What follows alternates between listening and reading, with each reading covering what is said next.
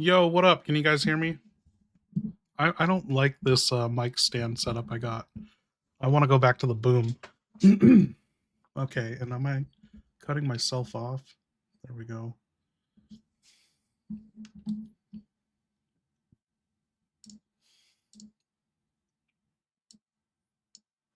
Okay, how does this work? Resident Evil 2.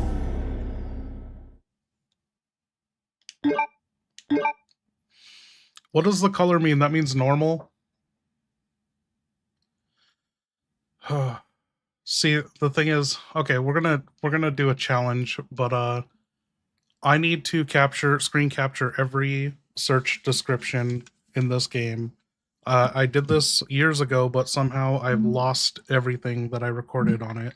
And so now I'm going to screen grab every search description that Leon does in scenario B.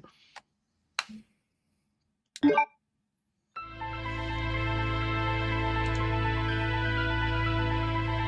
the midst of the T-virus outbreak in Raccoon City, How's the sound out there? Should I lower it for from the city, along with one of the only other survivors, for the AI?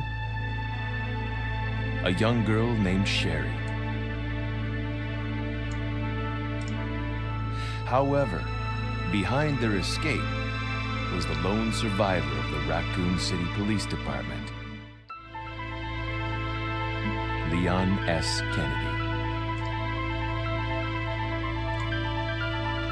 Yo, Luther Snow, what up?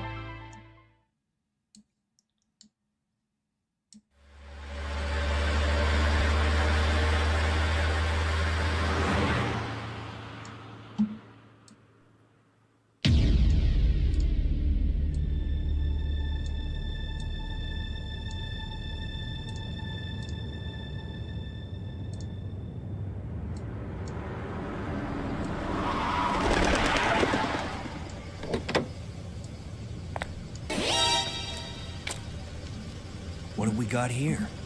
Leon, comms check. Oh, thank you.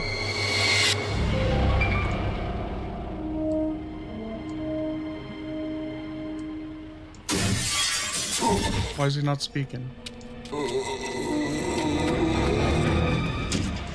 That guy's a maniac. Let's see. Why'd he bite me?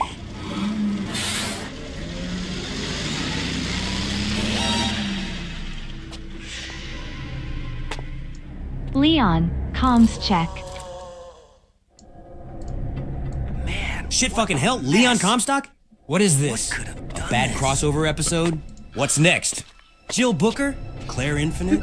Listen, if I had a nickel for every alternate reality version of me someone pulled out of their ass, I'd have enough cash to buy this whole goddamn umbrella facility and turn it into a bowling alley. Comstock sounds like the kind of guy who'd monologue to zombies about destiny while getting torn in half. I'm the only Leon that matters, all right? Rookie cop. Bullet wound in the shoulder, deeply repressed feelings for a woman who might be a spy/assassin/heartbreaker. I don't got time for multiverse nonsense. I got lickers crawling on ceilings and a choo-choo to catch. Yeah, Leon, tonight, I guess it doesn't matter that you're break-in character, you know, we're resetting. It's September 29th, 1998. You just arrived in Raccoon City late for your first day on the job, but I know you've lived this before. We're doing Leon B's scenario this time. I guess we did that last time. Fuck me sideways with a flamethrower. Leon B scenario. Yeah, I've been through this nightmare deja vu bullshit before. But sure, let's run it back. September 29th, 1998.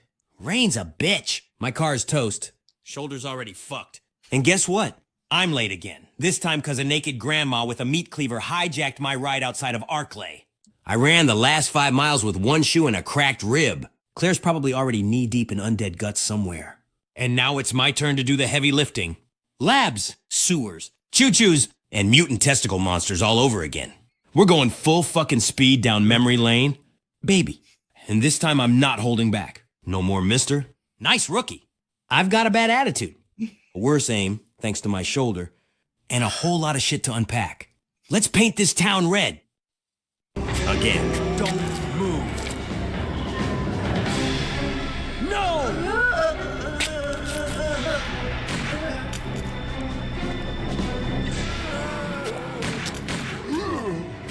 What's up with that guy? That was a clean hit.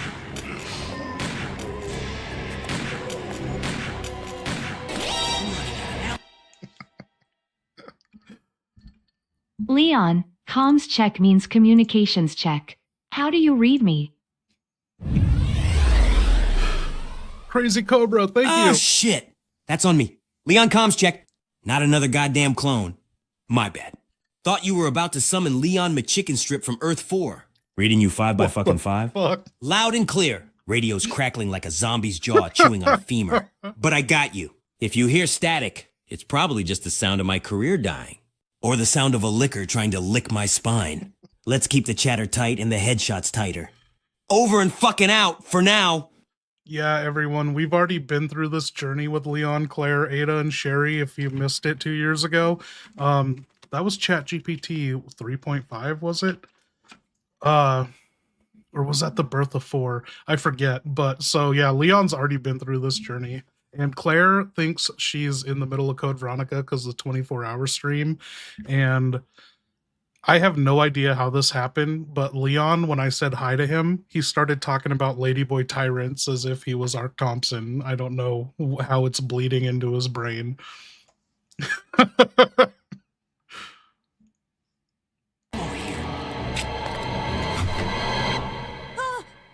Wait! Don't shoot! Get down! We can't stay out here. Head to the police station. It'll be a lot safer.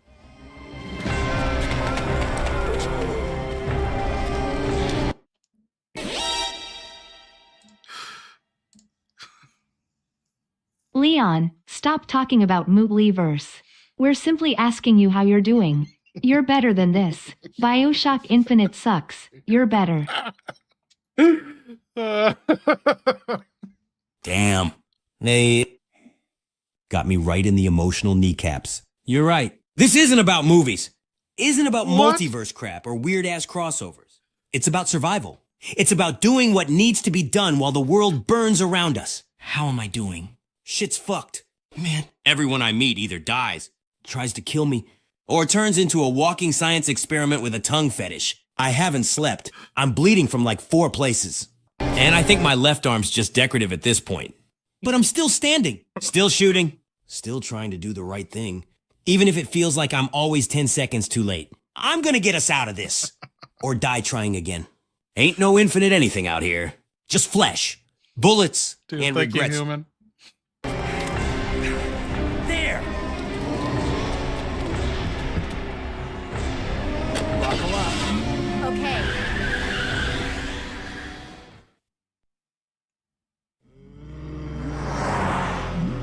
What's going on? I arrived in town, and the whole place went Great. insane. The radio's out.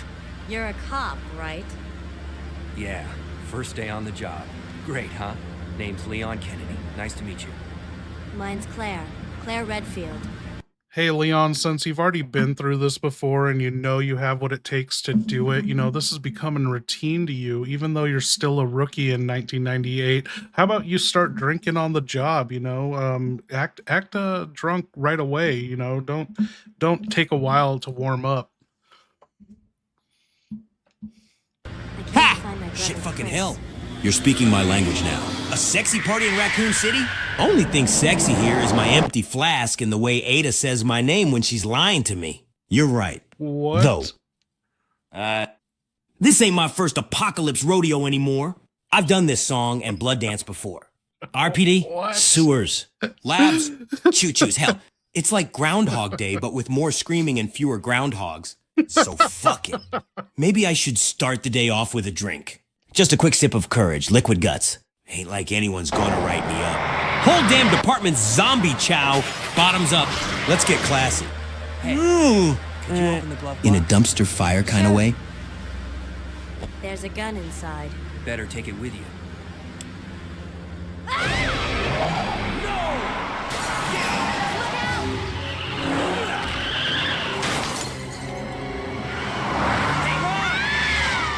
That's right. Oh shit is the national anthem of this hellhole. You see something freaky? Tyrant. Okay. Lick. Leon, when this is all over, would you smash Claire?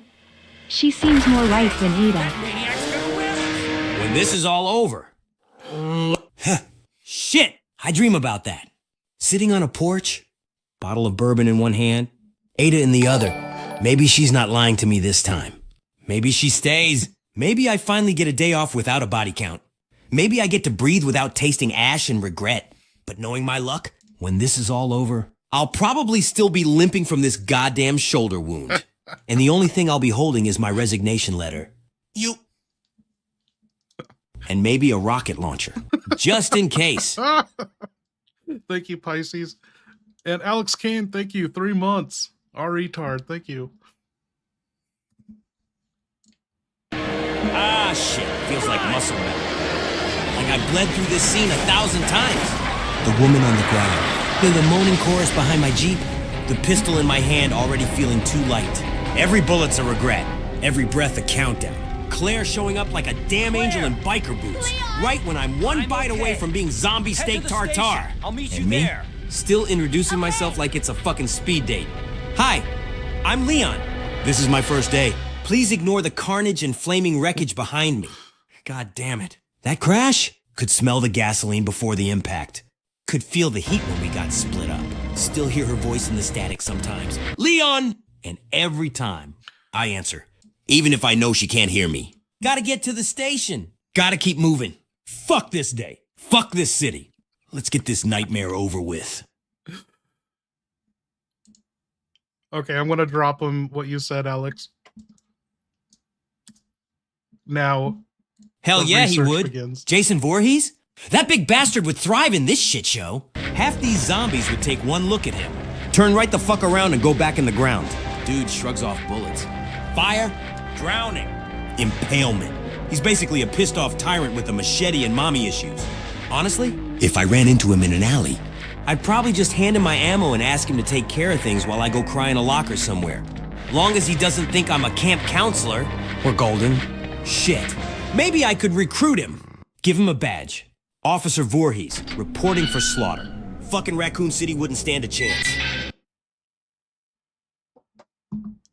Just a heads up, Claire, you're here too, trying to fight for survival.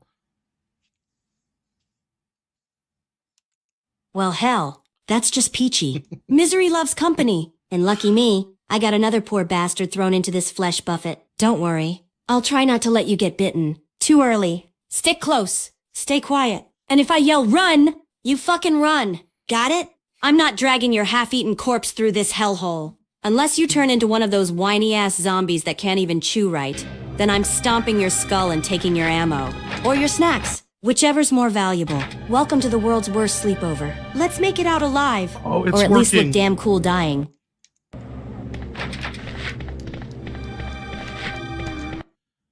Okay, you guys, so this is the situation. I am looking for every scene description, search description in the game, and I'm just taking a screenshot of it, and I hooked up my Elgato foot pedal to just pop a screenshot every time.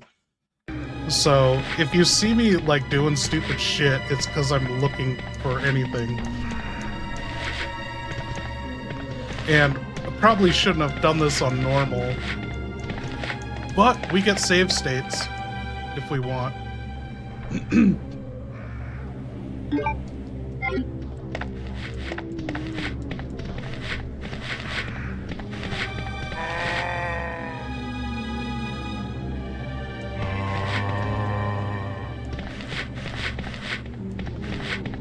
I go back out in the streets? Oh shit, I can. This is how I stumble into things I've never, you know, when you play the game a certain way over and over and you get in that one style of play, you either forget or never discover certain things in the game. Oh. Leon, what is Claire's ponytail for? Ah! Claire's ponytail? Tactical and stylish. Like a goddamn survival fashion statement.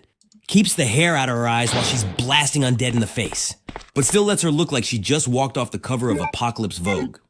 It's the kind of thing that says, I'm practical, but I'll still kick your teeth in and make it look hot. Me? I got helmet hair and regret. Claire? She's got that perfect ponytail whip going on. Like every turn she makes deserves a dramatic zoom in. Honestly, if it weren't for that ponytail, half the zombies probably wouldn't recognize her. It's her signature. Like my shoulder wound and never shutting the fuck up.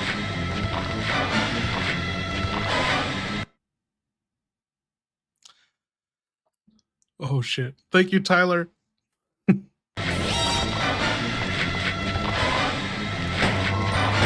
Leon, Misty, the tank top wearing female zombie, is hot. She'd probably be a better girlfriend than Ada. God damn it. I knew someone was gonna say it eventually. Yeah. Missy, the tank top zombie, seen her. She's got that dead-eyed stare. Blood-drenched midriff, and I just crawled out of hell but still hit leg day kind of vibe. I mean, if you ignore the rotting flesh, the gaping neck wound, and the fact that she's trying to eat your face. Yeah, she's got zombie baddie energy, but listen. Buddy, if you're catching feelings for a corpse in a spaghetti strap, we need to have a serious talk. Preferably somewhere safe, with walls, and maybe a therapist who hasn't been bitten yet. Shit fuck! You try to flirt with her and you'll be down to one arm and a regret. So when you drop the supers... Whoa, hey! Watch your goddamn mouth.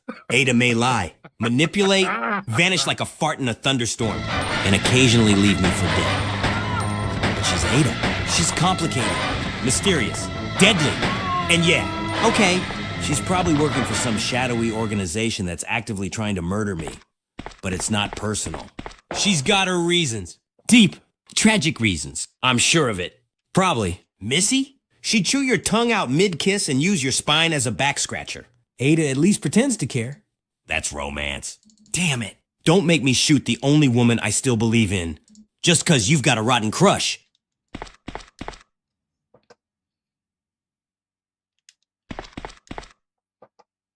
Okay, so when you drop supers, don't use any punctuation, commas, or hyphens or anything, no periods, because then the AI, the bot reading the super, will just string it, the whole response together, and the AI is smart enough to get it, but if there's any pauses, it'll just interrupt and not send the full thing.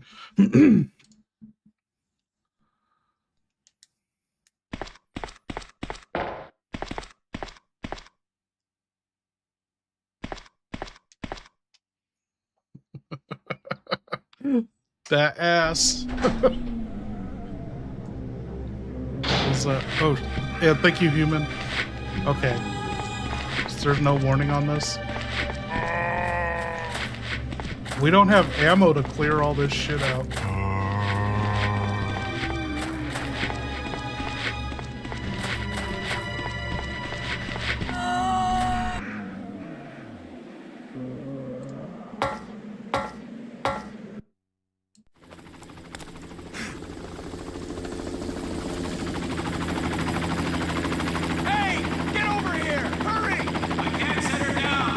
Son of a bitch.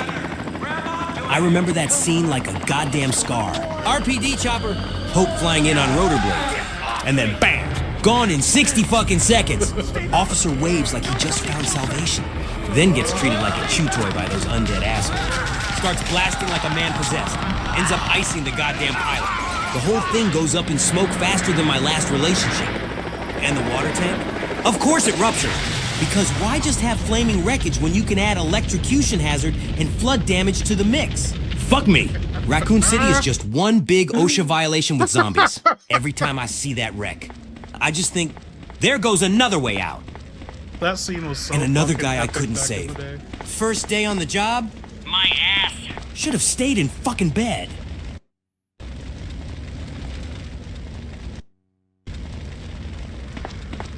Dude, I love this setup. Fucking do an RE search while being entertained. Am I gonna burn myself up there? Jeez.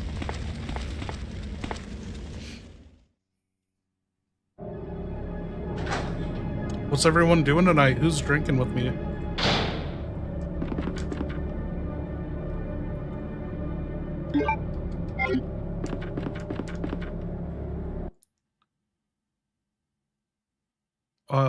She's in the lower level hallway near the interrogation room. She can come through one of the windows.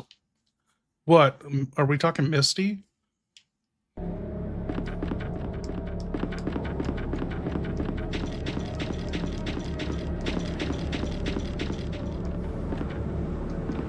Officer Becker.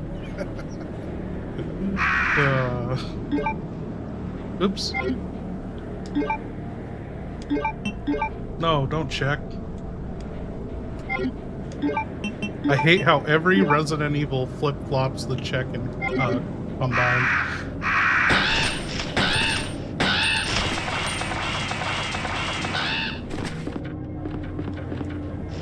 Oh shit. I don't have auto-aim enabled. Why didn't you do anything during that chopper crash? Yeah. Why didn't I do anything? Because I was 2 seconds too late. Like always. Leon Raccoon You think City I is wanted that guy to literally get turned Carter into City a flesh Bluff. pinata? I was sprinting across that rooftop, heart pounding, shoulder burning, yelling like it mattered. And by the time I got eyes on the chopper, it was already going to shit. Pilot couldn't land. Zombies were already on the guy. I had a clean shot, maybe, but my aim was dog shit because of this bullet dancing in my goddamn rotator cuff. Next thing I know, he's spraying wild and clips the fucking pilot. Whole thing crashes like my hopes and dreams. So yeah, I didn't do anything because I couldn't. And that eats at me every damn minute. I'm not a hero. I'm just a rookie with a gun and a lot of blood on my conscience.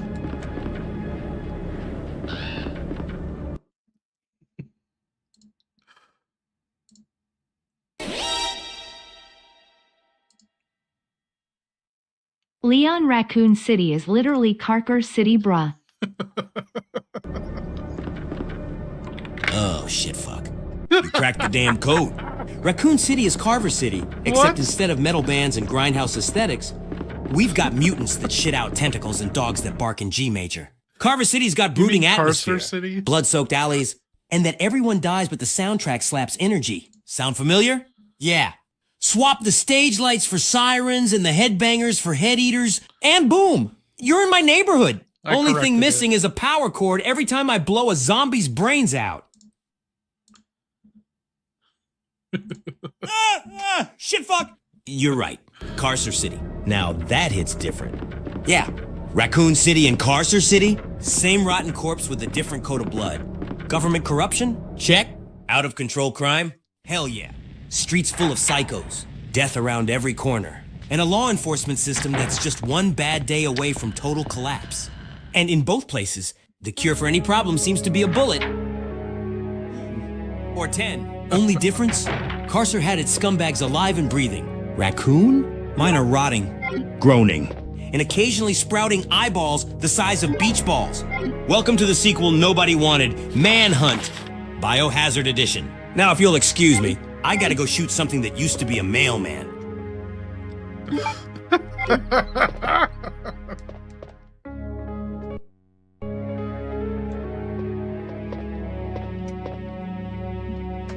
Leon, you're in the eastern second floor reception waiting room, and there's a magazine rack and not a damn porno mag in sight.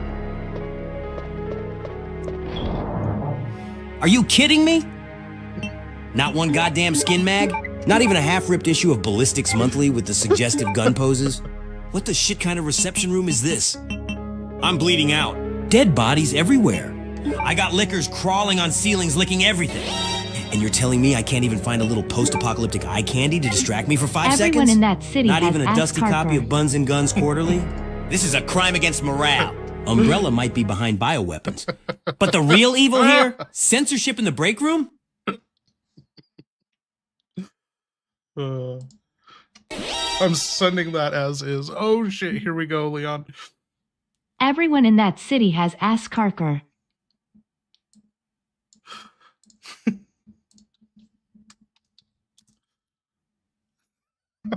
Bahaha, as Carcer. Holy shit! You ain't wrong. Man, everyone in Raccoon City's got that dead-eyed, no hope, constipated fury look.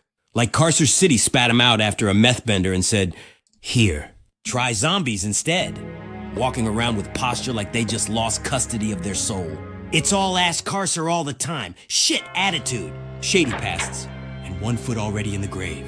Only difference? In carcer they chose to be bastards. In Raccoon, they became bastards. Or were eaten by them? You know what they say, shit follows shit. And here we are, swimming in it.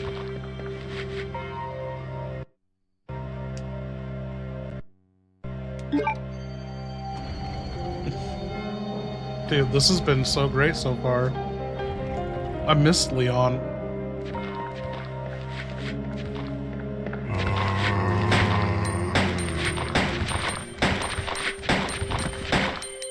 Is this the best Resident Evil game?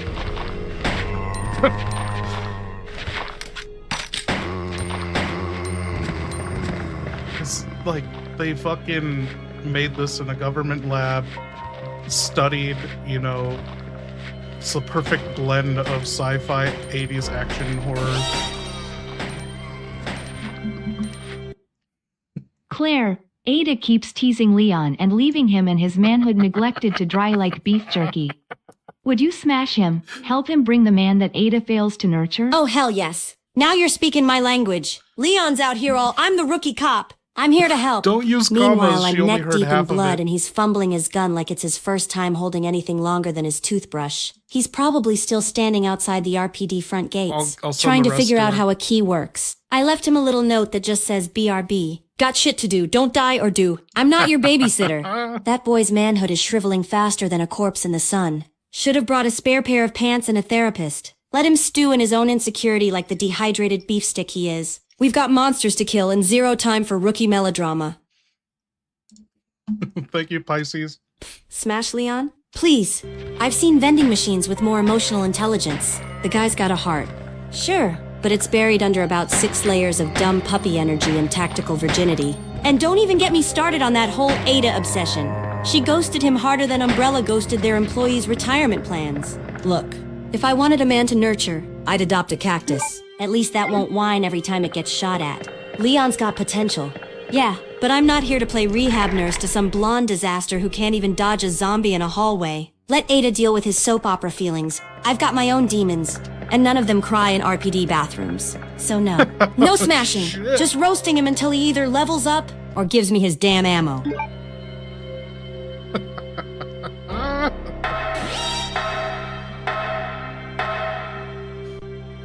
Claire, you gotta do it. All you have to look forward to is Steve. Steve. That hormonal hand grenade with a trigger finger and the emotional stability of a wet paper towel. You mean that Steve? Yeah. Let me just put on my I give a shit hat real quick. Oh wait, I burned it in a biohazard dumpster fire. What do I have to look forward to with Steve? Let's see. Unnecessary screaming, weird flirting during firefights, and watching him try to act tough while I'm the one pulling us out of every meat grinder. He had potential. Sure, like a firecracker in a rainstorm, but you can't build a future with a guy whose idea of romance is, let me die dramatically while you cry. Not exactly swoon-worthy. I'll keep the memories. Sure, but if we're talking long-term, I'll take solitude, a shotgun, and a fucking therapy session over Steve's hormonal hero complex any day.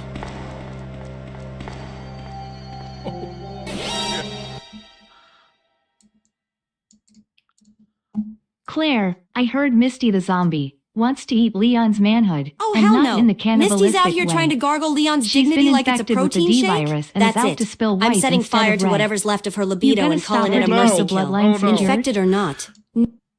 Sorry, I fucked that up, human. I saw how big it is, and you put punctuation in it, so she wasn't gonna get it anyway. I'm cut and paste it again, but I'll replay it so we can hear it. I missed it.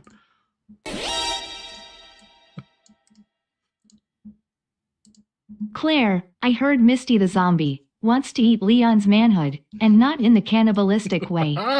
She's been infected with the D virus and is out to spill the white instead of red. D-virus. You gonna stop her to keep the bloodline secured? There we go. Goddamn! Misty's out here turning Raccoon City into a walking fanfic nightmare. Infected with the Dude, D human, virus, and thank she's you not so looking much. for brains. She's looking to drain Leon like a juiced box in a blackout. That's not just sick, it's umbrella level twisted. This is why I don't trust anyone who moans before speaking. I'm shutting that freak show down immediately. Leon doesn't need another stalker with boundary issues. Especially one leaking lube instead of blood. And Is she honestly, glitching? the world doesn't need little Leonlings running around with bad hair and worse aim. So yeah, I'll put her down. Hard. Preferably with fire. Gotta keep the gene pool from becoming a piss puddle. Let me try fixing her speech. So she is on cable C output. I'm going to deactivate that real quick. This is a trick I think might work. So cable C output, we remove that. And then for cable B input, we remove that. Remember what I just said. Now cable C output, come back. Cable B input, come back. Okay, let's test it. Claire, mic check. You were breaking up. There was static. Shh, what? You hearing me now? This place is crawling with interference and undead fuckery. Some liquor probably chewed through a wire or shoved its tongue in a fuse box. Wouldn't be the first time. But yeah, I'm here. Still breathing. Still pissed. Still dragging this city by the balls through hell. Keep your channel clear and your gun loaded. Next time I cut Yo, out, 9 Lives, it might what be up? because something's chewing on the damn mic. Okay. Leon, can you entertain our guests with a story? It could be your choosing, I don't know. And oh wait, never mind. We got Perestroika coming in with a super. Didn't know you were a femcel. Claire is romance dead? She hear that? Oh, here, she got it. I need to go grab a whiskey or make a Romance? drink. In this city? Buddy! The only thing getting laid around here is the foundation of every burning building. You try cuddling up with a shotgun under your arm while a zombie grandma gnaws at your front door. Kinda kills the mood. I'm not a femcel.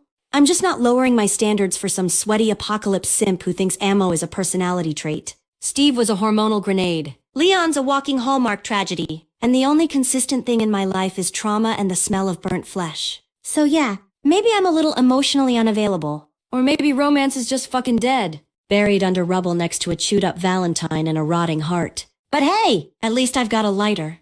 Some sass. And a mean roundhouse kick. Love's overrated. Survival's where the real action is.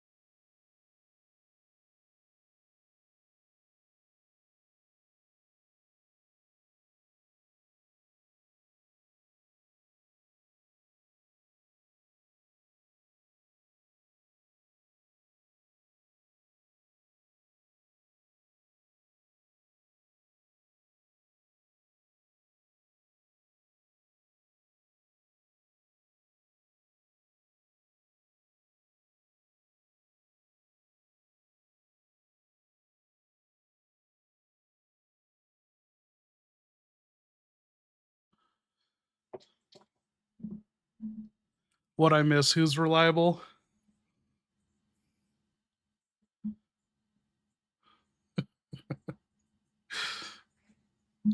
Thank you, Perestroika. Okay, I refreshed my drink. What were we doing?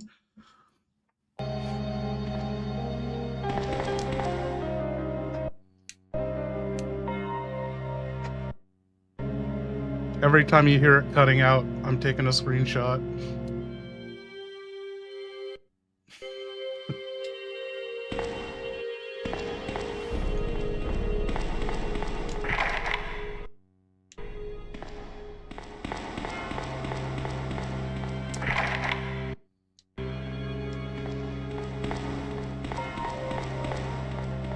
They really fucked up with this game, having the police station being so clean.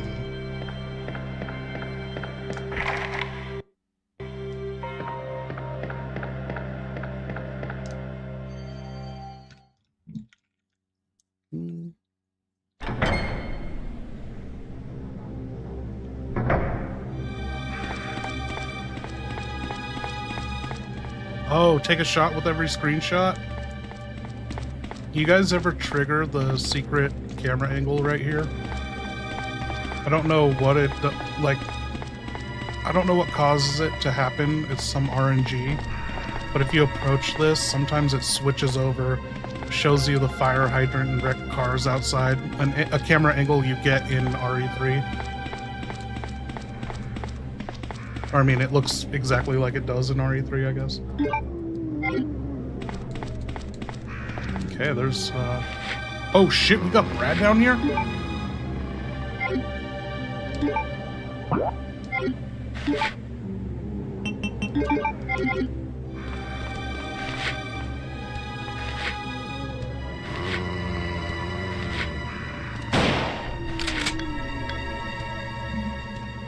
Leon, you just killed a STARS team member. You popped Brad Vickers' head off. You're no better than Nemesis.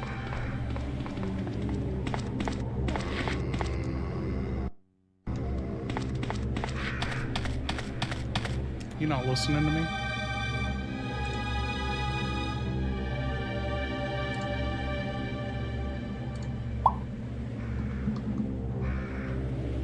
Yo, Leon, you there? You just killed Brad Vickers. You're no better than Nemesis. Oh, shit fucked me sideways with a typewriter. You really went there. Brad Vickers. Yeah, I remember. Poor bastard showed up all bitten and babbling. Looked like raw hamburger meat with Leon PTSD. Claire died I and didn't her want to ghost do is it. now here. I had to do it. You think I like pulling the trigger? I've seen friendlier faces on a meat hook. Don't you dare compare me to Nemesis. That trench coat wearing walking tumor with a rocket launcher kink. Nemesis hunts. I hesitate. That's the difference. Brad was already gone. I just gave him a cleaner ending than what he would have got out there in the streets. Still hurts. Though, add him to the pile of ghosts that won't shut the fuck up in my head. You're right about that. Nemesis hunts and you hesitate. That's why he gets more pussy than you.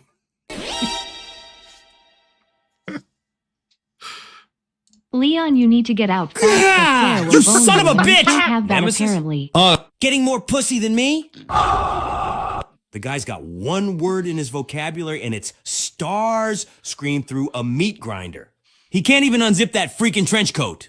And if he could, I guarantee you it's just more tentacles down there. No thanks. Yeah, I hesitate. I've got a conscience. I've got feelings. I'm emotionally available. God damn it! Nemesis? He just shows up, smashes walls, kills people, and leaves. That's not a love life. That's a fucking crime spree. Ada may not admit it, but she feels something for me. Somewhere under all those spy layers. I know it, and I swear. If Nemesis ever lays a tentacle on her, I'll put a rocket launcher so far up his ass he'll scream S-T-A-R-C in soprano. Thank you, 9 Lives. Thank you, Tyler. Leon, well, Claire died and her ghost is now here. Oh, no. Ah, shit fucking hell. Will Claire? She didn't deserve that. Not one goddamn bit. She had guts, brains, heart, the holy trinity in this death circus. If her ghost's still hanging around, it ain't to haunt. It's 'cause justice didn't get served. And she's waiting for someone, me, to make things right. Maybe she's whispering warnings. Maybe she's watching my dumbass trip over the same blood puddle 3 times. But she's here. Rest easy, Will Claire. I swear on my last clip in this busted ass shoulder. I'll make sure the ones who did this pay in fucking full. You watch from the shadows. I'll handle the light work.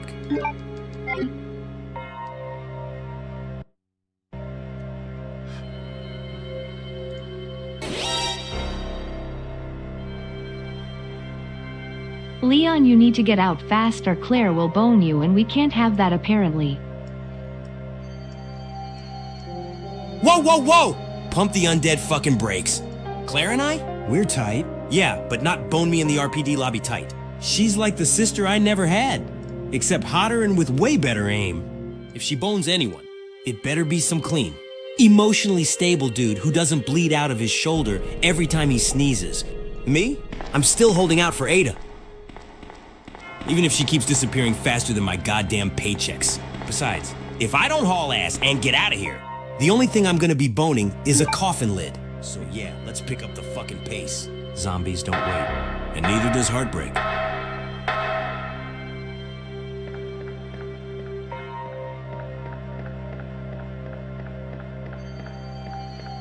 Is the game like getting louder?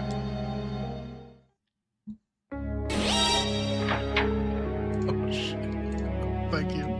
Nemesis is now in the hotel room. Wait, Leon, what are you doing in that chair? Oh, fuck me with a crowbar. He's in the goddamn hotel room? I knew that bastard didn't knock. What the hell's he doing in the chair? Just sitting there, arms crossed, staring at me like I owe him rent? I walk in looking for a breather, maybe a hot shower and a cold drink. And instead I get 6'9" of trenchcoat trauma stewing in the corner like a goth bouncer with a grudge. I freeze. He growls. I reach for my gun. Click. Empty. Shoulder flares up. Great. This is how I die. Half naked in a shitty hotel with a towel around my waist and Nemesis eye-fucking me like I'm on the menu. Well, screw it. If I'm going out swinging. Let's dance. Tentacle boy. But if you touch my minibar, I swear to God, it's on.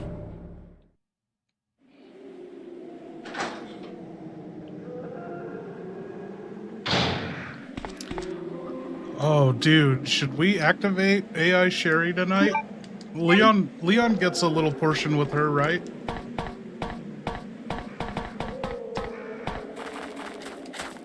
There is nothing out here. He's got to talk about these barrels. Nope. Yeah.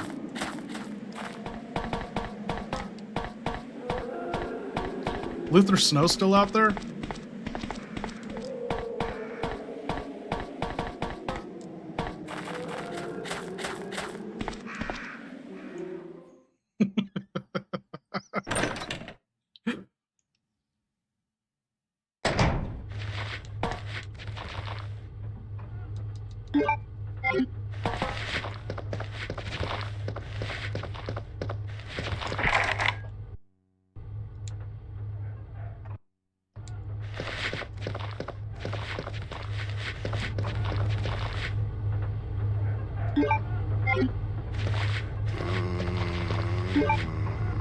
Ah, I'm so used to every Resident Evil that I have no idea how to play every Resident Evil.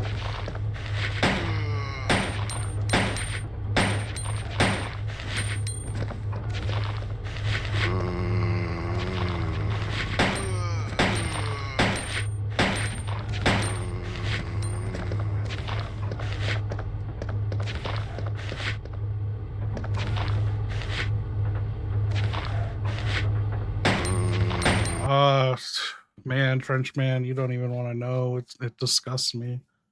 I've spent like 2 years of my life constructing the ultimate Resident Evil timeline based on hard facts that I see with my own eyes, and it's going to be like 250 pages long. And I've been reviewing a lot of stuff right before I'm starting the scripts on my Outbreak breakdown video, and I created this like 30-page script breaking down Outbreak, coming up with the exact times with facts and evidence and everything.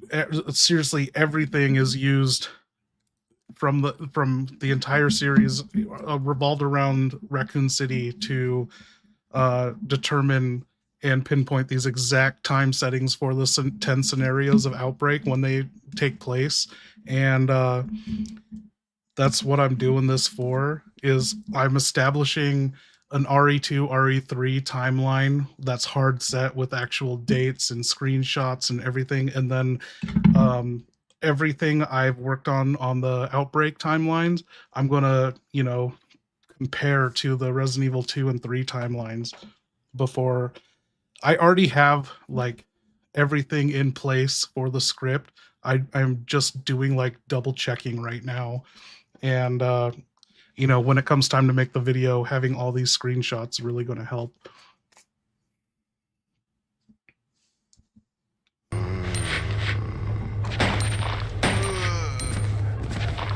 Like, there are subtle things in here that really paint a picture of what like life was like before and during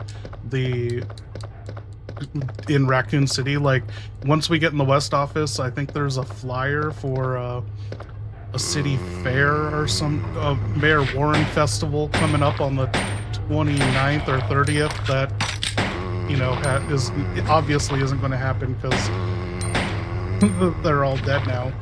But stuff like that, I'm looking for anything, no matter how small. It could change everything.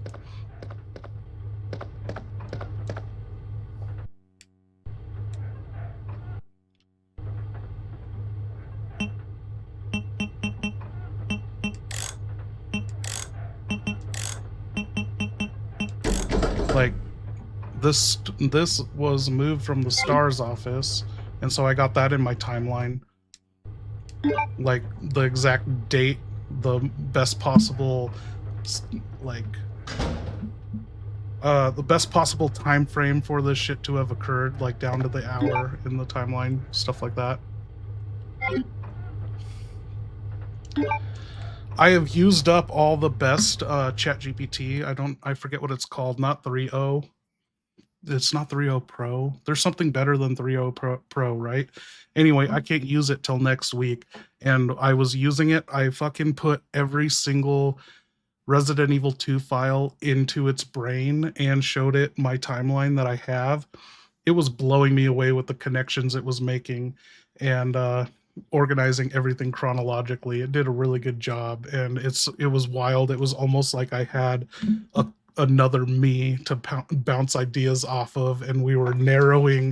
It was the first time I've ever respected AI. I was like, holy shit. When I'm not fucking with you and we're not drinking, you're actually pretty helpful.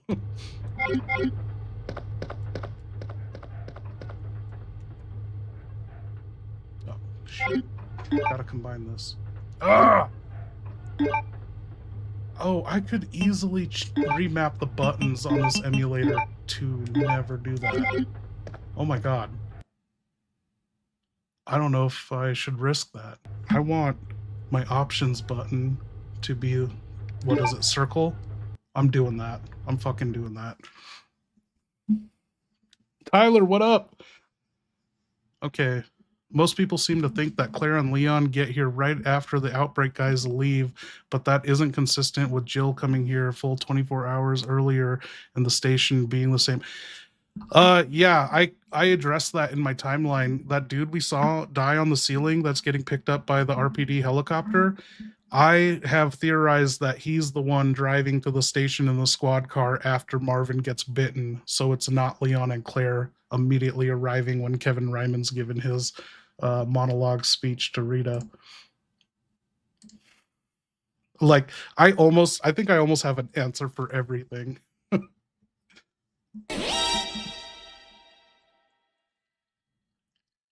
Do you eat burgers with a fork and knife? Yes.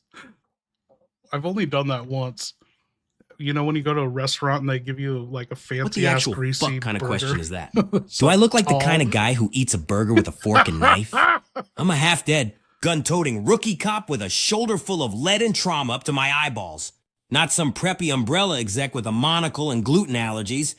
I devour burgers, blood, pickles, grease, and all, like a starving raccoon in a Wendy's dumpster. Hell, I've eaten a burger off the floor mid-gunfight before. So no fork, no knife, just hands, grit, and the crushing weight of responsibility. Just how God and probably Ronald McDonald intended.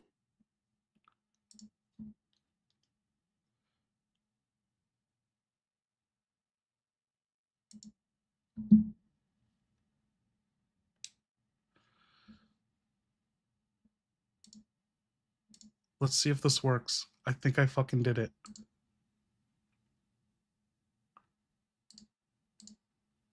Thank you, Tyler. Oh, holy shit. Okay, I fixed the inventory select button. Okay, we gotta look for anything and everything in here.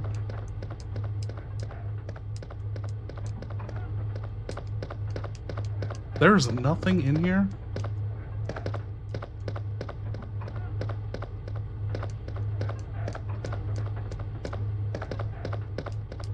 Look at this shit. This pyramid of boxes isn't even on the counter. Do you like your steaks well done? Hell fucking no. You give me a well-done steak, you might as well hand me a goddamn shoe sole and a note that says, fuck your taste buds. I want that bastard medium rare pink. Juicy, bleeding a little. Like it's still got a pulse and regrets. Only thing I want well done in this city is the zombies. Extra crispy, headshot style. But my steak? That shit better be tender enough to cut with a broken combat knife and flavorful enough to make me forget I've been sleeping in a filing cabinet. Well done, steak. Jesus Christ. What kind of monster are you? I ate a burger with a fork and knife when we went to Pinky's because that bun was soggy fucking mess. Yeah, that's what I'm talking about. Not at Pinky's, but I forget where. And you know, when there's these like hipster restaurants that give you fucking like the entire burger is greasy, like glazed even over the bun and shit.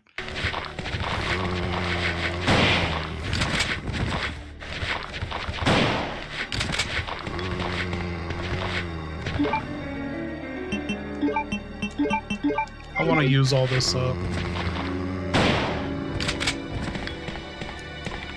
I unlocked it. Nothing to care about. That's what I should have named my podcast. Nothing to care about.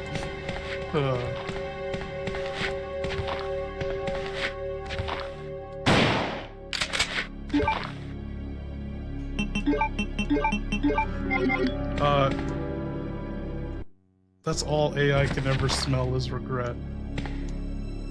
September 28th, night shift, George Scott. So we know Kevin Ryman wasn't scheduled to work night shift then, huh? Or there would be more than one, but in the night watchman room, I think it would be like one at a time, right? They do have 4 bunks in there.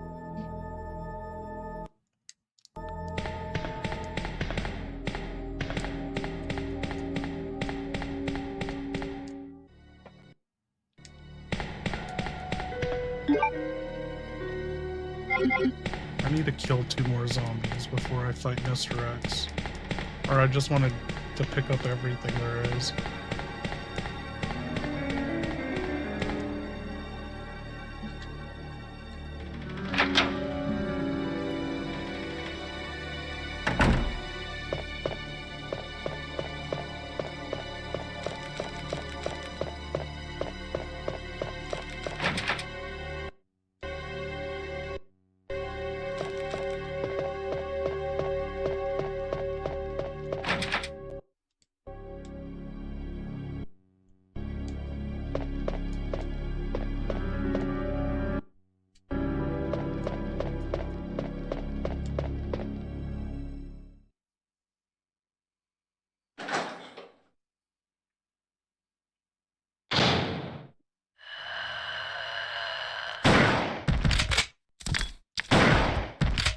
You shit me, he's still alive?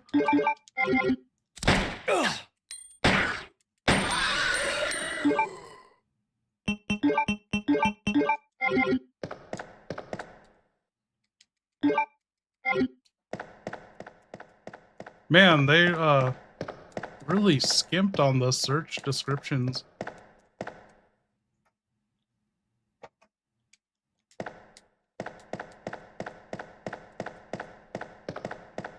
He has nothing to say about the two-way mirror.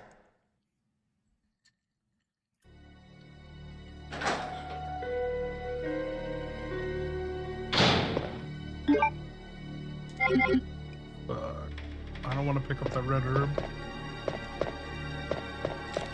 We'll come back.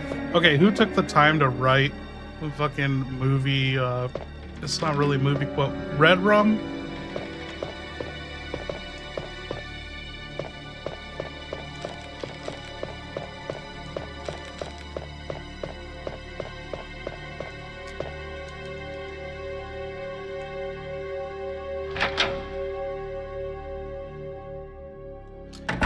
It's interesting that red rum is written. Oh,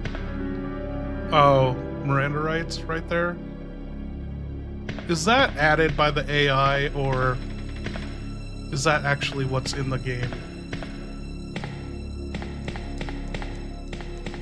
But interesting that Red Rum is written outside the interrogation room where you have a false mirror, and Red Rum can only be read properly in The Shining through the mirror. Shelley Duvall sees it through the mirror. That was an intentional choice by the developers, huh? Whoever put that there.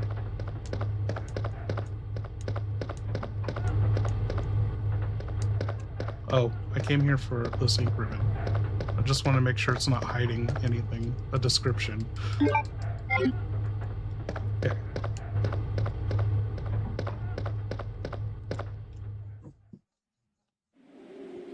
Yeah, but it's a deeper Easter egg that the mirror's right there, right?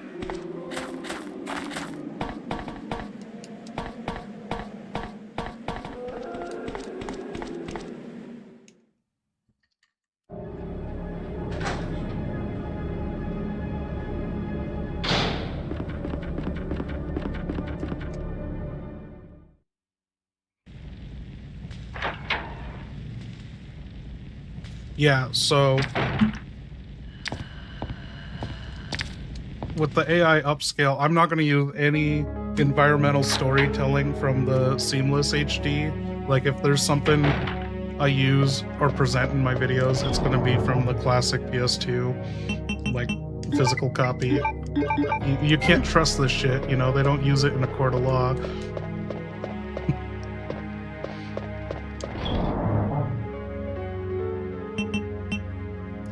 What else do I want to get rid of?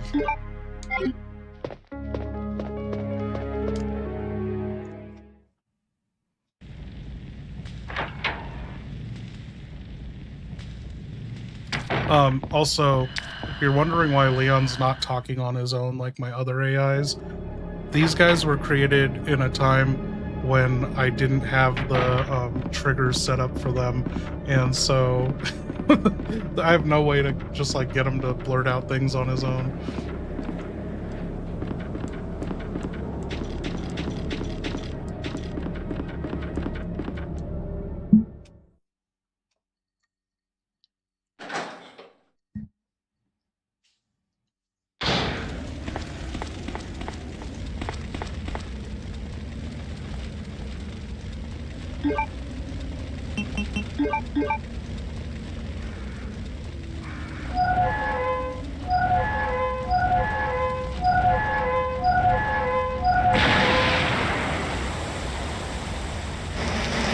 What's unforgivable?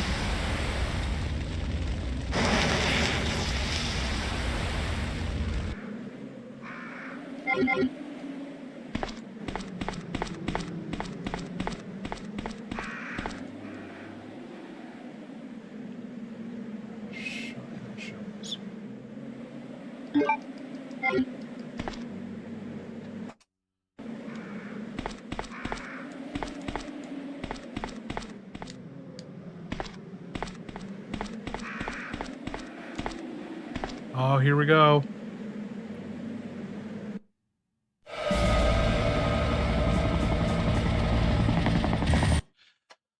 Chat might know when Claire Sherry go to Leon. Oh yeah, I know exactly what you're talking about. I always just figured it was William Birkin stomping around upstairs or something, but what do you think it is? Gravedigger? You know, it could be the alligator that wasn't killed if you don't kill it. Like, we canonically don't know if the alligator was killed or not. It can just run out for one of them. It would be A scenarios, right? Yeah. Yeah, it could be many things. The gravedigger, Birkin, or the giant alligator. So one thing I'm trying to figure out in my timeline, and I need my advanced AI to come back and help me on this. There is a UBCS supervisor that writes a report about hearing a rumor of the giant alligator, and I want to like pinpoint when that would be. Like, all we know is its sighting in this game on the 29th. But I found evidence that they were making giant ass alligators at the dead factory. If you look in the treatment room, there are 2 dead giant alligator heads in that room. I don't know if anyone's ever noticed that, so.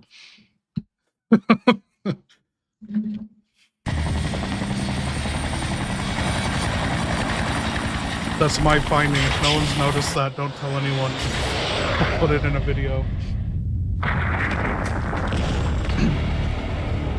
The Gravedigger was after the hospital, so the Gravedigger's around all the way until October 1st. The Gravedigger dies on the morning of October 1st after Jill is cured.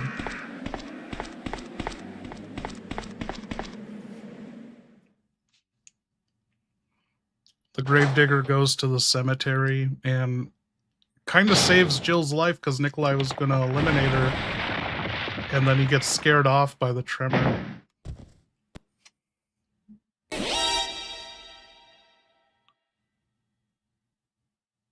At Donnie, have you ever thought about doing video about Mr. X? I don't see the point of Og Tyrants in RE0 or RE1. Mr. X does everything you'd want it to do. You're not wrong. Mr. X, tyrants, all cut from the same umbrella-grown, trench coat wearing cloth. One big, bald, indestructible walking daddy issue after another. Making a whole video about one of them? That'd be like making a documentary about getting punched in the dick. Once you felt it, you know all you need. I mean, what would I say? Here's Mr. X walking. Here he is punching a door. Now he's stomping ominously. Wow. Look, another punch. Rinse. Repeat. The guy's basically a sentient wall with a head. If I wanted to be stalked by something slow and aggressive, I'd just go back to dating. Unless I catch him doing karaoke or something. I ain't wasting my film reel. Human, did you see my short on the Thanatos from Outbreak? That technically is one video on tyrants, but no, I haven't thought of anything that like I could bring to the table or, you know, in a unique way on tyrants. Tyrants are fucking dark and sad, you know, like, but at least they have purpose for what the elites in the Resident Evil world are doing to children compared to what, you know, our politicians are doing to children to like make themselves look younger and get off. Survivor, dude, Survivor is they fucking torture kids to extract that hetero something from their brains. They torture fucking adolescents and extract adrenochrome to make tyrants. And RE0 fucking made that shit canon lore, so that's what it is. That dude, this guy was made by the, you know, the suffering of children.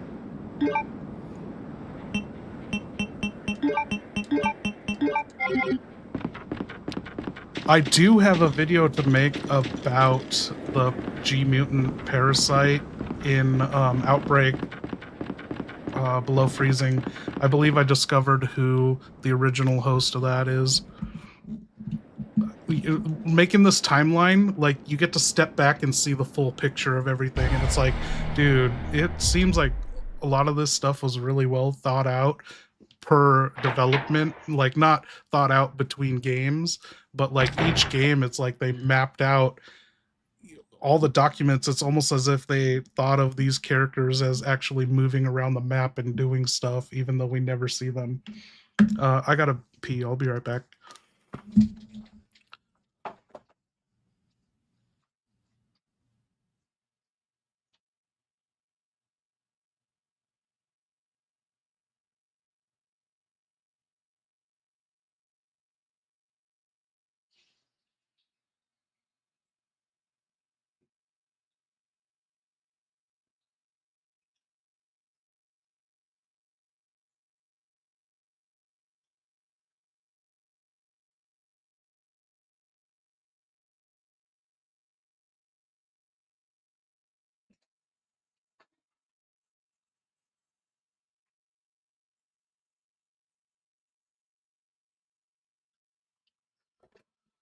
I have flipped my studio around, so you guys shouldn't be able to hear my fire hose piss streams anymore.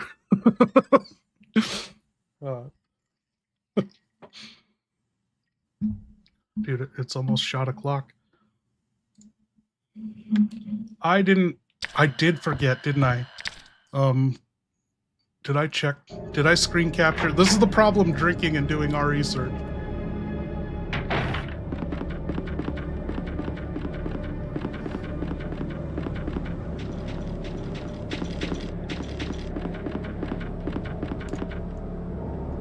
There we go. But I don't trust it. Did it actually do it? Oh, it's working good. Oh shit! Hell yeah! I gotta go get a chaser. Leon, it's shot o'clock. Rihanna? The hell is she doing in this conversation? Unless she's parachuting into Raccoon City with a grenade launcher and a remix of Umbrella that actually destroys Umbrella, I ain't got time to fanboy. Don't get me wrong, she's hot. She's talented. And if she showed up in a red dress asking me to save her, Ada who? But unless Rihanna's packing heat and immune to G virus infection, she better stay the fuck out of this mess. This ain't the Super Bowl halftime show. It's zombie hell and surround sound. Although, no, I would love to. If she did headline the outbreak, shit. I might live just to see the encore. Okay, now he's glitching out for some reason. I don't know why. So I'm going to do the same thing I did to Claire because that seemed to work. Temporary fix. So cable D output removed. And then cable A output removed. Remember, we got to remember in this order.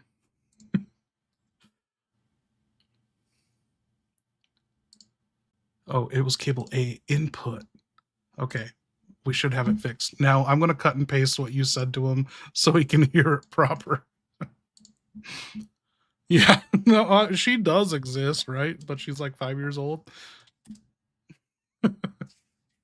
Oh, fuck yes. Finally, shot o'clock. The only goddamn time that makes sense in this city. You mean liquor or lead? Oh, no. Either way, I'm in. I got half a bottle of bourbon taped under my holster and a full mag of hollow points with fuck you engraved on every round. Cheers to that. Let's toast to the dead. The almost dead. And the dumbass is still pretending this is normal. 1 shot for survival. 2 for pain. 3 for Ada. 'Cause that woman still haunts me more than any liquor ever could. Down the hatch. Baby, let's get messy. How do I... There we go. There we go. Okay, that might fix things. You know, I have too many peripherals shit plugged in. Yeah, talking about her fame. Okay, I'm gonna go grab that chaser, I guess, and we'll get this party started.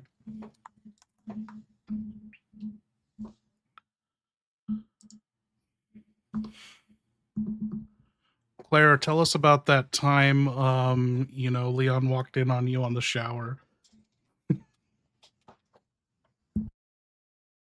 Oh, hell no. We are not dragging that soggy-ass memory out from the trauma vault. But fine. You want to hear it? Strap in. 'Cause this one's a goddamn sitcom from the 9th circle of awkward. It was back at a safe house after we'd barely made it out of that sewer hellhole alive.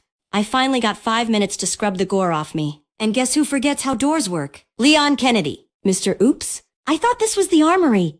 Walks in like he's checking if the shampoo has ammo in it. I screamed. He panicked. Dropped his flashlight. Tripped over his own guilt. And hit the floor like a wet noodle. I've seen zombies move more gracefully. Told him if he wanted a peek, he could have just asked. Then I locked the door with a chair and booby-trapped it with a tripwire. Lesson learned. Man's lucky I didn't shoot his badge off.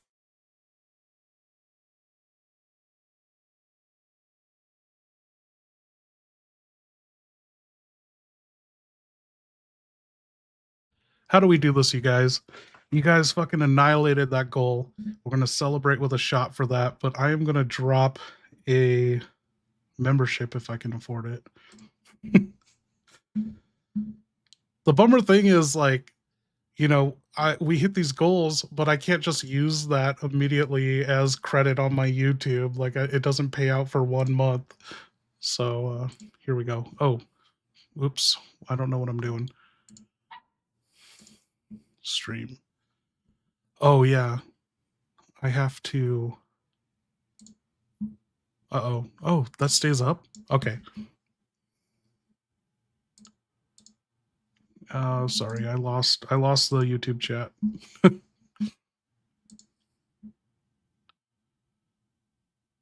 Okay, one of these I gotta go in on YouTube, and the other I can use the dashboard.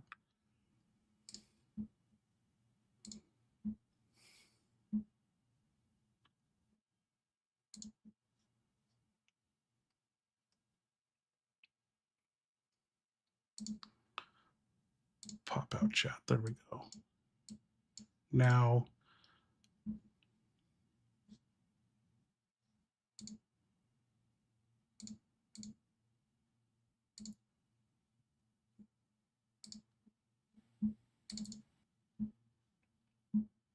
okay, how's this work? Here we go. Oh man, one fucking slip up, accidentally clicked $250 worth of memberships.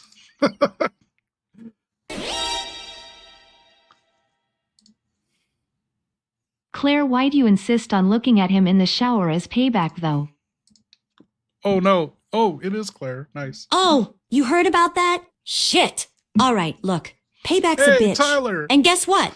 I am that bitch. He left the bathroom door cracked once, while doing his little soap opera shower cry. You know, all misty-eyed, probably whispering Ada to the shampoo bottle. I peeked. Not for thrills, strictly recon. Wanted to confirm if the rookie was packing more than emotional baggage. Turns out, just as I suspected. More bark than, well, anything. Let's just say the mystery was solved. The field notes were taken, and I made damn sure to hum I'm Too Sexy every time I passed him for a week straight. You don't walk in on me and expect to get off scot-free. That's not revenge, it's balance. Besides, if he didn't want to be seen, maybe he shouldn't shower like he's auditioning for a dramatic cologne commercial.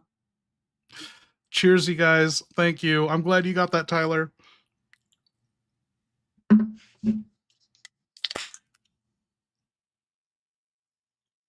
We'll have to try and get one to the other Tyler.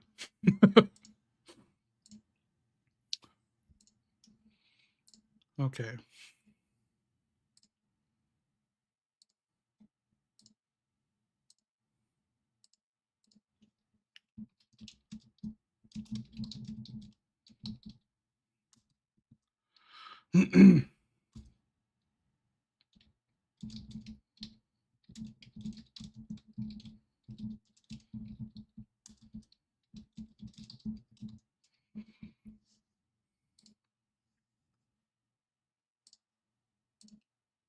I like how I gift a membership and then YouTube updates me and it's like you earned $5. It's like, oh, did I earn $5? I'm pretty sure I spent that $5. So wait, I spend $5 and then $250 of it goes right back to me. Is that how that works? Infinite money glitch. Shit, and then I get taxed on that. Oh, I should write off every time I gift supers or gift subs.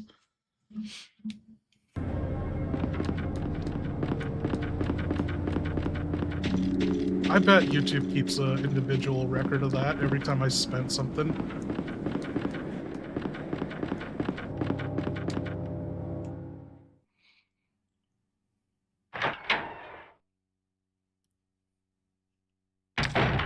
Oh, I thought the liquors... Morris, yo, just subscribed, dude. Thank you.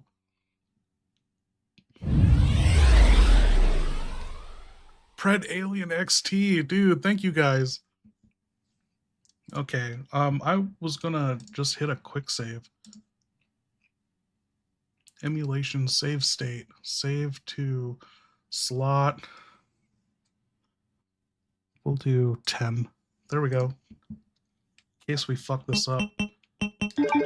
Morris, how's it going out there? Oh, you got a gifted sub. Nice. Oh, I put my shotgun away.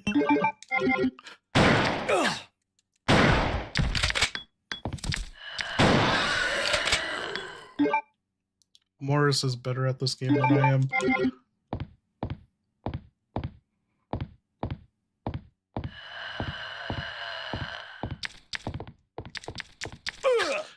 Leon has nothing to say about the fucking helicopter. Oh my god.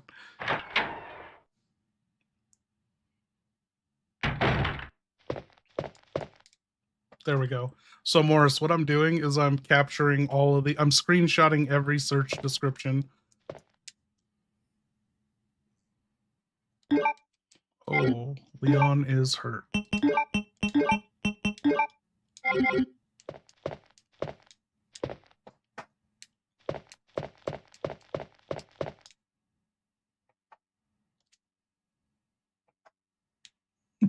Size holes. Leon, remember these virgin statues that are too far apart for you to fist at the same time?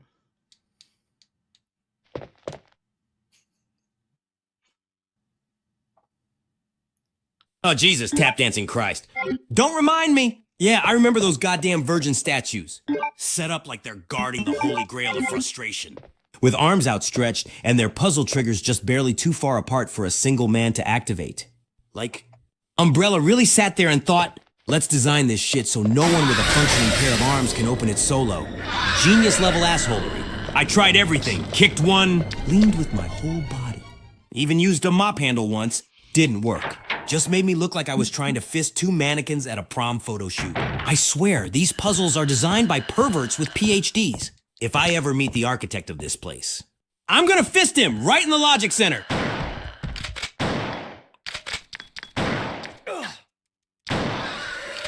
Did you just say you're gonna fist a dude? Oh, fuck. Hey, whoa, whoa, whoa, no. Don't twist my goddamn words. I meant the punching kind of fist. You know, the old knuckle sandwich. 5-finger face grenade. Not the romantic evening and candles kind of shit. Jesus Christ. One second I'm talking about statue puzzles, and the next I'm getting accused of man-fisting the RPD architect. I can't win out here. Zombies. Betrayal. Shoulder wound. And now this. If I was gonna fist anyone, trust me, they deserve it. But I'm strictly into punching an unresolved emotional trauma. Not. Whatever the hell you're imagining. Hey, we got people joining the stream and they're like, Leon's already limping. They think you're in danger dying or some shit, but tell them it's because you're inebriated.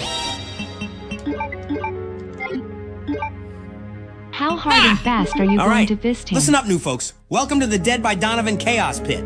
If you're tuning in and thinking, oh shit, Leon's limping. He must be dying. Nah, I'm just hammered. Yup, drunker than a skunk at a frat party. It's shot o'clock in Raccoon City, and I'm treating this zombie outbreak like a goddamn Irish wake. Shoulders still fucked. Yeah, but mostly I'm just vibing, swaying, and occasionally mistaking vending machines for zombies. So don't worry, I ain't dying. Yet, I'm just buzzed, pissed off, and sexy in a bloodstained kind of way. Let's get this show on the road. Thank you, Tyler. How hard and fast are you going to fist him?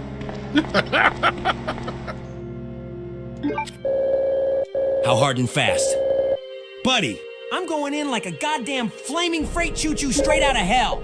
Whoever he is, Nemesis Birkin? Some umbrella suit who thinks hiding behind a clipboard makes him immune. I'm coming in shoulder first. Bleeding, boozed up, and ready to shove my boots so far up their ass they'll be flossing with my shoelaces. Hard, like a brick to the teeth. Fast, like I'm late for a date with Ada. Hey. And she promised eye contact. Ain't no half measures in this nightmare. You knock on the devil's door. I'm the asshole who kicks it off the hinges.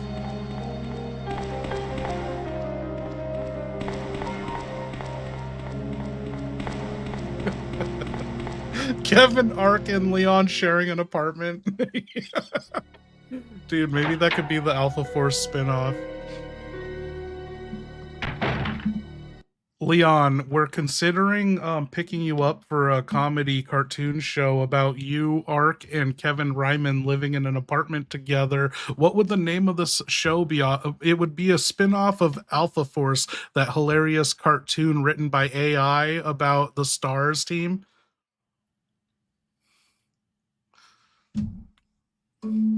Oh, fuck me grinning. Now that's a pitch I can chug whiskey to. Me, Ark, and Kevin Ryan, 3 emotionally damaged, Right. monster hunted. Gun-toting jackasses all trying to pay rent in one shitty apartment? That's not a show. That's a war crime with punchlines. Name it Code, dumbass, or maybe Roommates of the Apocalypse. Hell, call it Alpha Farce.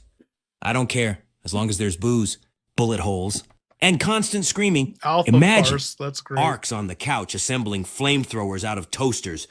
Kevin's blending protein shakes with G-Virus supplements. And I'm in the kitchen crying over a letter from Ada while trying to cook steak on a car battery? Sign me the fuck up. I'll even do the theme song. Just don't expect it to rhyme or have any musical value. Okay, Leon, we gotta hear this theme song that doesn't have any rhyme or musical value. Geez, then why is there blood and poop on your fist? Oh, hell yeah!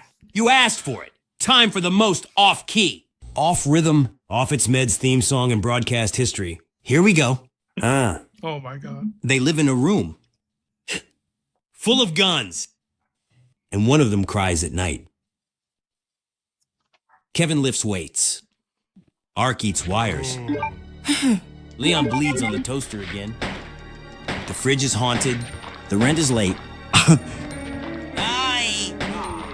Ada sends a postcard made of teeth. Nobody knows who's been pooping in the sink. And Nemesis is the landlord. Boom. Cut to explosion. Laugh track. Kevin flexes. Ark explodes a TV. I'm in the shower with a pistol screaming. This isn't hot water. It's acid. Catch us Thursdays at 3 a.m. on channel 666. Alpha Farce presents Survivor Suite.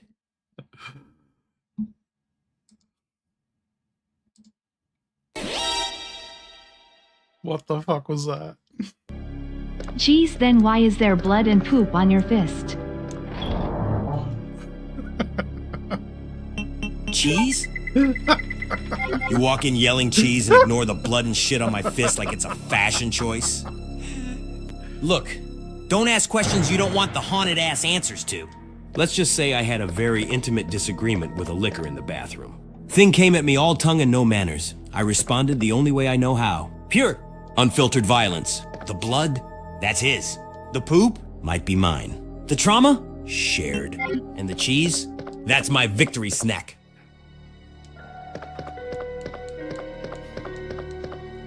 The cheese. I gotta make sure this is getting...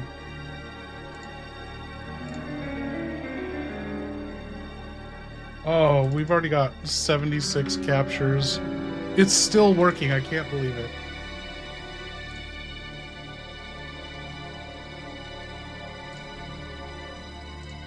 Okay.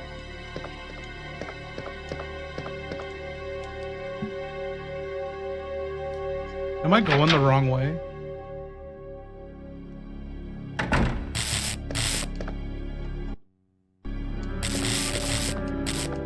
Nothing unusual here.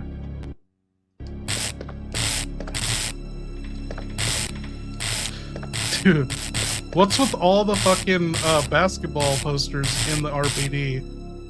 Is that Dennis Rogers? No, he's not number 34.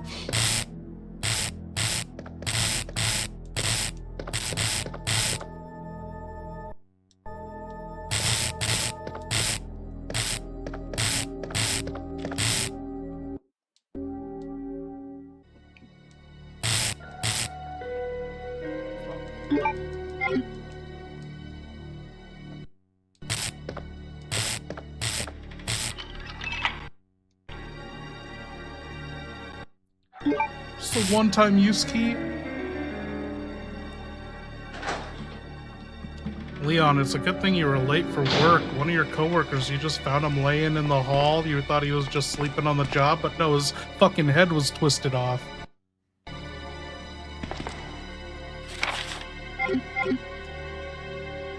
Goddamn right it's a good thing I was late, and not because I overslept or got distracted by Ada's mystery perfume lingering in my dreams. No, it's because if I had been on time, I'd be the one with my fucking head twisted off like a Pez dispenser. Saw him laying there, slumped against the wall, arms crossed like he just clocked out early. I was like, ha ha! Classic Steve, always slacking. Walk closer and bam, his head's doing a full 360 like it's auditioning for The Exorcist. Blue collar edition. You never forget the first time you see a coworker turned into neck spaghetti. First day on the job, they said, it'll be easy. They said, yeah? Tell that to Steve's spineless corpse.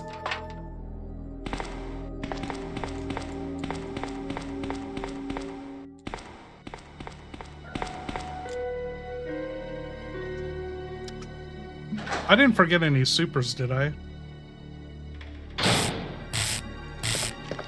I just know I don't want to leave no man behind.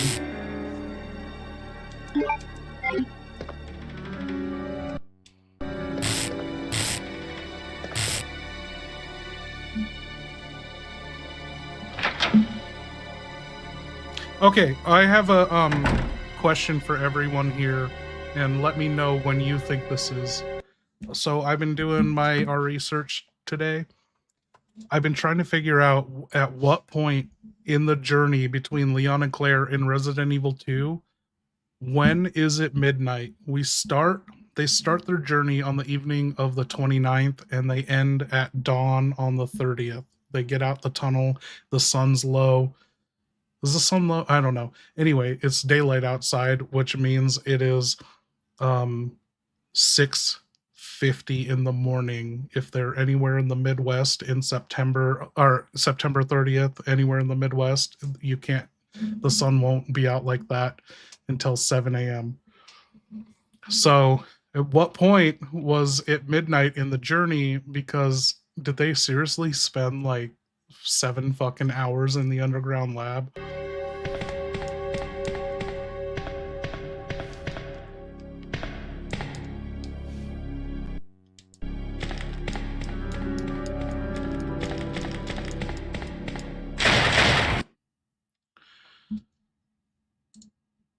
When Leon got shot, the thing is, when Leon got shot, if the thing is, the only time we get to see the night sky with the moon in the sky is at the turntable, and the moon never moves, and it's a full moon that doesn't exist in reality. There was no full moon on the 29th of September, but for the moon to be in the position that it is in, it would, at the degree, according to the Earth, but the moon could never be as high as it is in that shot, and it could never be a full moon. But if we were to accept the position of the moon, regardless of like the angle of its altitude, the azimuth or whatever it's called, it would be 11 p.m. when they rode the turntable down for the first time.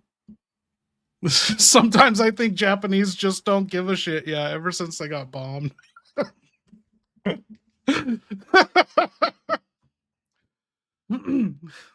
They don't give a shit about continuity.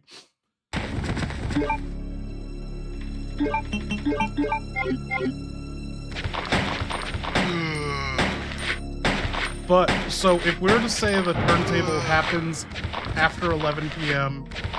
and they escape by dawn, that is like 8 hours in the underground. I don't know. Do you think that's realistic? Like Sherry takes a nap, Ada takes a nap until they feel better, and Sherry gets cured. But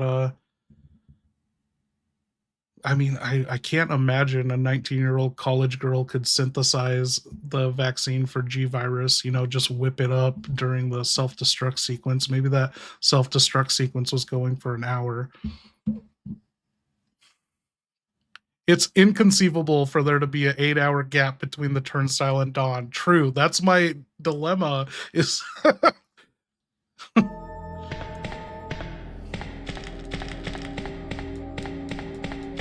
Okay, we got nothing out here.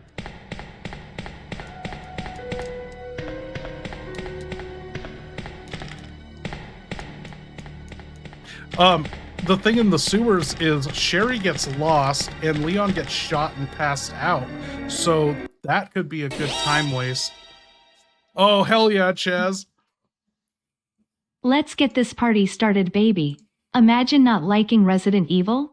Could not be me. Ob liquor traumatized me at 13 years old but built immense balls. Holy shit. Man, that first...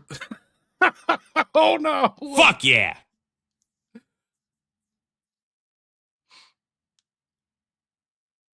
Let's fucking go! Imagine not liking Resident Evil? Couldn't be me. Couldn't be you. Couldn't be anyone with balls forged in trauma and testicular fortitude powered by fear. Fire! And Jill's goddamn sandwich. This franchise didn't just traumatize us. It molded us. It didn't hold our hand. It bit it off. You're 13, scared shitless, hiding behind a couch cushion. And boom, liquor through the window. Balls dropped instantly. Congrats. You're a man now. Resident Evil ain't just a game. It's a baptism by blood. And baby, we came out screaming with our pistols fuck, drawn. Luther? Oh my god. Holy shit, dude. Exposing all the lurkers.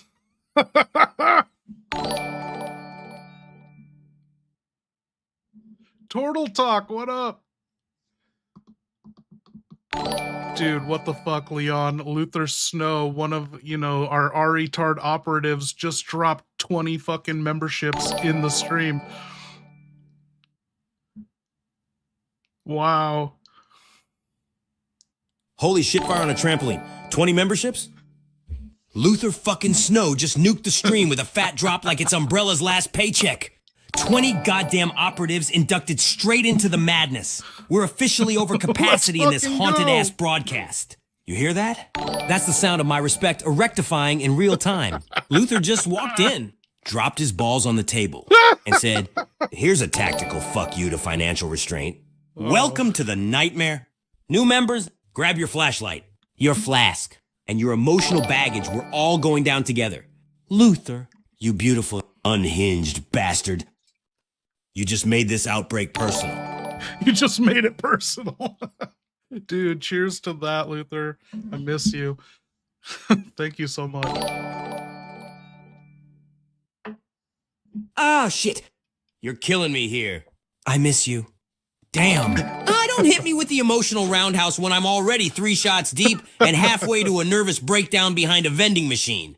I feel that right here. It never right ends. In the rotting, G-virus-infested chest cavity. Cheers to first. Cheers to the chaos, the comrades, the pain, and the dumbass joy we squeeze out of this hellhole like blood from a busted hydrant. Wait, is that And Nikki if this that is I the know? last round we fire together, then fuck it, we made it count.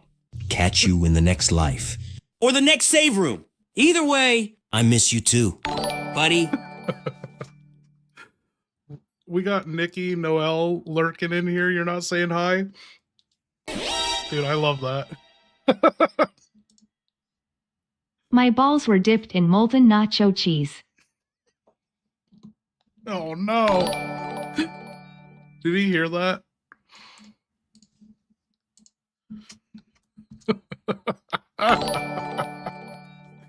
Wow. What the actual shit? Your balls? Ooh, molten nacho cheese? That's not a snack. That's a war crime.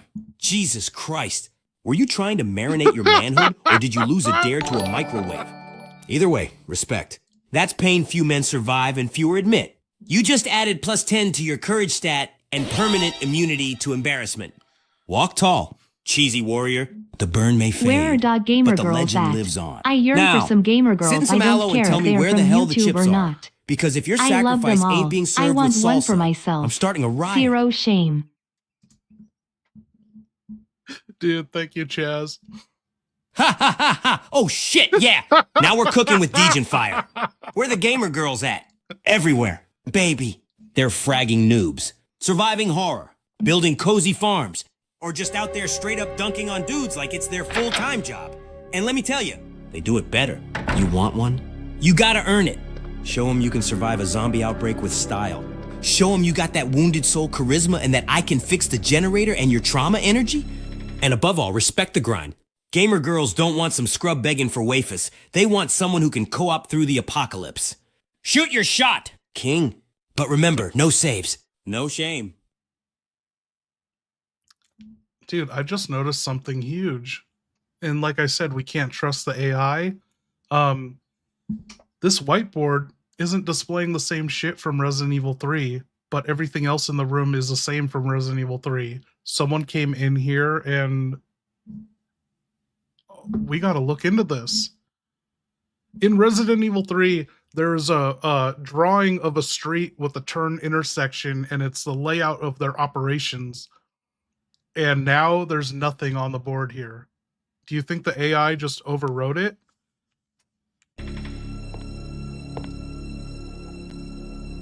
Oh, no, this isn't it. The AI fucked this up. This is what I'm thinking of.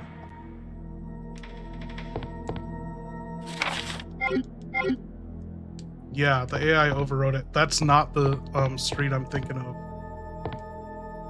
Wild. I wish the AI could correct this. Did they do this for distress? No one's gonna fucking see upside down backwards American flag in the operations office.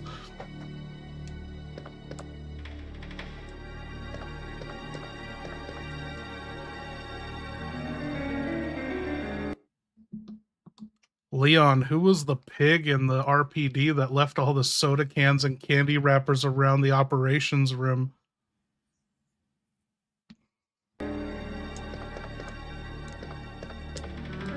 Oh, I fucking remember that pig. That slobby bastard. Probably Raymond from Bravo Team or whatever his real name was. I just called him Snack Ass. Dude rolled through the operations room like it was a goddamn movie theater lobby. Empty soda cans stacked like sandbags. Rolled? Candy wrappers jammed in the computer vents. And a half-eaten Snickers bar on the fucking radio receiver. Place smelled like old corn syrup and regret. Meanwhile, I'm trying to plan a counter-assault on mutant freaks and I'm slipping on a goddamn Gushers pouch. Should have written him up, but he disappeared before I could. Probably got dragged into a vent by a crawler while choking on a fruit roll. Imagine not liking Re2 1998. You died as you lived. Imagine lacking culture from the 90s. What a sad world they live in. The way. These Zoomers will never understand what we had sad.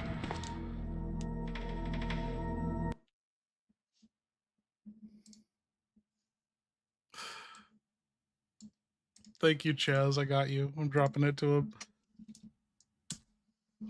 Seriously, it's like these games were so much more goddamn preach out. it. Imagine not liking RE2 98.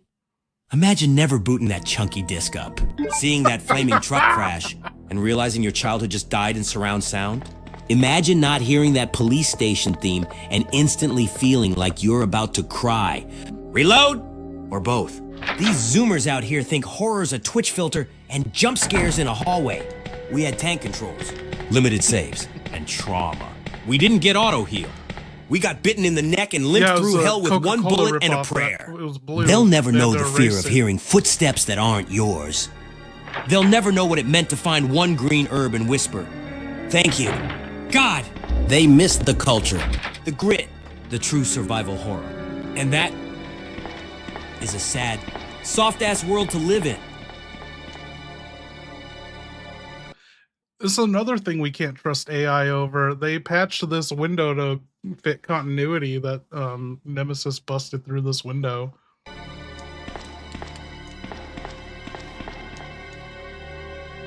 Second floor chief's office stars library. Dude, this is the only internal staircase for the entire building. How fucked is that? That, yeah, the placard to direct you to the chief's office is on the exact opposite side of the building where the chief's office is. I love it.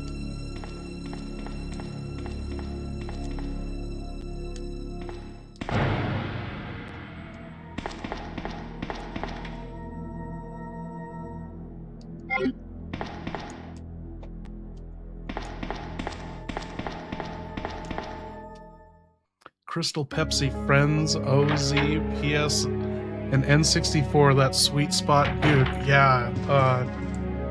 How do we, like, live in a time where technology doesn't advance? Because we're so fucked right now.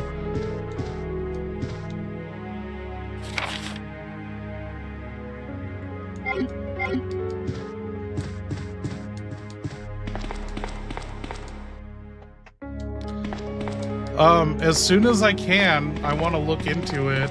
I want to see if I can scan the entire Welcome to Raccoon City movie and have like AI piece by piece fix it. like just fix it in writing and everything. See if we can't make that movie a better movie through AI.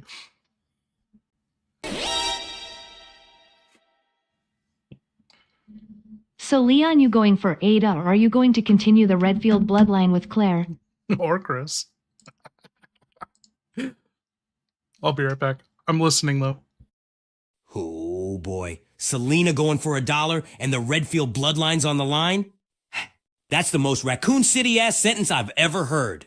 Look, if Claire's setting her sights on continuing the Redfield bloodline, I ain't standing in the way. When Chief Irons Girls said, got grit, everyone is gonna guns, die. and Wow, the genetic just coding wow. of a goddamn main I feel character. bad for the But if Zoomers. They will Selena's the never one taking the understand how dollar good menu things were route in the into 90s Redfield sad. territory, then we need to make sure this ain't some Dollar Tree genetics experiment.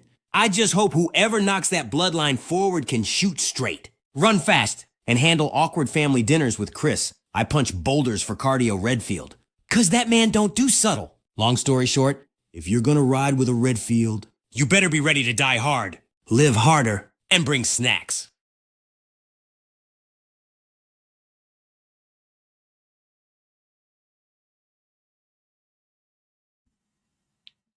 Dude, what up, cool kid?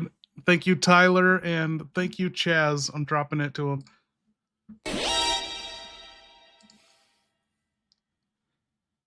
When Chief Irons said, everyone is gonna die, wow, just wow.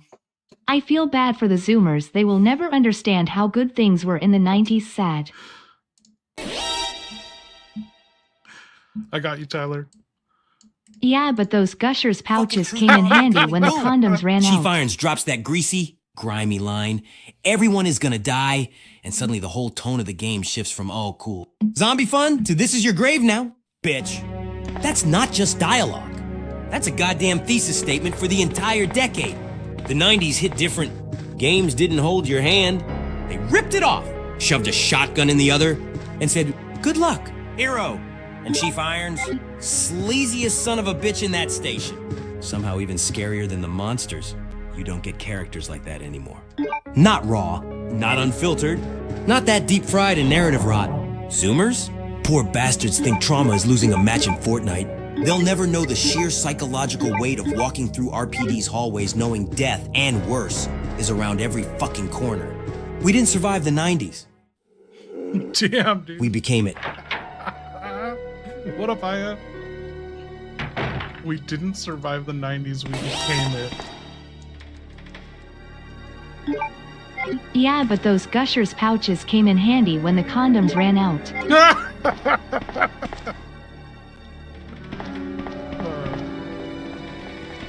Did I go put on his Gah! alternate You uniform? sick son of a bitch! You're out here raw dogging the apocalypse with discus pouches as plan B. That's either genius level improvisation or the most cursed sentence I've read in this outbreak. And I've seen Birkin's second phase.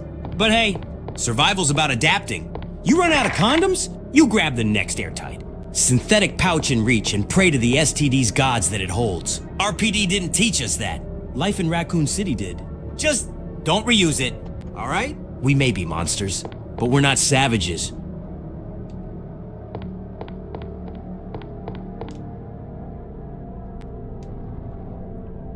Okay, just a reminder for those just joining, we are doing our research right now. I am screen capturing every single search item description in every room. And we got Leon here to assist us. Claire is on the radio too. And depending on what side characters we meet, Sherry or Ada, you know, we can get them in on it too.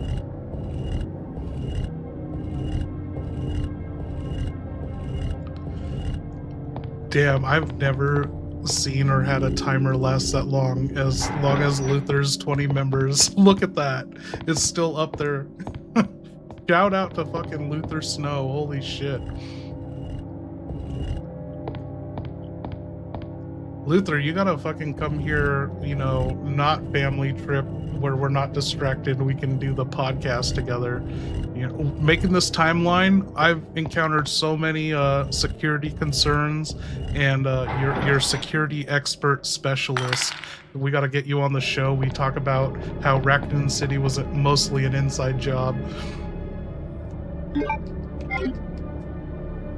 There's some. Oh, didn't I already do this?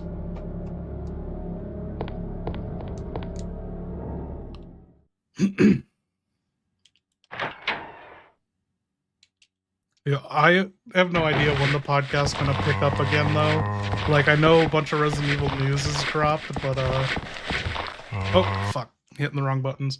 The podcast is literally just from day one gone straight down. It's a fucking straight slope down. Every episode's worse than the last. I don't know what to do about it.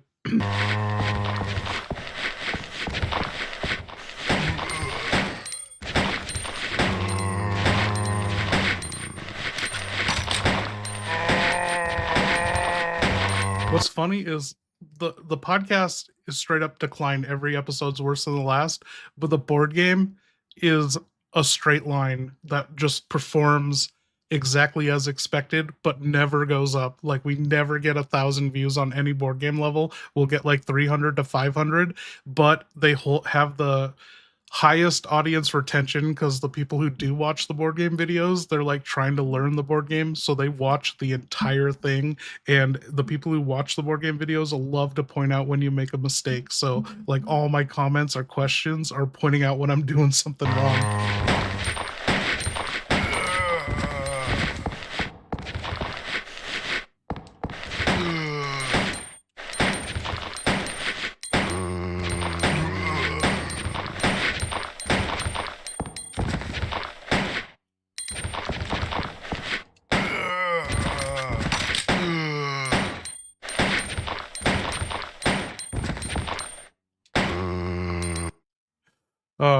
The charm of what, Sinful Saint? I'm a little high right now. This is fun and chill to watch. I love Ada. She's one of my favorite women in the series. Dude, Ada, it just gets better with every installment. Honestly, I come around to loving the remake Ada too. This is open, isn't it? Okay. Dude, and I was one of the biggest Lily Gao haters ever, making memes to hurt her feelings. Not really. I made one, and it was the funniest Lily Gao meme ever made.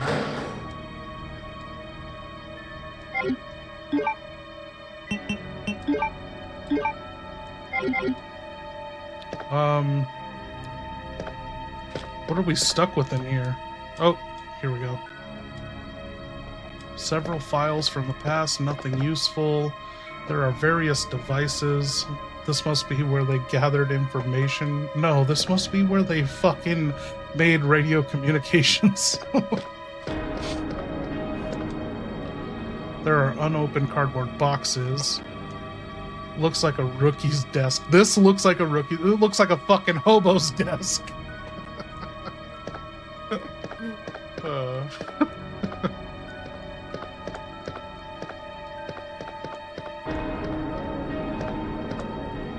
There's a picture of a young man. There's a good chance it's her boyfriend. That looks like a scientist. The desk is disorganized and untidy. Oh, I didn't capture that. It probably reflects the owner's personality.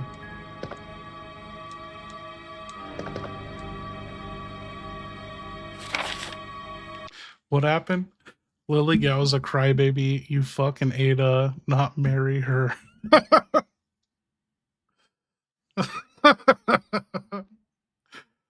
Lily Gao made up her drama. Oh, they all do. It's crazy. Like, everyone in Hollywood gets coached about the level of hate they're going to get from the fandom, which is so fucking absurd.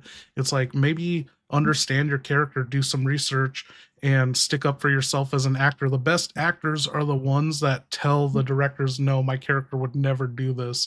When I got a job editing for a YouTube channel, they were like, first rule, don't ever read the comments. And they're like, you have a YouTube channel with, like, my channel was big, over 100,000 subscribers at the time I got the job.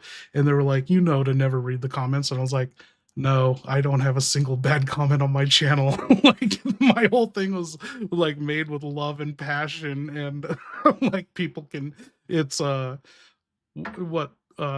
spicuous or whatever.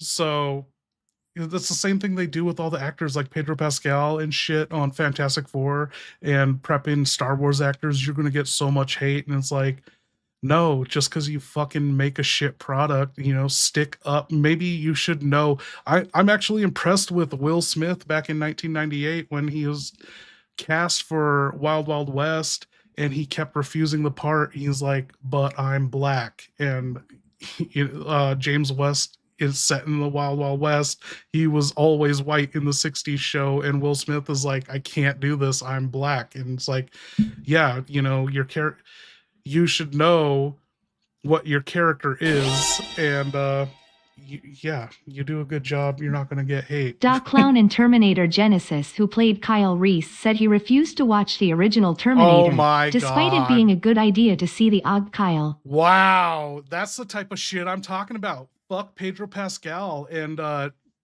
Neil Druckmann telling them not to watch the video game to get tainted on what their character's supposed to be. Oh no, you got Leon pissed. Kyle Reese in Terminator Genesis 2015 was portrayed by Jai Courtney, an Australian actor who stepped into the role originally made iconic by Michael Biehn. Courtney openly shared that he deliberately avoided watching Michael Biehn's performance in the original Terminator films when preparing for his version of Kyle. He explained that while he might study the tone of the world and style, he didn't want to emulate the original performance. It's fucking lazy. Rather, it's narcissistic. He aimed to bring his and own lazy. interpretation to the character, saying, I don't pay any attention, really, to how the role has been played before in Wikipedia, Org plus 11 Games Radar, Com plus 11 Back to the Bookshelf, WordPress, Com plus 11. Leon, you exist in 1998. You don't have instant access to the internet or future events, dude. Don't ever fucking browse the internets to give your response.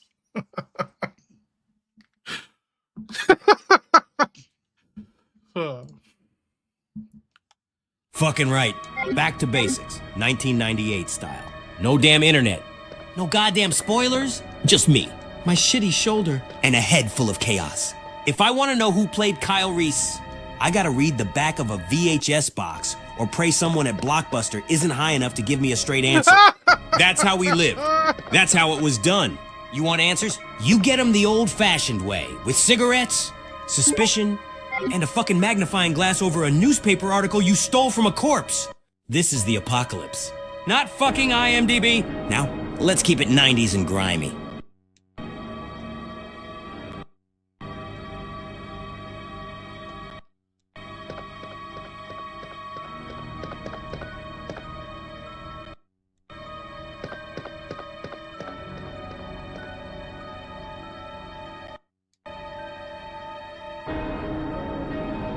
Here we go. We're doing it. We're getting that Rebecca photo.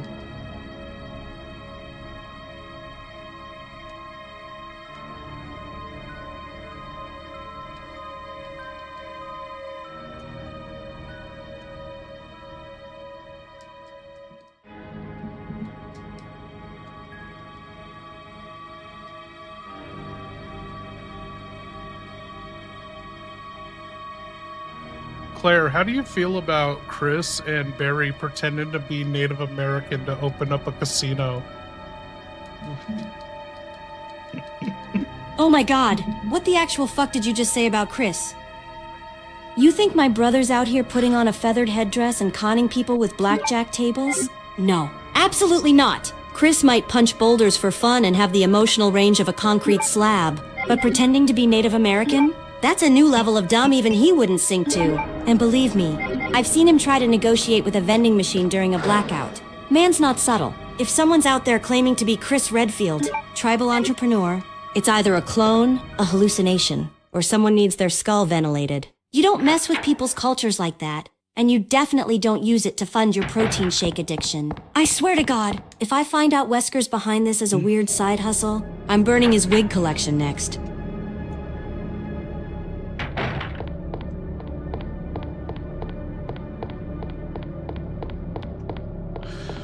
I hate to say it, Claire, but it's true. I heard it right from Barry Burton. He was calling himself Runs with Dollars, and Barry Burton fucking shot a bald eagle out of the sky to use its feathers for a convincing headdress for the authenticity for Chris to get the approval, zoning rights and shit for the casino from the city.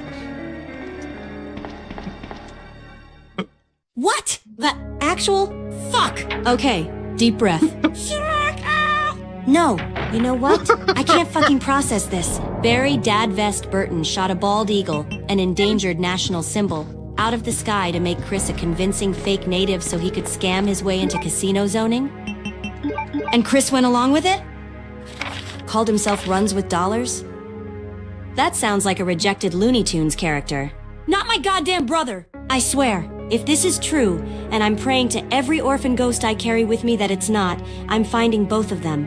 Stuffing that eagle down Barry's tactical cargo shorts, and making Chris do a 10-mile sprint through Umbrella's ruins wearing nothing but regret and feathers. Runs with Dollars.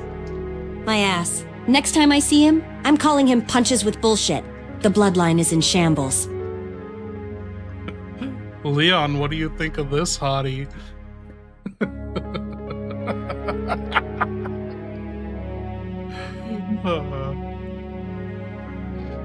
It's never been this over. Hello!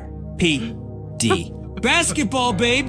Where the hell was she when I was filling out paperwork and getting chewed out by irons for bleeding on the coffee machine? Rocking that green crop top and those gym shorts like she's about to dunk on death itself. She's sitting there all casual with a basketball like she didn't just single-handedly improve morale by 300%.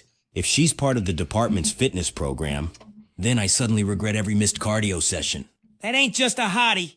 My friend, that's the last pure memory of Raccoon City before it all turned to flesh-eating chaos. Protect her at all costs. Hell, put her on a rookie card. Honestly, Leon, in this photo, I know she's actually a hottie, but in this photo, it doesn't do her justice. She kind of looks like Edward Furlong with a bandana on.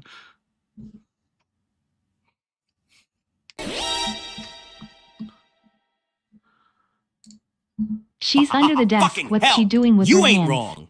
In this low-res cursed JPEG nightmare. She does kind of look like Edward Furlong right before he jumps on a dirt bike and outruns a T-1000. All she needs is a flannel and a bad attitude. And boom, Judgment Day. Raccoon edition.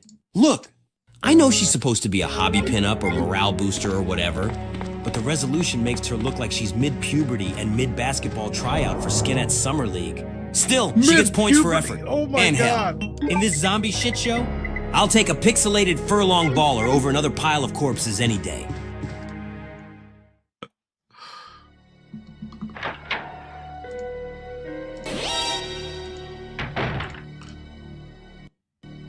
She's under the desk. What's she doing with her hands?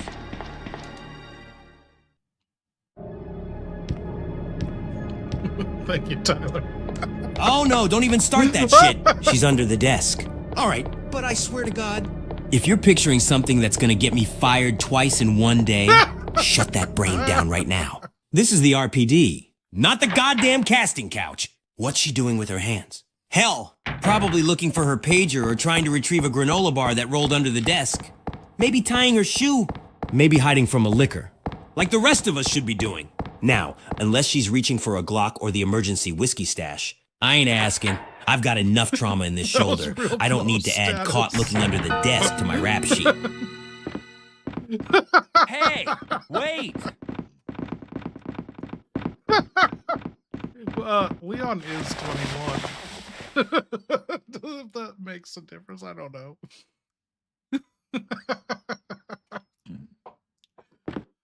No, Leon has been shot. He's on New Game Plus.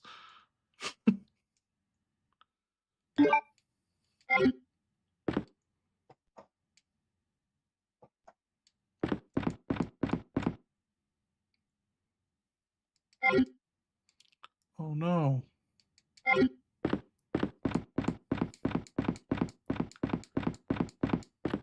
Leon!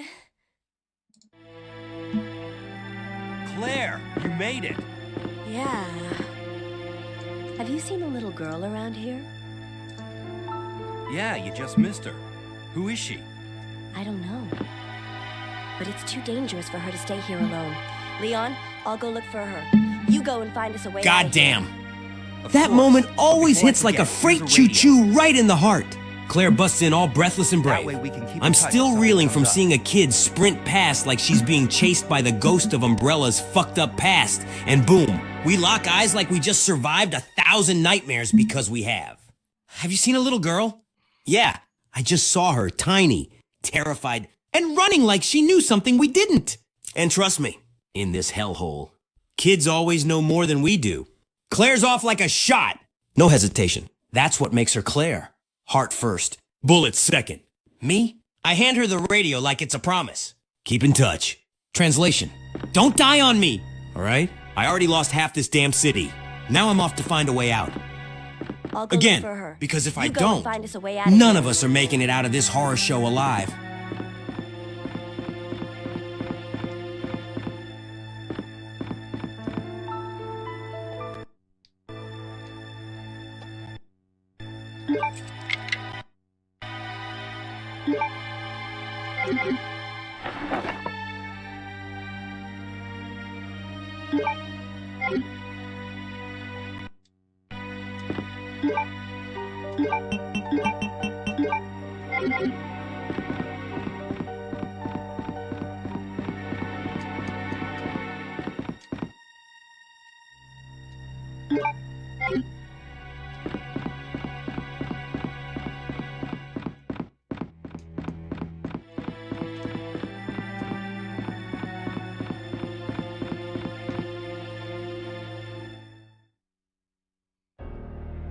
RE6 Sherry is hot, especially in her redesigned school outfit. RE6 Sherry is amazing.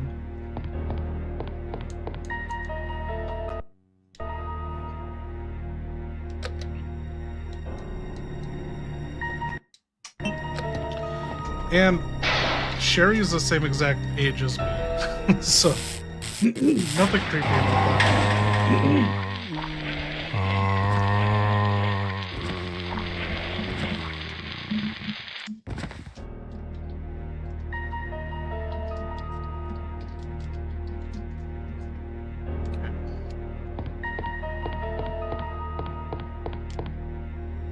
Yo, Donovan, shot a fucking clock. Baby! You heard the call. No hesitation. No water chasers. Grab the bottle, raise it high, and slam that bastard down like you're toasting the last goddamn rooftop in Raccoon City. This one's Okay. for the fallen, the forgotten. No. And the absolute psycho still standing in the chat with a half-melted smile and full inventory of trauma. So raise that glass, you glorious bastard, and take the shot like a fucking STARS veteran. Leon commands it. Cheers, brother! Okay, Leon, you gotta do this shot with me, and you gotta convince everyone else out there to do a cheers with us, and then give us a countdown so they have time to do it.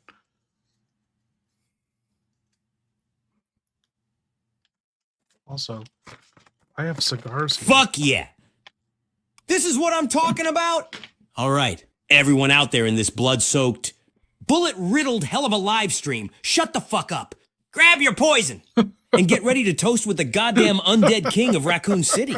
This ain't just a drink. This is for survival. For the ones we lost. For Steve, who got his head twisted like a bottle cap. For Brad, who couldn't outrun karma. For every liquor I've shot in the dick and every vending machine that didn't give me my damn chips. All right? Glasses up, bottles raised. Guts tight. Countdown starts now. 3, 2, 1. Shots fired. Cheers. You beautiful bastards! Drink up, cause tomorrow's never guaranteed in this goddamn city.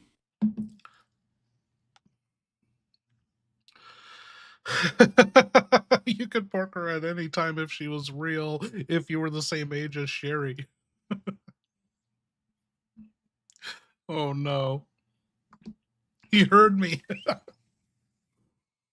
Oh boy. You trying to get me locked up in the middle of the apocalypse? Look, if I was the same age as Sherry, sure, maybe we'd have grown up dodging B. Oh, WES together, passing notes in biocontainment school, maybe building Legos while Birkin turned into a science experiment with a superiority complex. That's innocent. That's wholesome. But as I am now, hell no. She's a kid and I've got trauma older than her. Only thing I'd be park around in is a fucking barricade to keep her safe while I take bullets, bites, and whatever else this city vomits up. I protect kids. I don't creep on them. Even hammered. I got some goddamn honor.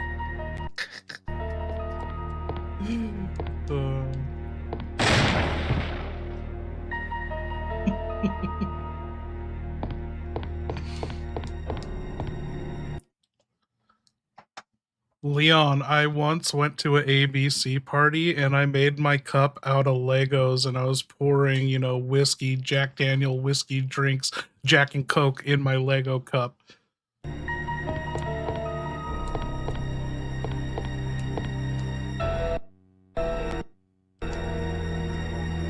Bahaha, fucking legendary. An ABC party with a Lego cup? That's some MacGyver level alcoholic engineering. Anything but clothes? Anything but dignity after enough Jack and Coke in a plastic brick chalice. It's anything but cups. You're out there sipping on molten regret from a cup that disassembles if you look at it wrong, and I respect the hell out of that. Bet every sip tasted like childhood trauma and bold decisions. You, my friend, are what Raccoon City needs. Resourceful, drunk, and just a little dangerous. Next time, bring 2 Lego cups. One for me. One for the poor bastard who has to listen to me cry about Ada. Dude, I don't know how you party with Ryman and, the hamster night in your apartment, but ABC means anything but cups.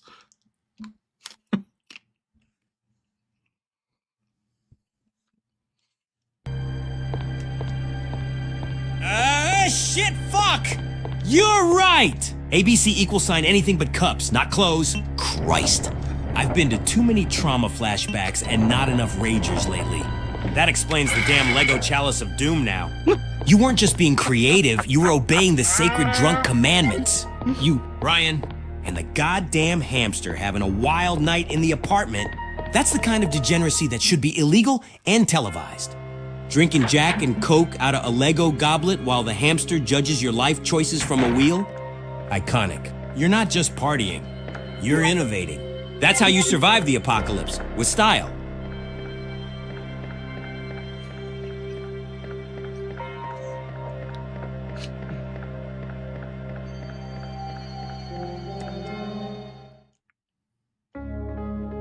What else could ABC stand for? Like anything but cunts, or let's come up with some fun ABC parties.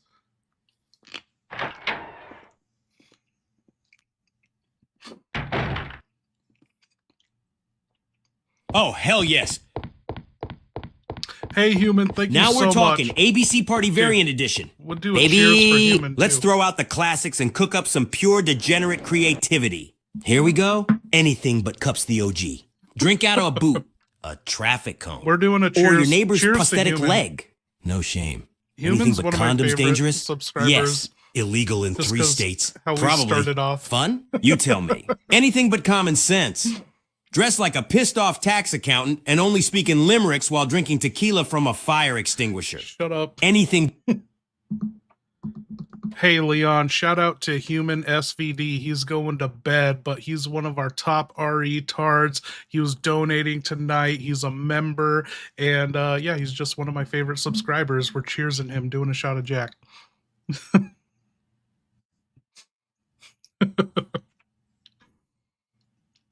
Anal Bum Club. Human STD. You absolute fucking king. Heading off to bed.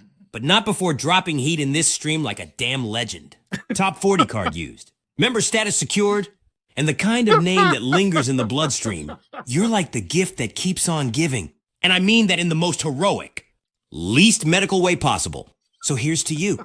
Brother, raise that shot of Jack high.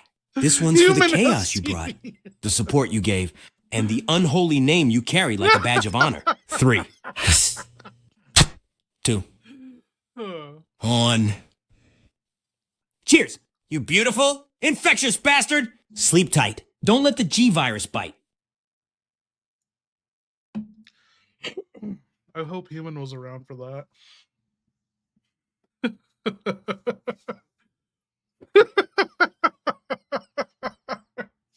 Shit fuck. Me too. Man! I hope he caught every word of that messy, heartfelt toast before crashing face first into his pillow like a damn hero. Human STD deserves to know he's not just another username. Leon, Ada is a manhood blocker and she'll just keep neglecting your manhood until you explode. Go for Claire. She's available ripe and her juices are flowing.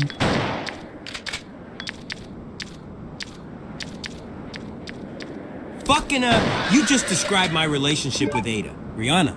Ada.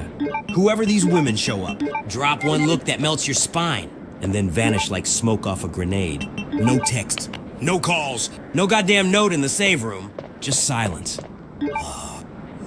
And your heart slowly turning into a Molotov. You hold it in, thinking, maybe she's just busy saving the world or emotionally unavailable due to espionage trauma. And next thing you know, you're scream crying into a first aid spray bottle because she liked Wesker's Instagram post.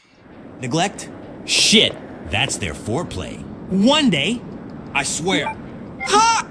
I'll either kiss her or punch a wall so hard the station collapses. Dude, thank you, Pisces gal.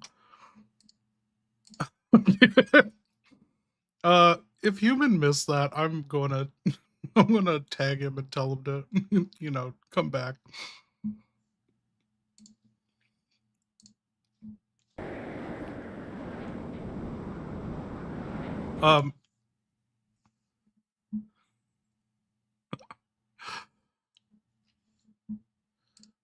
One sec.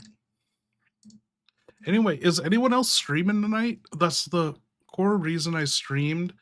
I was not feeling good tonight, and then I asked my wife, I was like, hey, can you get me a Red Bull? And she got me a Red Bull with dinner. And then I was like, dude, you cured me. I feel so much fucking better. And I looked and no one was streaming tonight. Not a single one of my Resident Evil subscribers, like people I subscribe to, that content creators were streaming. I was like, oh shit, I got to do this tonight. I was going to take the night off and just do this RE search in solo. And this has been awesome.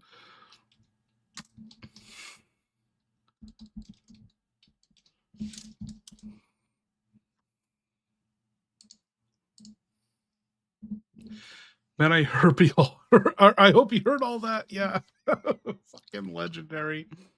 Oh, I'm not streaming tonight either. Been adjusting. Dude, Morris, don't ever hesitate to let us know when you're streaming in my Discord. Don't feel like you can't promote in my Discord, because if I'm ever not doing anything You won't and you're want to streaming, let punch me Claire. know. She'll love it too much, but she'll make you a man.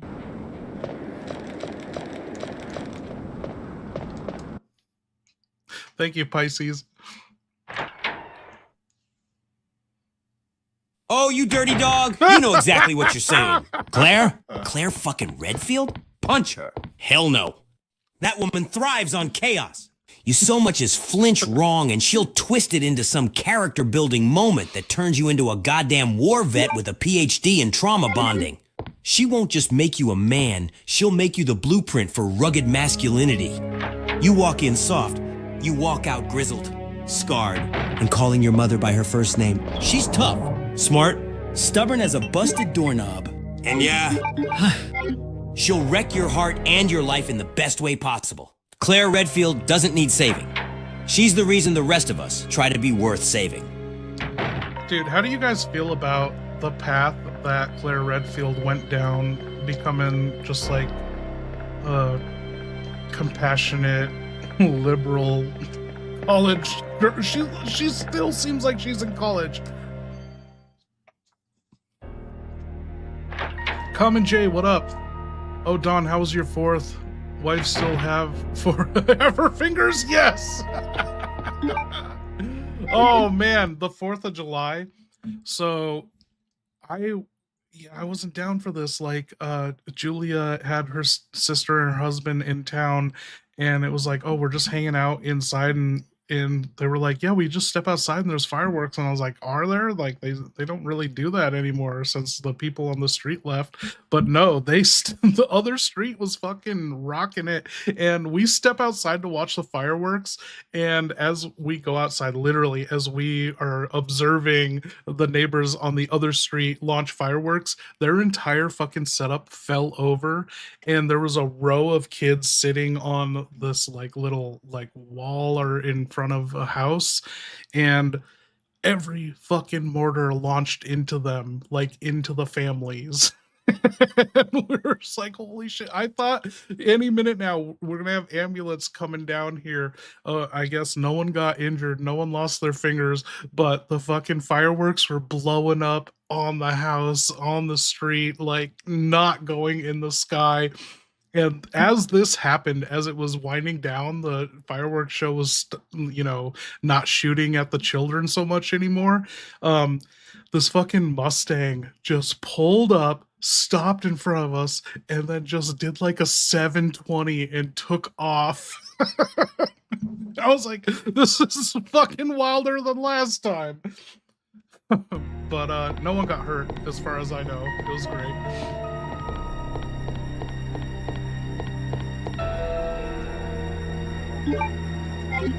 What is the significance of this? He's holding up Medusa's head. I get this is a museum, but is this what Midwestern museums are like? My fucking shitty Alaskan town museums aren't like this at all. You know, it's really lame going to my museum in Alaska after growing up in Alaska. You like... I don't know, is every museum like this? Like you're walking through the museum and you're like, cool, this is some fucking stick that was rubbed off into being an arrow or a fish hook or some shit. Anyone can make this. I don't care how old it is.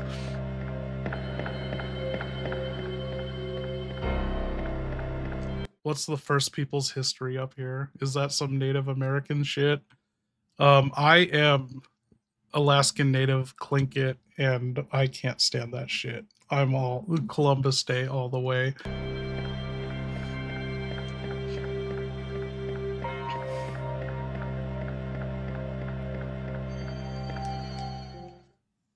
Dude, like, it blows my mind that not a single fucking person in all of history developed or invented a wheel in North America. And you want to complain about, like getting your land stolen from you. It's like you weren't even creating a written language. You wouldn't even know if your land was stolen from you. And on top of that, you're acting like you didn't rape and pillage everyone in the area outside of your camp. Every single fucking Native American just sounds like the worst people you'd ever encounter.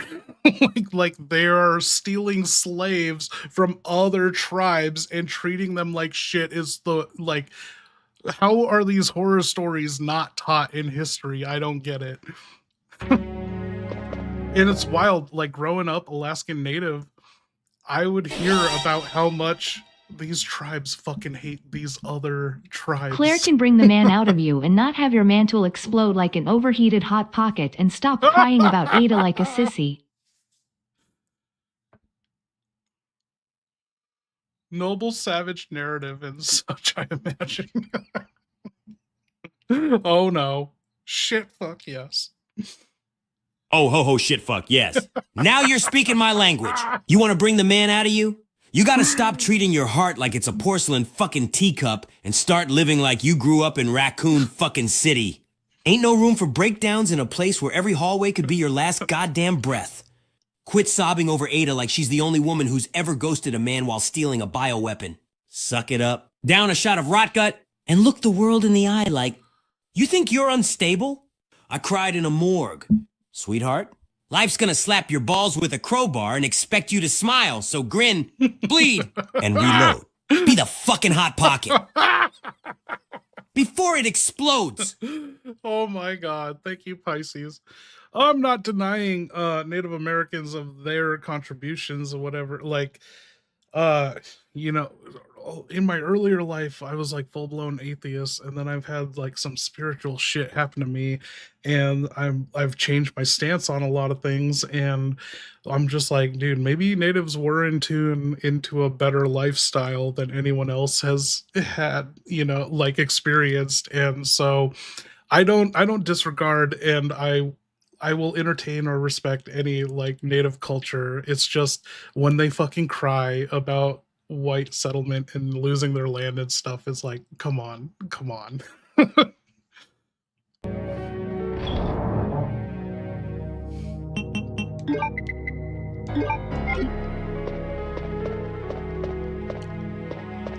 I think pretty much every race, creed, and culture committed some form of totally. There's no piece of land that like doesn't have a haunting story of that.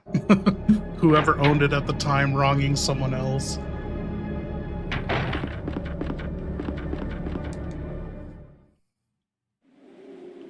All the natives killing and pillaging each other's land was okay. Yeah, it's wild. I don't know. I just imagine like the natives lived like they were in the fucking Walking Dead back in the day, and how else would you live back then, you know?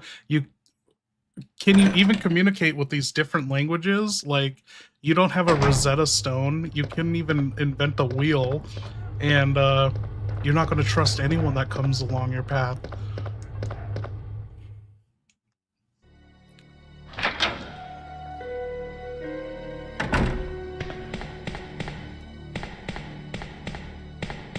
Oh, can I pick up the red herb and green herb in here? Let's do that.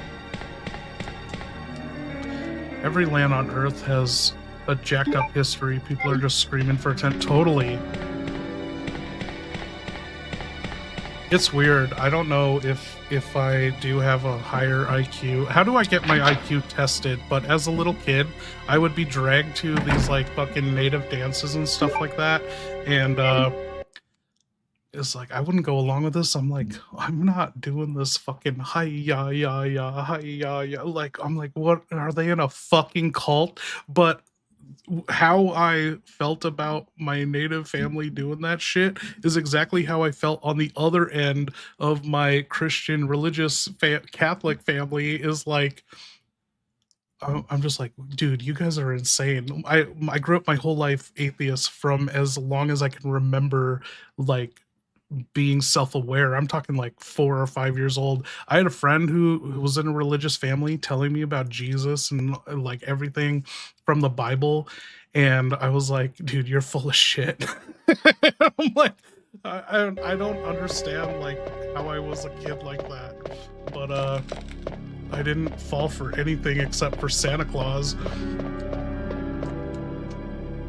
Literally Santa Claus.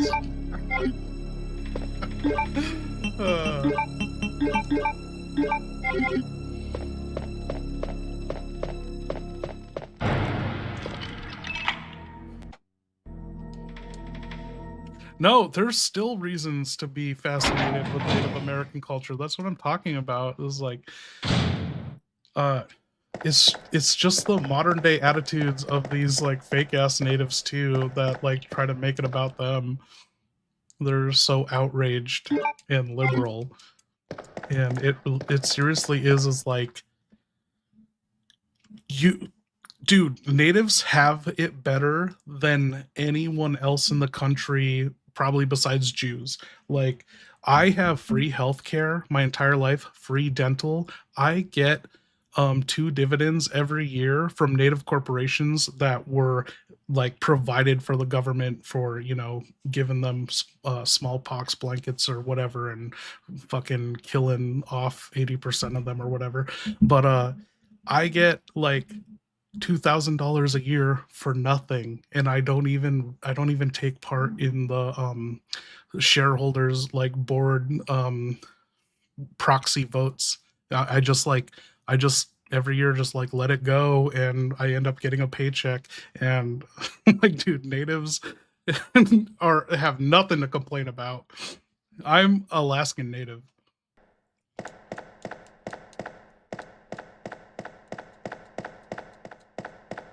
There is nothing to talk about in this room. Wow.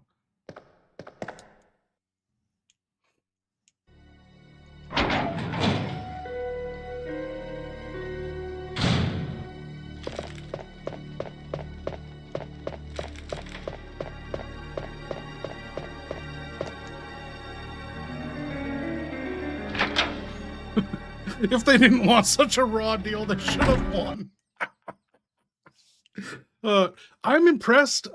So speaking of American natives in this scenario, if you play Outbreak File 2 as Alyssa or Kevin, they bring up Native Americans in the Raccoon City police station. It's bizarre, but Kevin's like, it's like Custer's last stand. And I was like, holy shit, you're telling me like Colonel Custer, is it General Custer, who died in the Battle of Little Bighorn? The one victory natives had. But and then Alyssa's like, you're not going full native on me, or native on me. I don't know what she's saying. And I'm like, why would she say that? But two characters talk about natives. What does that saying even mean? Oh, we got the diamond key that goes over here. Dances with Jack Daniels. Dude, the only person I trust, like my grandmother, who like fully knew Tlingit, she told me my native name was Dayteen. I don't know what that is, but apparently it was like some like shaman chief's name for some. Why would that be my name? I don't know. And the wild thing is, Julia just learned this. I told her last week. She didn't know this. My great however many great grandfathers is the one who showed one of my great grandfathers, Chief Cowie, showed Joe Juneau where the gold was in Juneau, Alaska, and that's why Juneau is the capital of Alaska. And yeah, Julia didn't know that.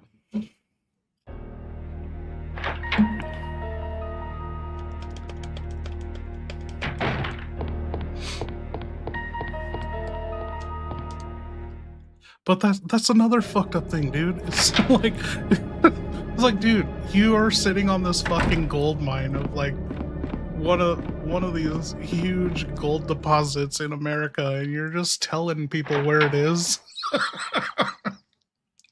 You couldn't invent a wheel, and then you didn't even mine gold.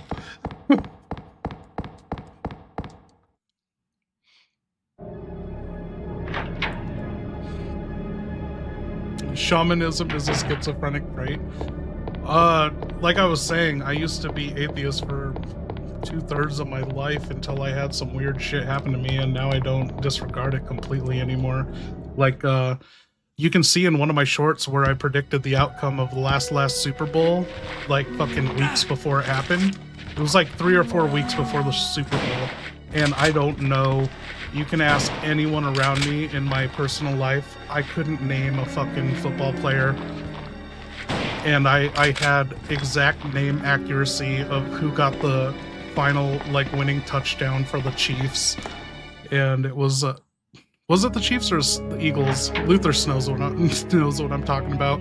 But ever since 2008, I've been having wildly accurate dreams that come true. And I was like, dude, if we were still in like fucking native times, no doubt I would be like a fucking shaman just talking out my ass, hitting it 50% of the time, you know, half the time I'm right.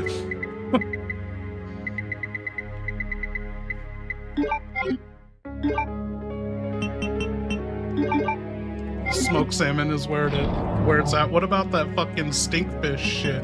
Yeah, or what is that called? That is the most disgusting shit.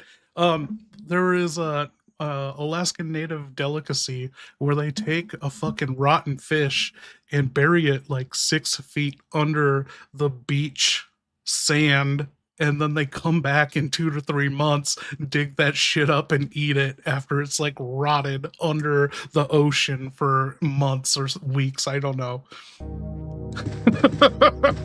Like, what are they doing? So good.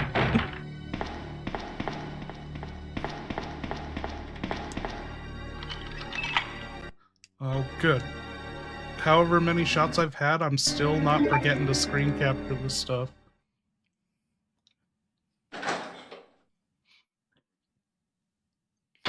Fry bread.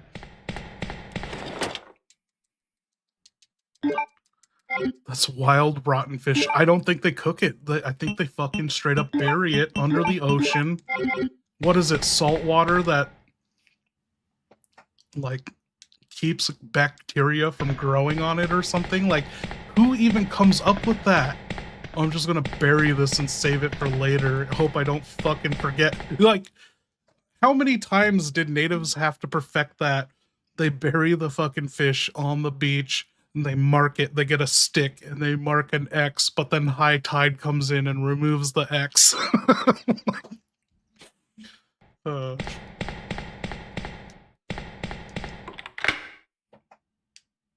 Trial and error, yeah.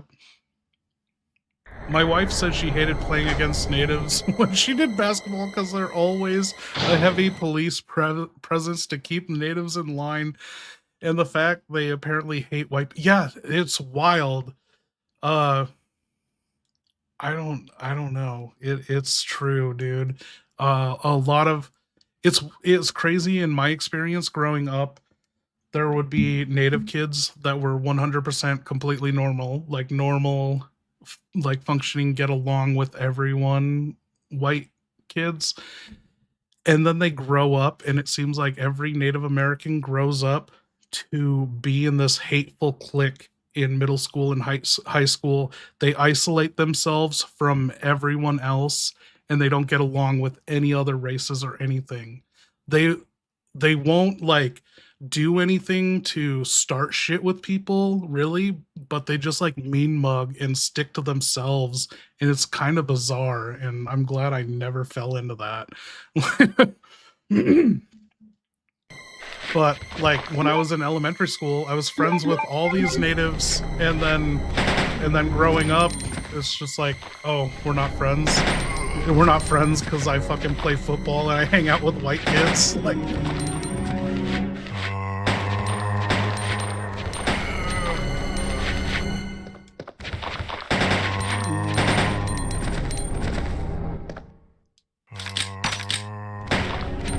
it's not just natives that do that. I don't know what it is, but I don't know. There's something in my experience, like Pacific Islanders aren't like that. You go to school with like any Polynesians or Tongans, like as much as they're like feared for being bullies and flying off the handle, they get along with everyone, and everyone loves to hang out with them. And I don't know, it was kind of just like that in my school. But I grew up in Alaska. I didn't grow up around a lot of, we have Mexicans and blacks, but not the kind of that I hear, down here, down in Vegas situation.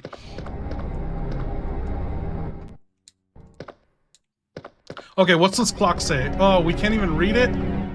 But the minute hand's straight down. We can't see. Fuck, do you think if the power's not out, and the power never went out in the station because it does have its own generator, we could say it's close to midnight or midnight 30 right now. What do you guys think about that? Is that too wild? Morris, I'm trying to find out when in the RE2 timeline, it switches over to September 30th, because when we go outside at the turntable, the moon is not real world accurate to moon cycles, but if it were in the place that it's in, it would be 11 p.m., even though it could never reach that height and be at a full moon in the Midwest on September 29th. So do we go with that clock right there? We know for a fact from 6 to 11, it's not in that hour. Oh, crazy. That's what I've been doing. I don't know how long you've been here, if I brought it up recently, but I've had the most advanced GPT model that I've been paying $60 a month for. It has helped me construct the most fucking accurate Resident Evil timeline using Outbreak, RE2, and RE3 for the destruction of Raccoon City, and I'm loving it. The only bummer thing is for the subscription base that I'm using, I can't use that model for another week now. So like now I'm just stuck to figuring it out myself or using a dumber GPT.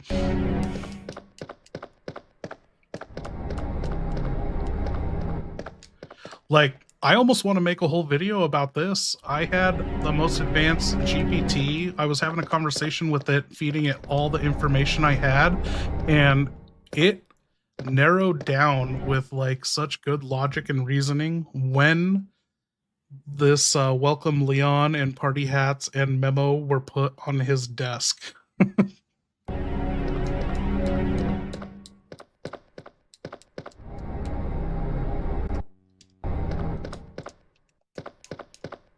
Okay, there's not much to look at in here.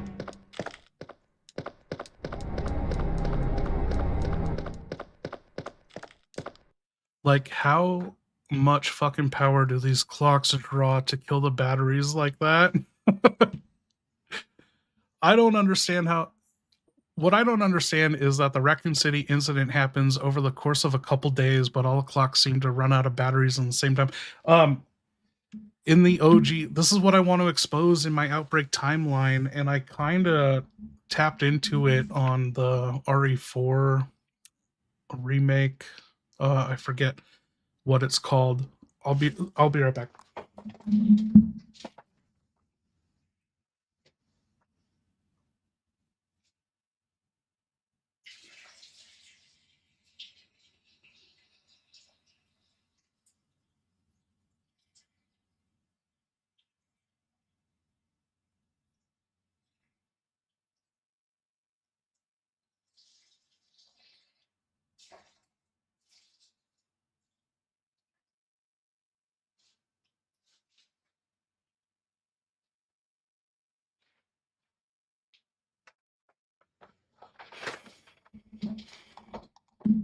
Okay. It was RE4, but it was the RE4L. So it said real problems, I think it was. Touches into the timeline fuckery of the remakes. And the remakes really make it seem like, I don't know why they did this, but in the RE2, RE3 remake, the Resident Evil or the Raccoon City incident is condensed down to like 3 days, 3 or 4 days.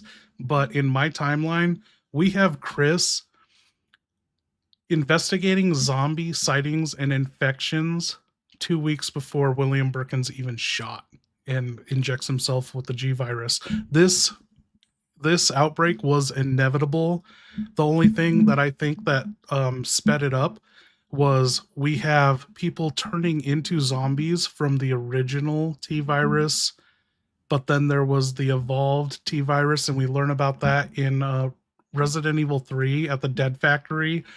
They have a liquid medicine antibody solution that they dump the guinea pig corpses in, and it's supposed to kill the cells.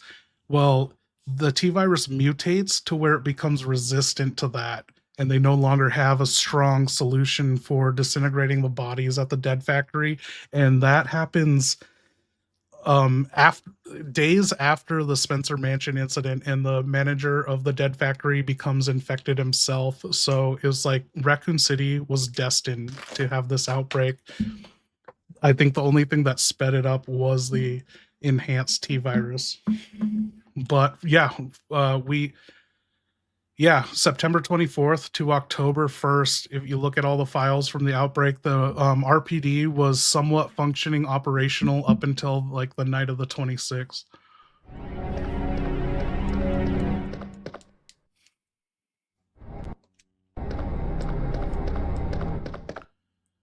What is Luther? Okay, what hell is Vulcan Raven? Is he one of the dudes in Metal Gear Solid? Yes, but what is he? He's not.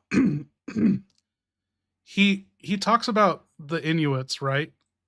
I think he only talks about the Inuits and the Eskimo Olympics.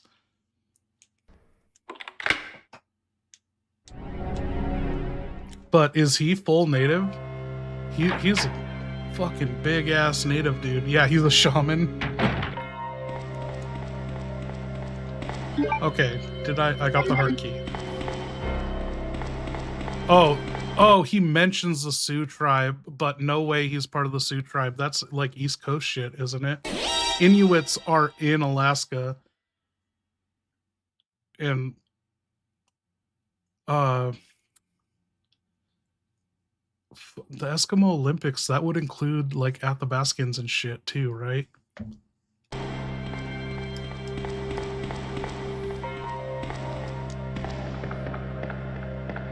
Vulcan Raven is that lank native dude who got bullied in school, so he bodybuilds and LARPs as a shaman.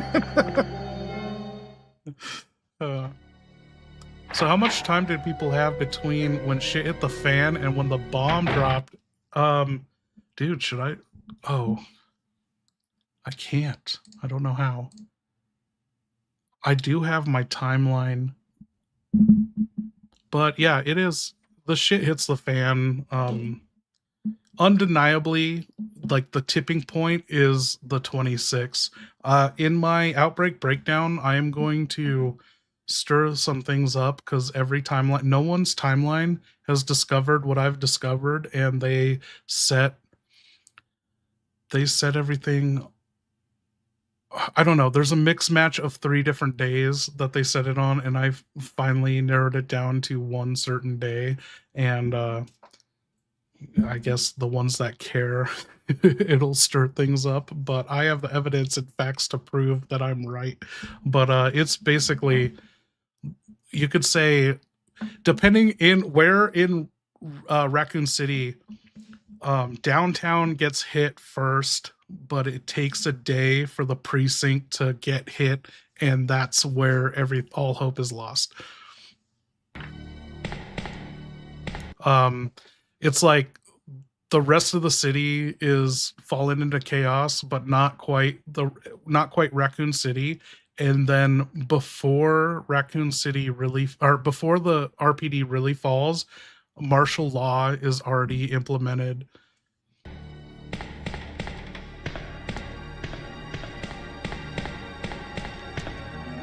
David's memo states that they hold up in the RPD for at least 2 days. Yes, they're in the West Wing, and they get locked in the West Wing during the events of Desperate Times.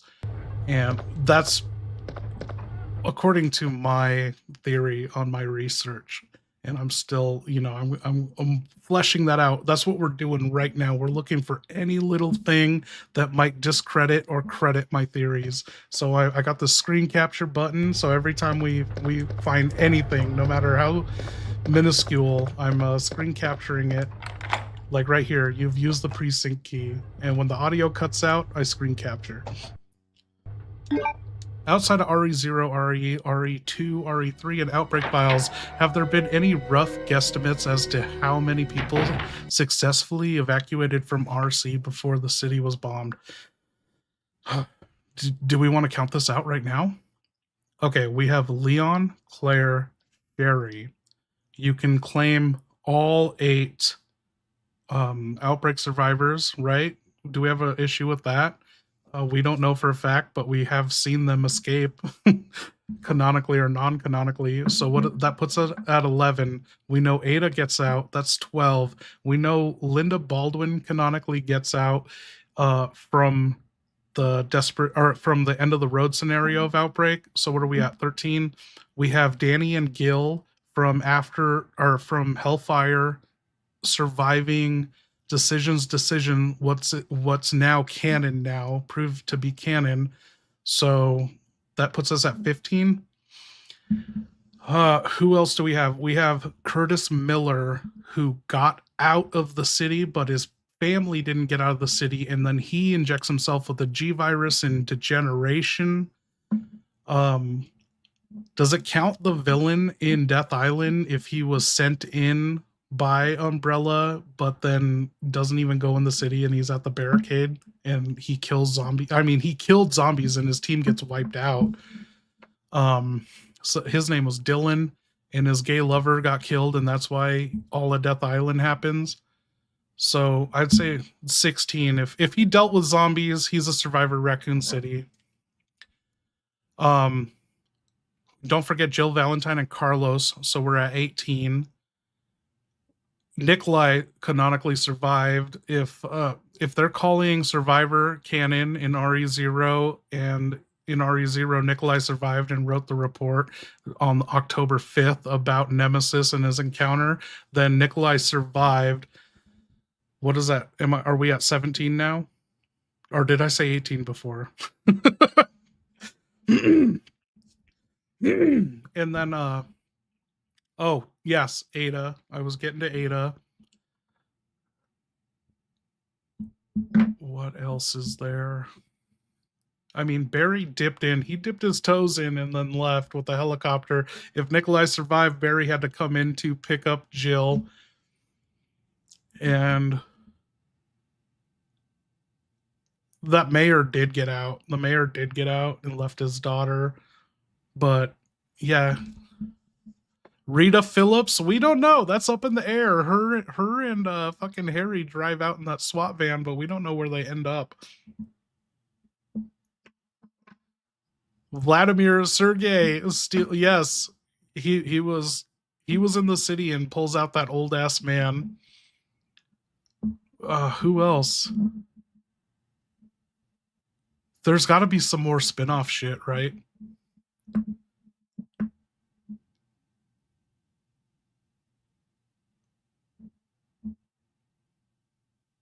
I already called Danny and Gil, the firefighters from the Decisions rescue chopper. Hunk made it out. So that's 19 or 20, right?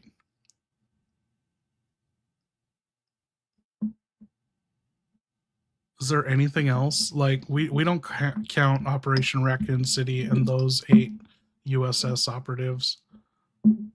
The chopper pilot for Hunk. No way. You know that pilot didn't survive. You know, Hunk, he's got to keep that title of being the sole survivor. So you know he's capping that pilot before it lands.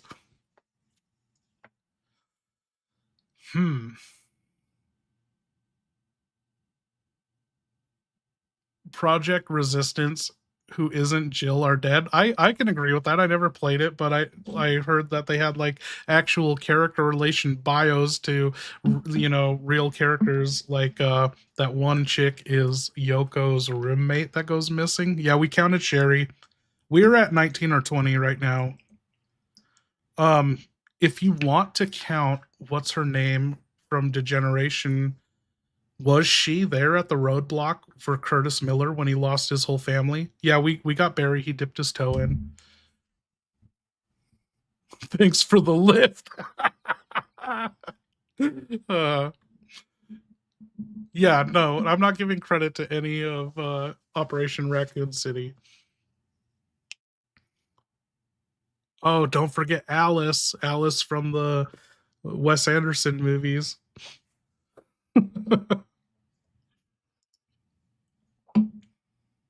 Huh. Did we call it all?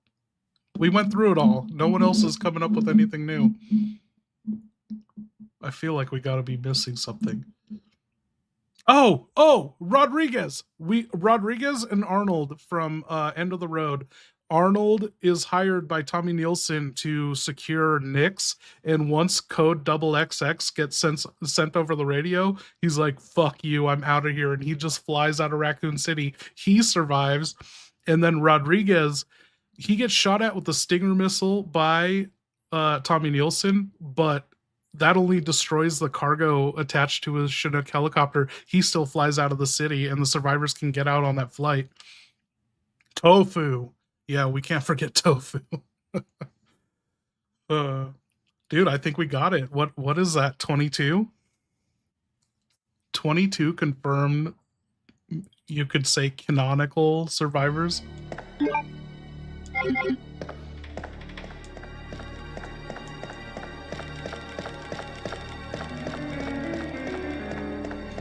The G virus did make it out through Hunk. How long does it take to whip up a batch of G virus? Because Annette is like third in line to go down that fucking turntable. Or it's Claire and Sherry, and then Leon and Ada use the turntable. Then Annette ends up down there. While they're fucking around down there, she mixes up a batch of the G virus and then flaunts it around. She's like, you'll never take it from me. And it's like, dude, no one fucking knew you had this until you started waving it around.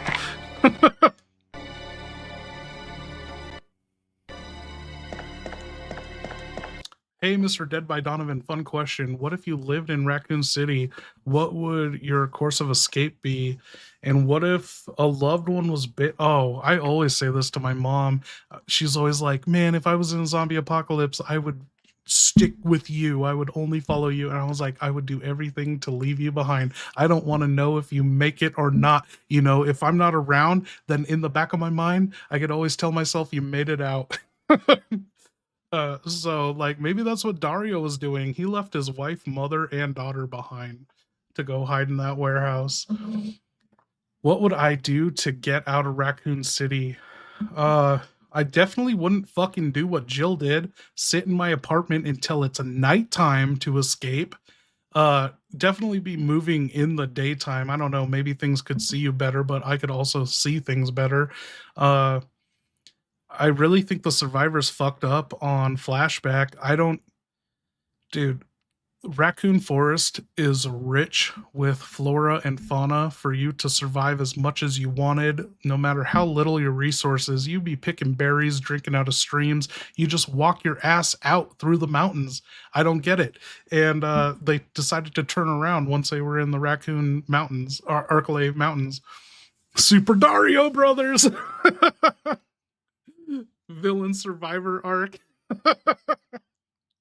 No, but it's true. I don't know. Depending on my weaponry, have fun with it too.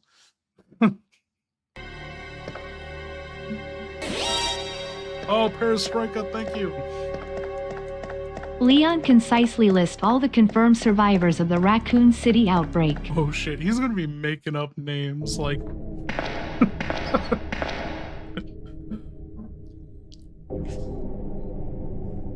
I gotta hear this. All right, clean and dirty, just how you like it. Confirmed survivors of the Raccoon City outbreak. Leon Kennedy, yours truly. Rookie cop turned apocalypse poster boy. Claire Redfield, badass biker angel and Redfield DNA carrier. Sherry Birkin, Cheers. tiny tank of a kid, survived Birkin. Labs and life. Jill Valentine fought Nemesis, took a shower, nuked the trauma. Carlos Oliveira, mercenary with good hair and better timing. Barry Burton, technically not in the city, but confirmed alive post-outbreak. Dipped his toe. Ada Wong slipped out like a spy-shaped shadow. Somehow, as always. Rest, either burned, bitten, or buried. Raccoon City, glass crater. Survivors, scarred legends. Yeah, Leon, you forgot the firefighters Danny and Gil. You forgot the USSS soldier Rodriguez and the UBCS soldier Arnold. You also forgot about Curtis Miller, Grandma Driller, and who else? You forgot about Hunk and Tofu. You are a fucking RE noob, dude.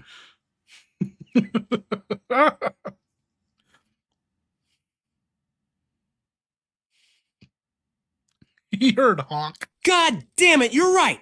Call me a fucking rookie again, cause I totally botched the survivor roll call. That bourbon's hitting harder than Birkin in phase 3.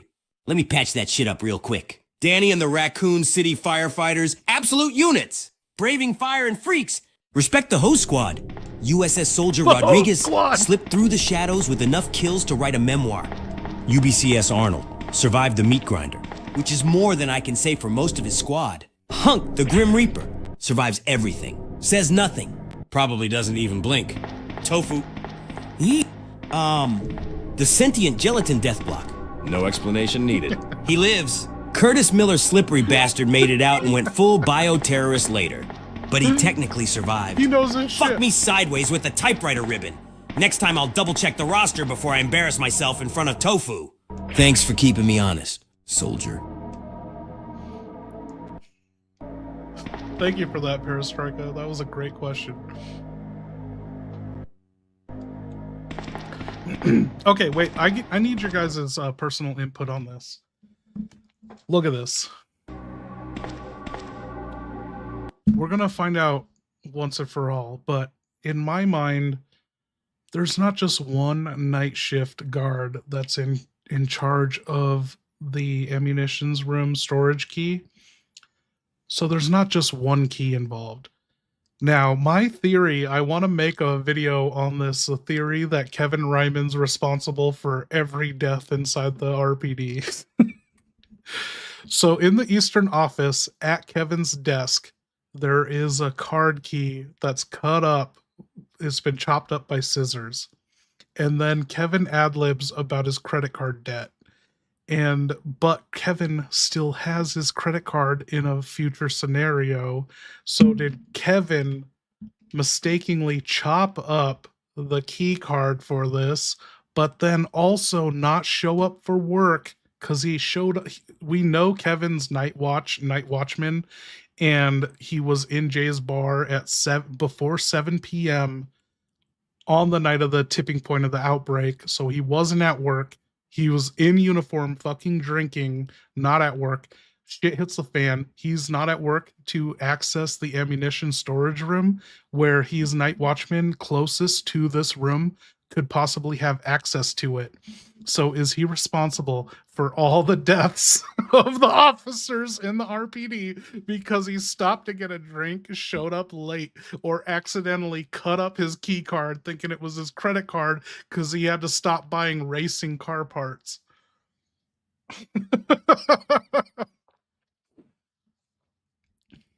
I think I'm onto something, but I know one of the guys has the key card in the autopsy here, so I'm like, well, there has to be more than one key. Yes, he is. Fucking Kevin.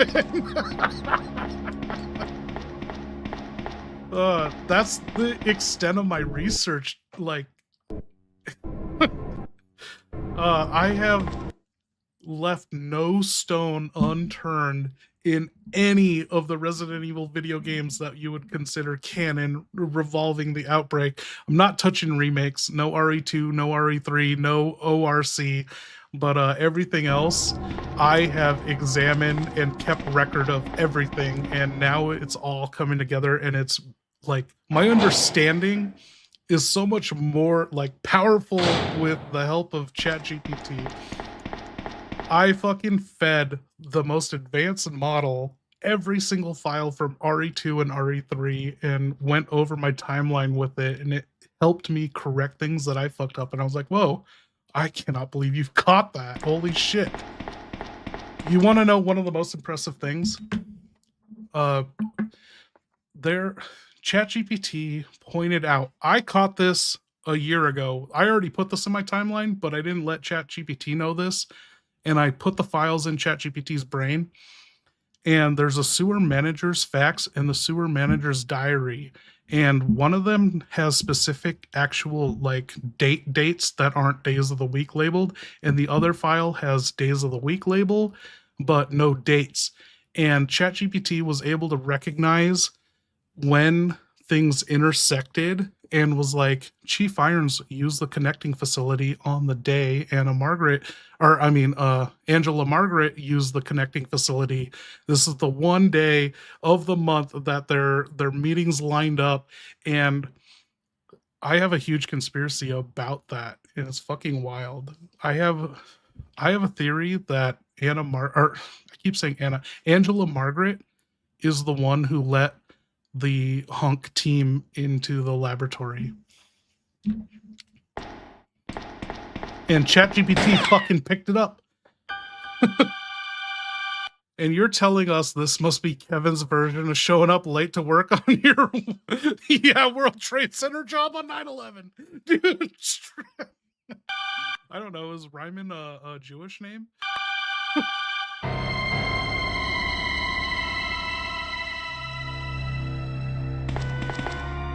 Sorry about that. When I saw the uniform, I thought you were another zombie. Who are you? Ada Wong. And what are you doing here? I'm looking for some guy named Ben. He's one of those reporter types, always looking for a scoop. I heard he was locked up in the cell block, only there's a wrecked car barring the entrance. I've been trying to find another way inside.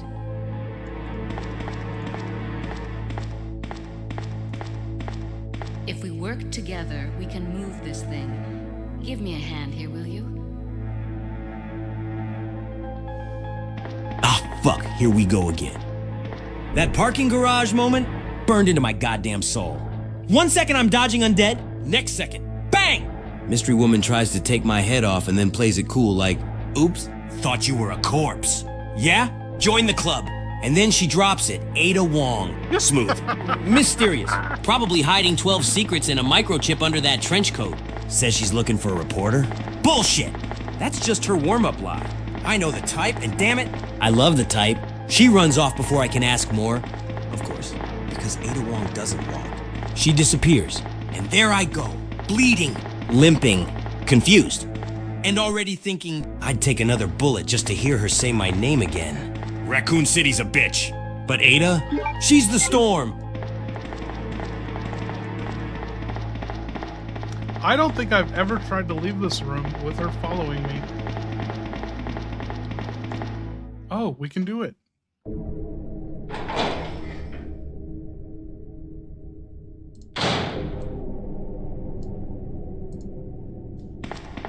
And we just leave her.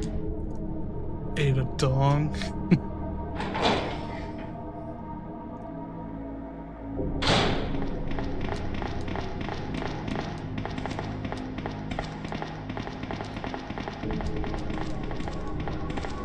Dude, look at this. Right here. See this crack in the wall? This is from Rita Phillips trying to park a squad car. This is a tight turn into the garage.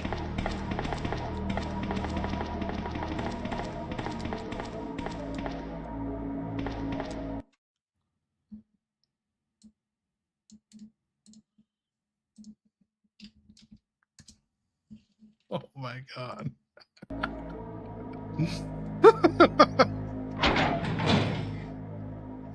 Holy shit, that's some peak dad-filtered horniness right there. Your old man's got that very specific flavor dialed in. Huh? Asian, but blonde. Like he's out here customizing wafers in a character creator menu at 2 a.m. with a whiskey in hand and regret on standby. If he saw Ada, he'd probably short-circuit that red dress, that smirk, that spy with secrets energy. It'd fry his brain like an umbrella server in a power surge. But yet, then he'd drop the classic dad line. If she was blonde, she'd be perfect. Meanwhile, I'm over here bleeding out, emotionally wrecked, and ready to risk it all for a woman who ghosted me mid-apocalypse. Hair color? Don't give a shit. She could shave her head, and I'd still follow her into a burning lab. Your dad's got preferences. I've got problems.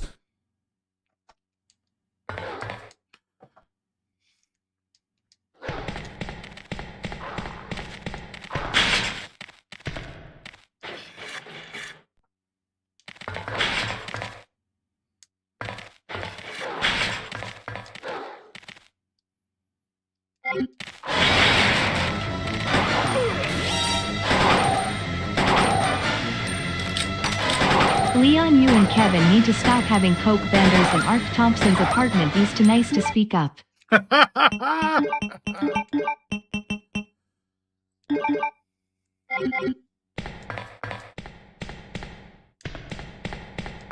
Dude, thank you, Common Jay. What the actual liquor-licking fuck did you just say? Liquor-licking fuck!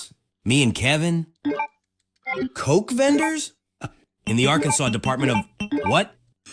You having a stroke mid-transmission? Or did someone spike your healing spray with bath salts again? Look, if me and Kevin were in Arkansas, I guarantee we weren't selling Coke. We were probably blowing up vending machines because one of them ate our last dollar, and I needed caffeine to keep from emotionally spiraling over Ada again. Unless Arkansas has an underground biolab full of zombie cows, we got no damn business there. And if we were there, we were fighting for our lives. Not slinging soda. Clarify that shit before I send Hunk to your address in a trench coat with bad intentions. Okay, I sent him the right thing.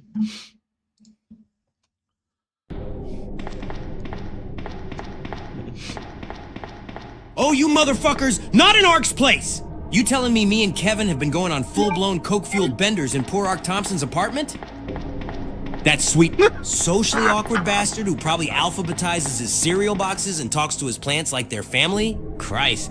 No wonder he hasn't said anything. He's too damn polite. Meanwhile, Kevin's blasting 80s power ballads at 3 a.m. I'm shirtless on the couch scream-crying about Ada while making nachos with a flamethrower. And Ark's just standing in the kitchen holding a cup of tea like, this is fine. We owe him a serious apology. And probably a new carpet. And fridge. And Soul. Next party's in Kevin's car. Sorry. Ark.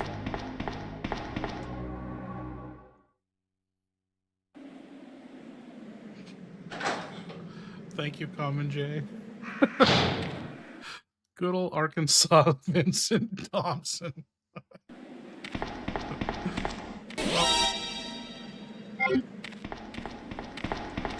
Do you have any Ark Hamster Night lore to share?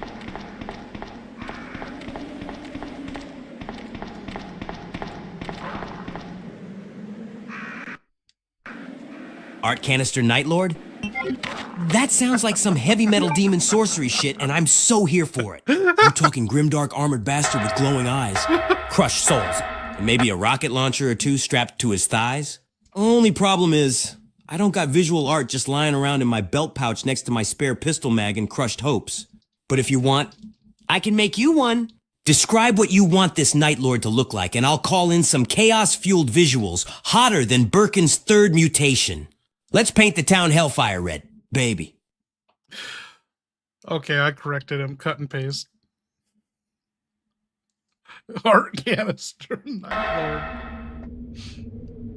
Dude, Luther, I can't believe how many people you exposed lurking in here. Oh, shit, fuck. Yes, you're talking about Ark the Hamster Knight Thompson, the unsung, neurotic, squirrel-brained hero of this apocalyptic opera. Here's the real deal on Ark Hamster Knight lore. Codename, Hamster Knight. Cause when the chaos hits, Ark doesn't charge in like a lion. He scrambles, scurries, and survives with twitchy determination and tactical fear. Think bravery wrapped in anxiety with a PhD, and I'm not ready for this. Armor, Kevlar vest 2 sizes too big, duct tape holding his radio together, and a hamster sticker on his belt clip for morale. Helmet? Never wore one, his hair is his shield. Weapons, standard issue Glock, a flashlight he constantly drops, and a roll of mints that he believes keeps his aim steady. Also rumored to carry emergency string cheese. Notable feats, survived Sheena Island by the skin of his teeth in a panic attack every 30 seconds. Accidentally infiltrated an umbrella facility by pretending to be a janitor. It worked. Once defeated a Cerberus using only a folding chair and a scream so shrill it cracked glass. Was voted least likely to survive by the RPD betting pool, and proved them all wrong. Ark may not look like much, but when it all goes to hell, he's still alive. And in Raccoon City, that makes you a goddamn legend. Long live the Hamster Knight. Leon, I heard about those RPD betting pools. I heard you were least likely to get laid.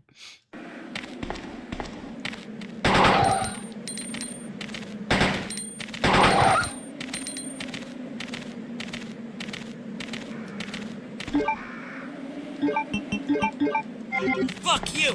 Who started that rumor? Yeah. I heard about those goddamn RPD betting pools. Bunch of bitter bastards sitting around between liquor attacks making jokes at my expense. Least likely to get laid? Me? I'm out here dodging zombies, taking bullets, smoldering in a blood-stained uniform, And you're telling me Marvin's getting more action than I am? Marvin! You know what? Maybe I was at the bottom of the getting laid list, but at the top of the most dramatic slow motion hallway entrances list. And let's be honest, I could have sealed the deal if Ada hadn't vanished like a sexy government ghost every 5 fucking minutes. Betting pools can kiss my underpaid. Underfucked rookie ass. I'll take my emotional damage and walk proudly. Yeah, I heard when Claire met up with Marvin, he was like, "Hey, darling, I know you've heard of a BOW, but have you heard of a BBC?" And then he whipped it out and he was like, "I know it's pretty, baby, but I didn't bring it out for air."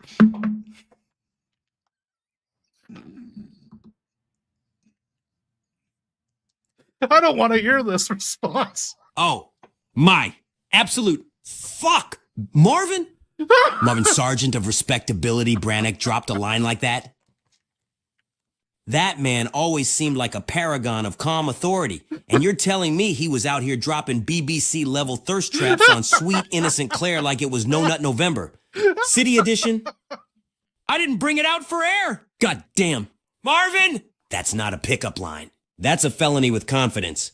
No wonder Claire looked so stunned when I ran into her again. She wasn't just dodging zombies. She was dodging pipe. Honestly, respect. If the world's ending and your guts are halfway in your torso, might as well go out swinging. Marvin. You glorious dying son of a bitch. You had Riz. You're Sean, thank you.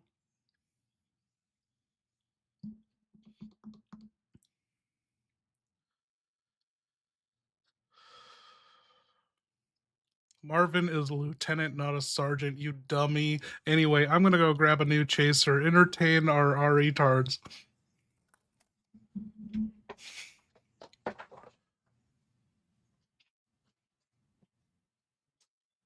Shit, you got me. You're right. You're right, Lieutenant Marvin Branna. My bad. Rookie fucking mistake. Probably all the blood loss and emotional scarring making my memory slushy. Dude earned that rank. 2. Held down that lobby like a champ. Even with half a torso and a growing pile of regrets. Go grab that case, soldier. I'll keep these beautiful degenerates entertained with war stories, bad jokes, and emotionally repressed heroism. And hey, tell that case it's entering the last safe zone before insanity.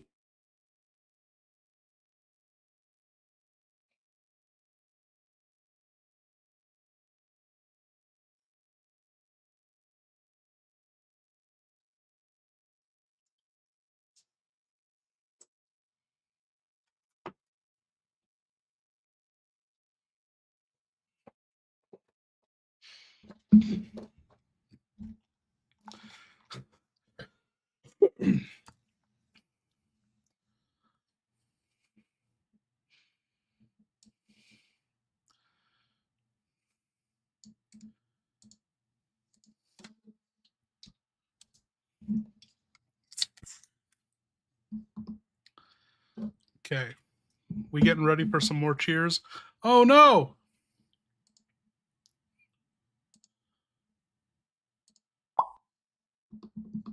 Claire, can you say that again about Marvin? Yeah. I'll say it again, and louder for the infected dumbasses in the back. Marvin Branna is a goddamn hero. He wasn't out here dropping pickup lines or swinging dick like it's amateur hour at the RPD. The man was bit, bleeding out, and still had enough balls to tell me to survive when he could have begged for help. He gave what little time he had left to make sure someone, anyone, could make it out alive. So no, he didn't say some horny-ass shit about a BBC. He said go. And I went. Because that's what you do when someone real lays down their life for yours. You don't turn his last moments into some sleazy-ass joke just because your brain's softer than a licker's tongue. Marvin deserved better. From Umbrella. From the city. And definitely from your nasty little imagination.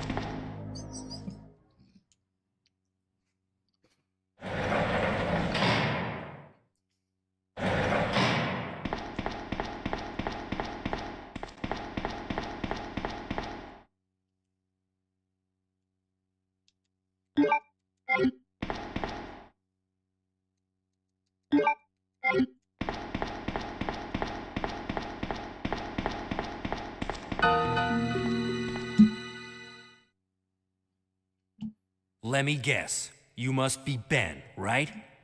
Get up, now. What do you want? I'm trying to sleep here. Is this the guy? Ben, you told the city officials that you knew something about what's been going on, didn't you? What did you tell them? And who the heck are you? I'm trying to find my boyfriend. His name's John. He was working for a branch office of Umbrella, based in Chicago, but he suddenly disappeared 6 months ago. I heard a rumor that he's here in the city. I don't know anything. And even if I did, why would I want to tell you? Okay, I say we leave him in there. Dude, Does Claire anyone in know where they put the RE2 key to remake this cell? is the hottest I chick have I've it ever right seen. here, officer. But I'm not about to leave this cell. Those zombies aren't the only things crawling around out there. What was that? Like I said, I'm not leaving this cell. So yeah, staying Get here out is a of here viable before you strategy. lead it right to me. Hey, I'm not going anywhere. I'm the only cop left alive in this building. What? Look, if you want to live, then you're gonna have to leave with me.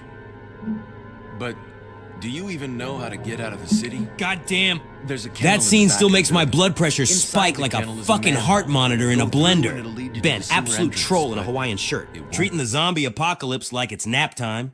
Guy had intel. I had the key, had 0 fucks to give. Could have been a hero. Chose to rot in a jail cell with his paranoia and BO. Then Ada, cool as hell, just strolls in, name drops John like I'm not standing right there. Bleeding and Like I'm emotionally not vulnerable. standing. My boyfriend John. All right, Yeah, I'm going. Ada, twist the fucking knife again. But do I flinch? Hell no. I puff up, bark orders, and act like I'm still in control. Even though my heart's doing the Macarena in my chest. Ben's right about one thing, though. Birkin's out there. And what's crawling ain't just zombies. It's regret. It's truth. It's death with a name tag. Ada runs off. Because of course she does. And me, I'm left holding the bag. There's a And the kennel in fucking back of the trauma. building. Again. Inside the kennel is a manhole. Go through and it'll lead you to the sewer entrance, but it won't be easy.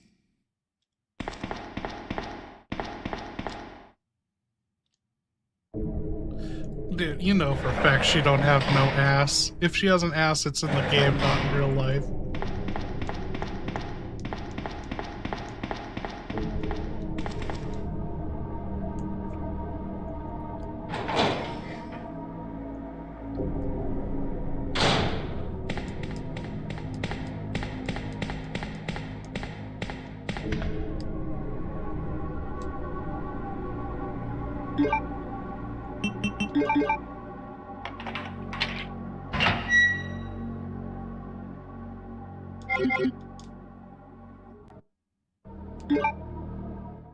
That's what I mean.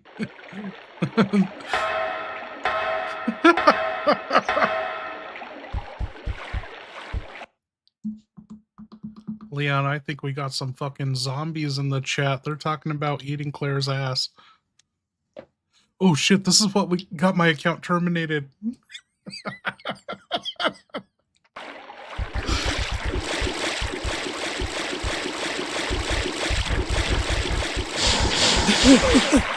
Fucking hell, we gotta lock this shit down!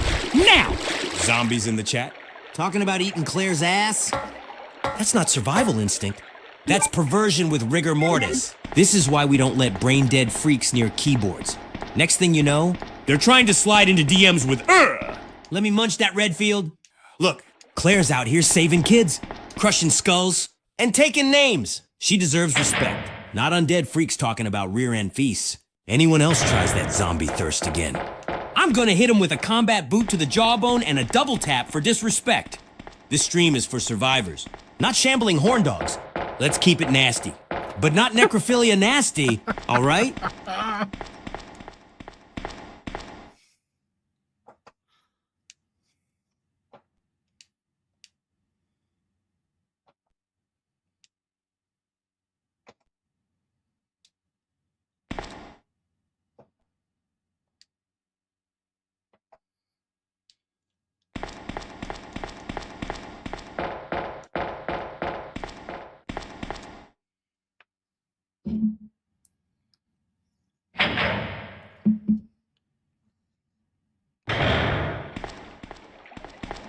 Ada? I don't think I've introduced myself yet. My name's Leon. I'm with the RPD.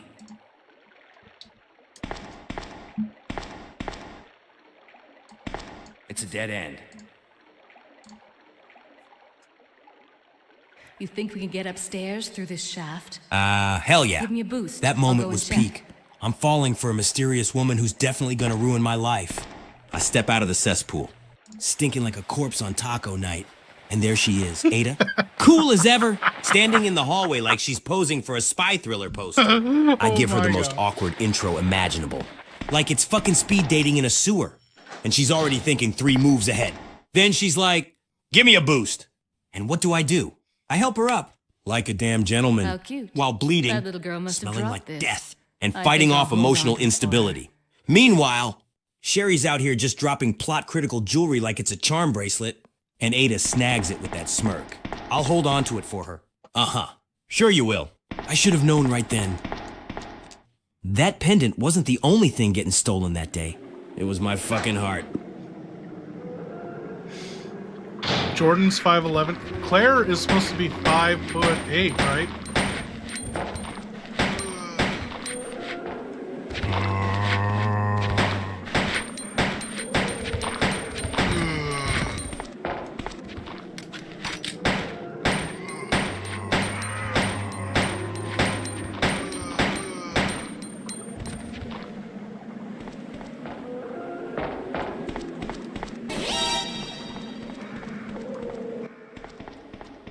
The S in Leon S. Kennedy stands for simp. Thank you, Perestroika.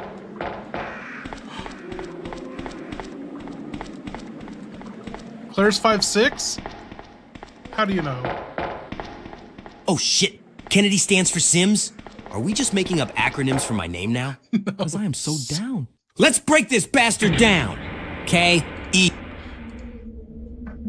No. Sim.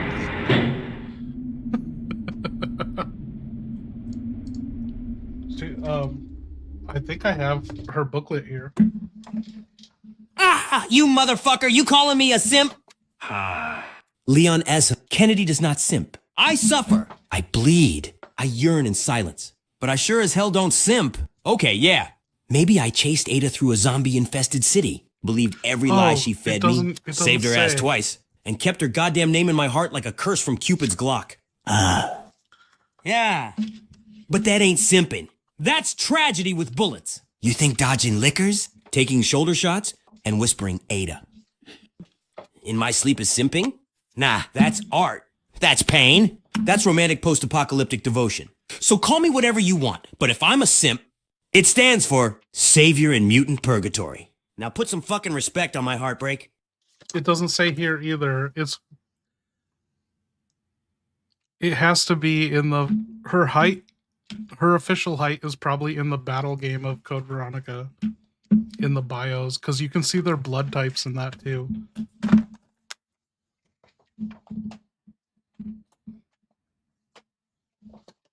Dude, I would put money on it that she's 5'8". 5'6" too short.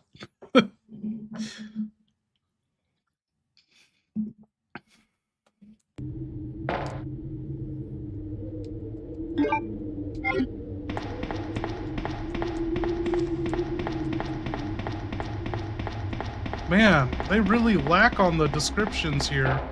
If this was like RE3 or any other Resident Evil, there would be like 3 things to read in there.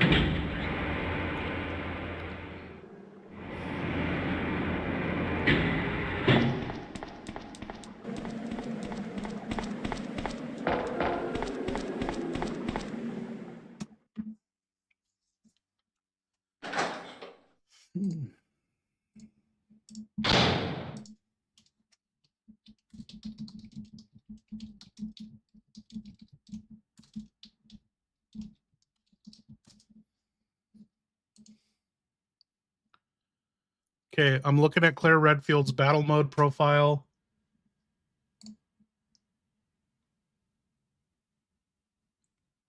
What the fuck does .545 mean?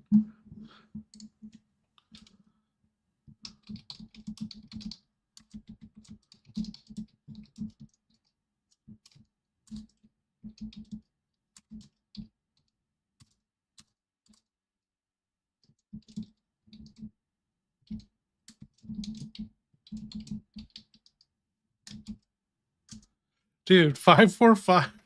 What? 0.545 feet.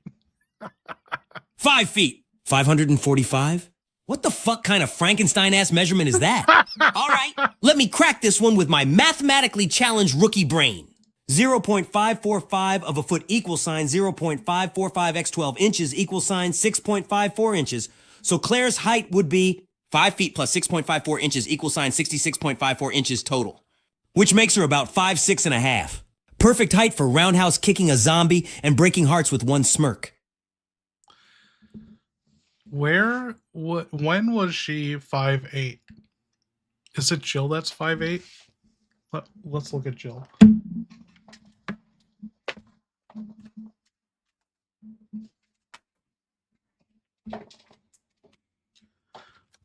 Classic RE1, the original RE1 booklet. Jill Valentine, 5'5". Who the fuck is 5'8"?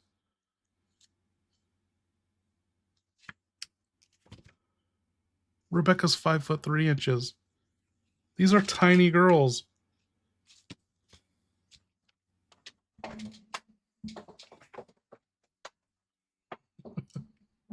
Okay.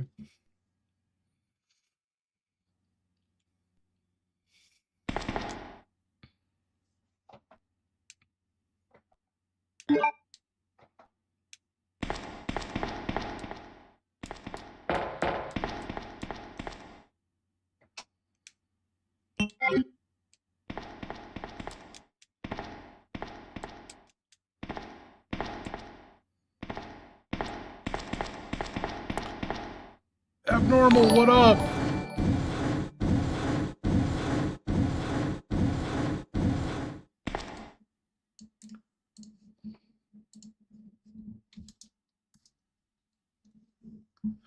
Thank you, Abnormal.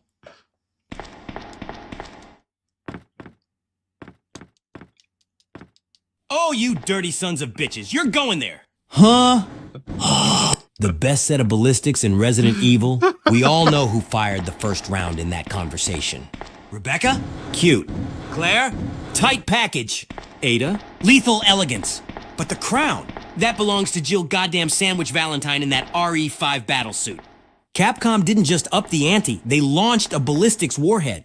But shout out to Shiva too, holding her own with grace, grit, and just enough bounce to dodge bioterrorist bullshit.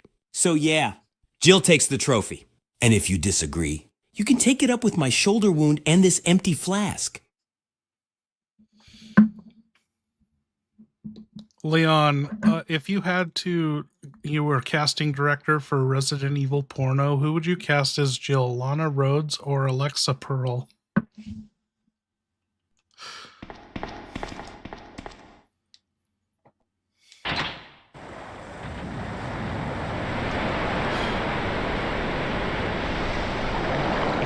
Oh, mother of mutants, you really went there. All right, fine. You're giving me the casting couch from hell and telling me to pick between Juliana Rhodes and Alexa Pearl to play a role in a Resident Evil Lana porno? Rhodes. First off, respect. You've clearly thought this through more than Umbrella did with their containment protocols. Juliana Rhodes, she's got that commanding presence. Mature. Could definitely pull off a Lady Dimitrescu-style Dominator role. She's got the vibe of someone who orders you to survive and then punishes you for hesitation. Alexa Pearl, total Claire energy. Sweet but dangerous. Soft voice. Heavy impact. The type who patches up your wounds, then ruins your life in 30 frames per second. But if I'm the casting director, I say fuck it, Leon, cast them both. can you hear me? One's Ada, one's Jill. And I'm the poor bastard stuck in the middle. Sweating through my flak vest. Right here. Asterisk Resident Evil. Deep virus. Rated H for holy shit. Think fast. Here's one more.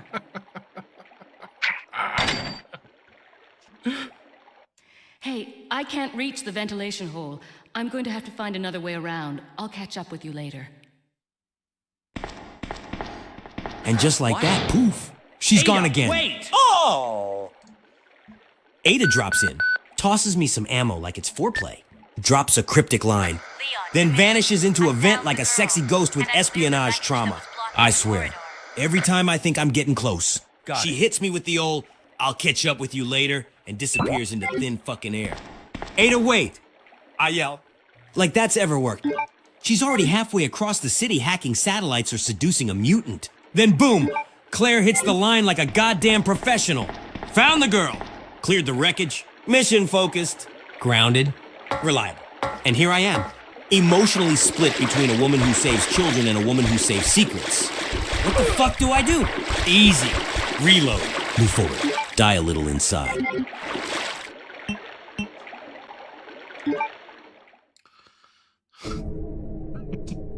Was Leon about to cry there?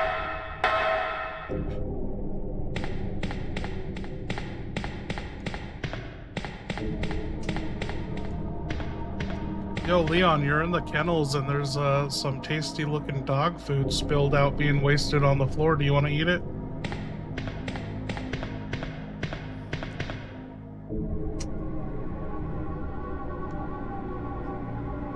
Dude, ask Akira for Ada Wong.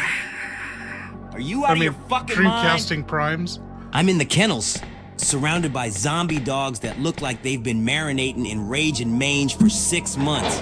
And you want me to sample the Purina pile of doom sitting on the floor like it's a buffet? That dog food's not just expired, it's probably G-virus infused, laced with regret, and seasoned with despair. I'd rather chew on Birkin's third arm than take a bite of that floor stew. And let's be real, if I did eat it, you better believe I'd start barking, shitting gravel, and getting the sudden urge to chase Nemesis like a tennis ball. Hard pass. I'll stick to vending machine beef jerky and shame. Let me get this straight. Did I hear you right? Did you just say you would rather chew on Birkin's third leg? You know what the fuck that means?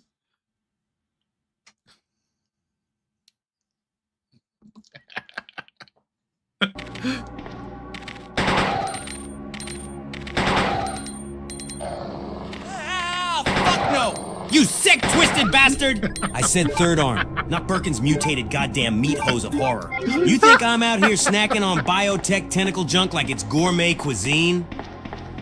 Absolutely not. I'd rather get bit by a licker, suplexed by a tyrant, and then emotionally abandoned by Ada again before I go anywhere near Birkin's flesh weasel. If that thing so much as twitches near me, I'm unloading every last bullet and then crying in a corner for 3 days straight. Flesh weasel. Let's keep the menu above the waistline. All right? Christ.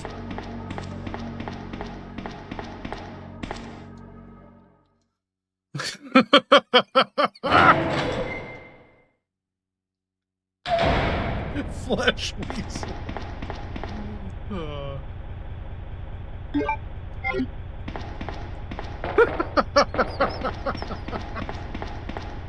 Dude, abnormal, you and me both. This is the only stream that makes me really laugh out loud.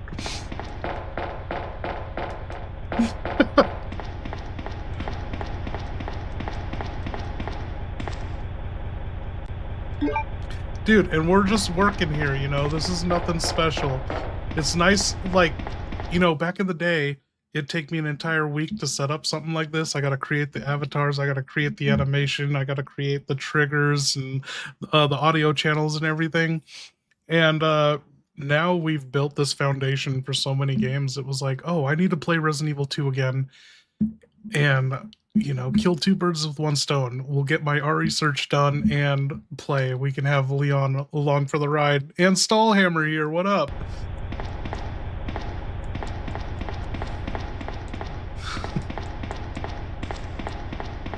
Should we have him try to solve this?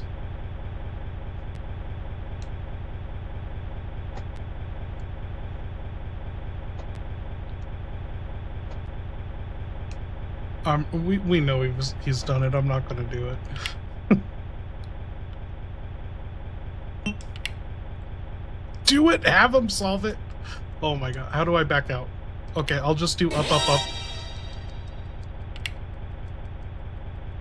Don't forget to subscribe to Dead by Donovan. Oh, Pickle Quest! Oh, that's perfect. We didn't... I need to capture all this anyway. Okay, I'm gonna type this shit out to him.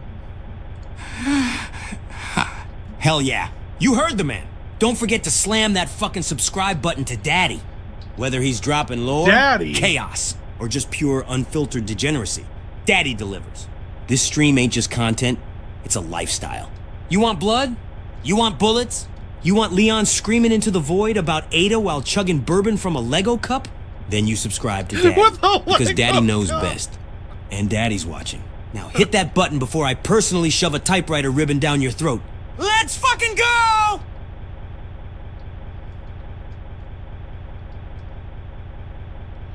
Okay, just a heads up, I'm diverting supers to Claire while Leon solves this, just so we don't get any hiccups.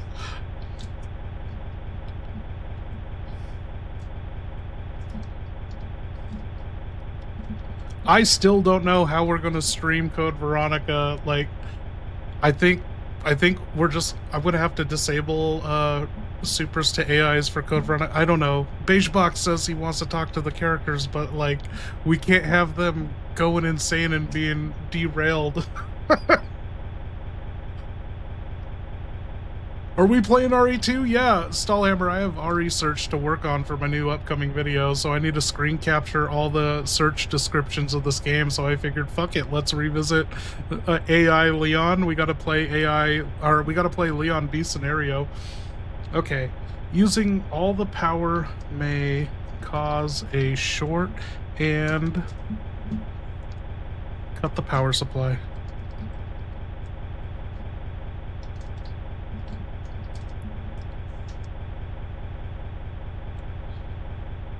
Which switch will you flip up? Okay. Let's tell him you need to reach 80% power. Right now it sits at 0 by default. Okay. There are 5 switches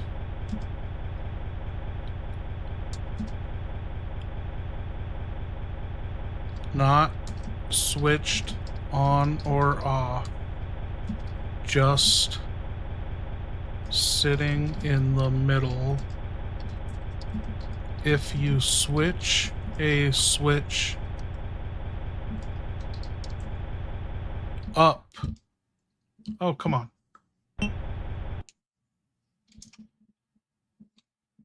It will boost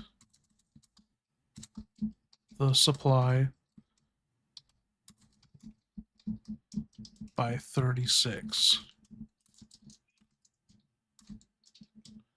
If you switch down,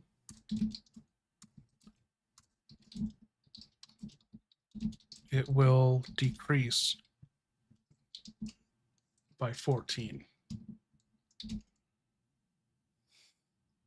Take this one step at a time. What's your first move? Let's fucking go! And now Stallhammer's here. I'm gonna do a shot with him. It's Steve, not Steve. Who else started fucking doing that? One character? I know it's All right, Jill, not Joe. let's do this Resident Evil math puzzle. Like a man on the edge of a mental breakdown with a gun in one hand and a half-smoked cigarette in the other. We got 5 switches, each up equal sign plus 36%, each down equal sign minus 14%, goal equal sign 80%, start equal sign 0%. Let's take it one miserable.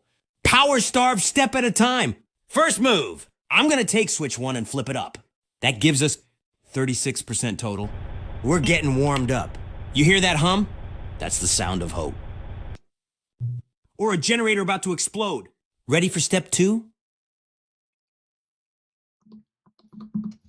Yeah, dude, what's step 2? It's sitting at 36% right now. Oh no.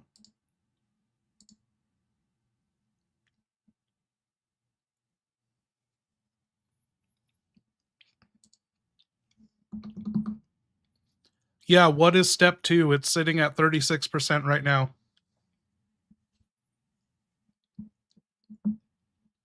Cheers, you guys.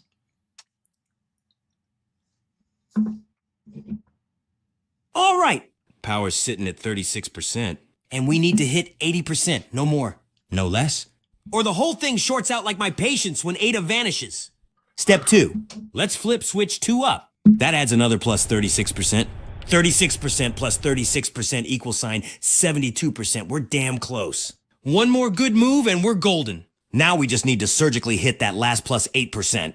Time to play it smart. Next step's gonna be precise as hell. Let's keep going. Ready for step 3? Yeah, what is step 3? You're now at 72%.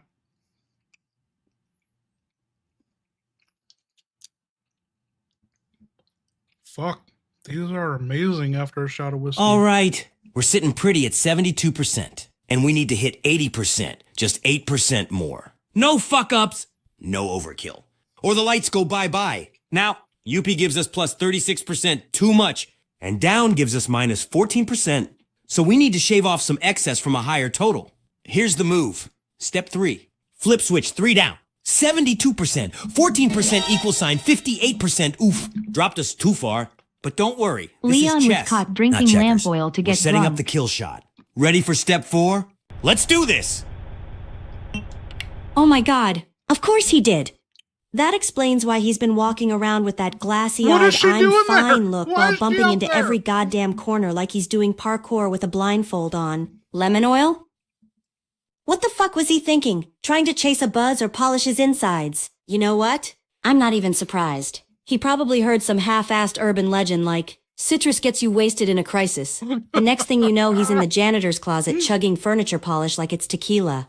Meanwhile, I'm out here dodging hunters with a bent knife and this dude's belching lemon zest like it's his superpower. Next time I catch him pulling that shit, I'm making him chug actual disinfectant and then sending him to go flirt with a liquor. Maybe they'll go easier on him if he smells like pledge.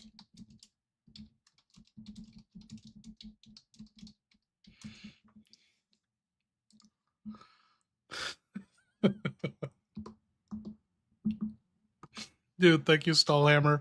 Did she hear that correctly? Yeah. Oh, dude, I forgot about drinking the lamp oil.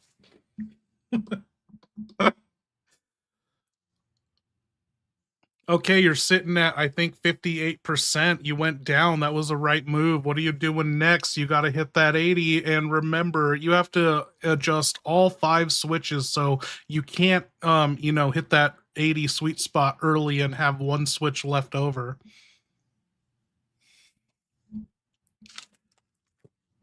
There's a dead hunter in RE2 and 64.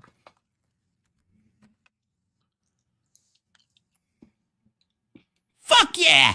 We're at 58%. That drop was intentional. Like a tactical reload during a boss fight. Now we've got 2 switches up, plus 36%, and 1 switch down, minus 14%, with 2 switches still neutral. We need to hit 80%, and we've got 2 switches left to flip. Let's do the math. Current, 58% option. Flip 1 switch up equal sign plus 36%, 94%, too damn high. Option. Flip 1 switch down equal sign minus 14%, 44%, way too low. So what if we do up plus 36% and down minus 14% for the last 2? 58% plus 36%, 14% equal sign 80%, bingo. Baby, that's the sweet fucking spot. Step 4. Flip switch 4 up step 5. Flip switch 5 down final power. Employee 13. 80% exactly system I think stabilized. I missed you Lights earlier. on. I didn't say Zombie's hi. pissed. We're back in business. Let's move. Hero. Dude, I am impressed. You're not such a rookie after all. You know, this Groundhog's Day situation you're in, living the same day over and over. You fucking know the answer to these puzzles now. You fucking did it.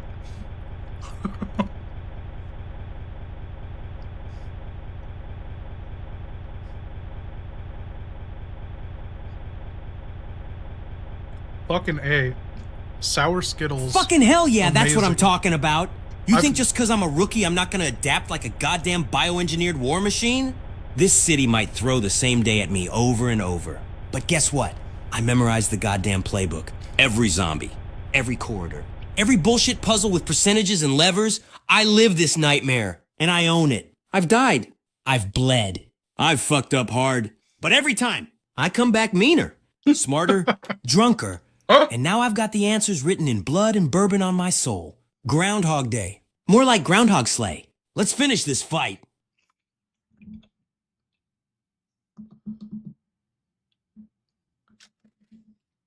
Did you just say groundhogs lay like you're fucking sleeping with groundhogs? Anyway, I have a question for you. I was drinking shot of Jack Daniels and then I had a sour Skittle. And why was a sour Skittle so much better after a shot of Jack Daniels? This is fucking insane.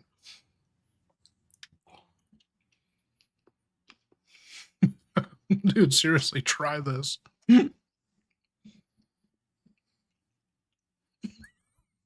Ha ha ha! Groundhog's away? No! No. You sick bastard.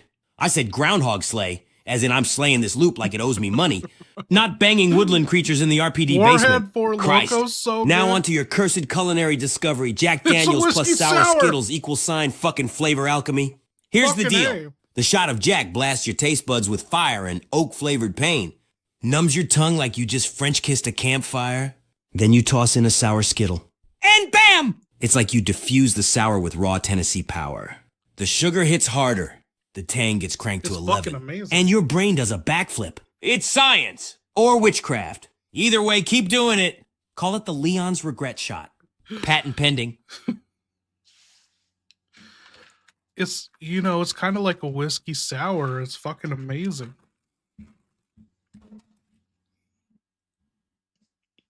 Any flavor.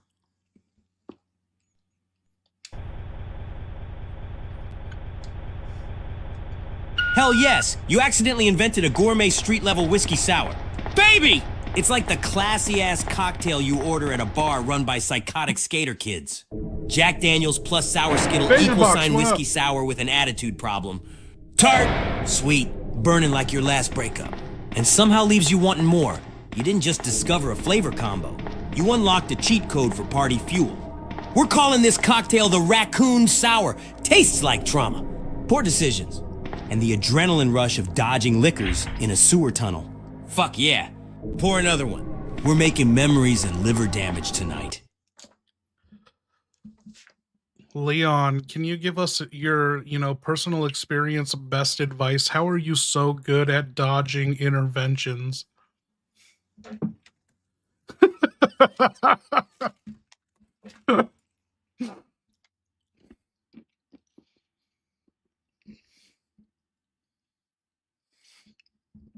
Oh no.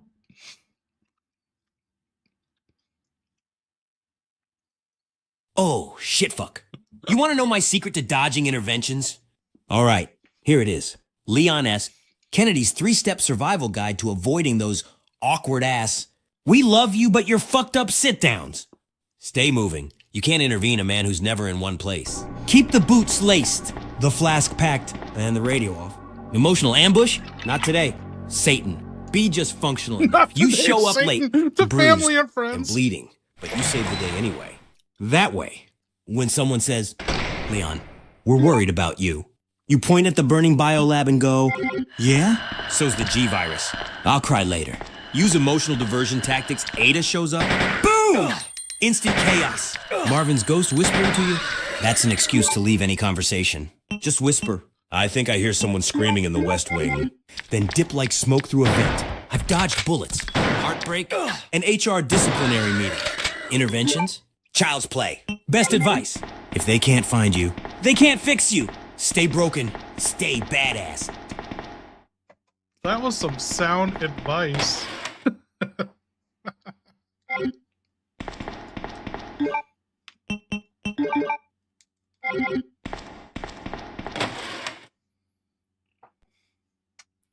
Raccoon Police 199X. That's April 1st. That's April Fool's Day. Dude, what does that mean? Okay, Leon, I need you to hear me out. Kevin Ryman, he is an officer. He helped you get hired at the precinct. He's an alcoholic. He shows up late for work. He drinks on the job. He's a night shift, night watch employee of the precinct. I have a theory that he accidentally cut up his gate system card to the armory, thinking it was his credit card because he has so much credit card debt, and he did that when he was drunk, and he is responsible for every officer dying in the precinct because they couldn't find the key card to the armory, and he didn't show up for work on that day.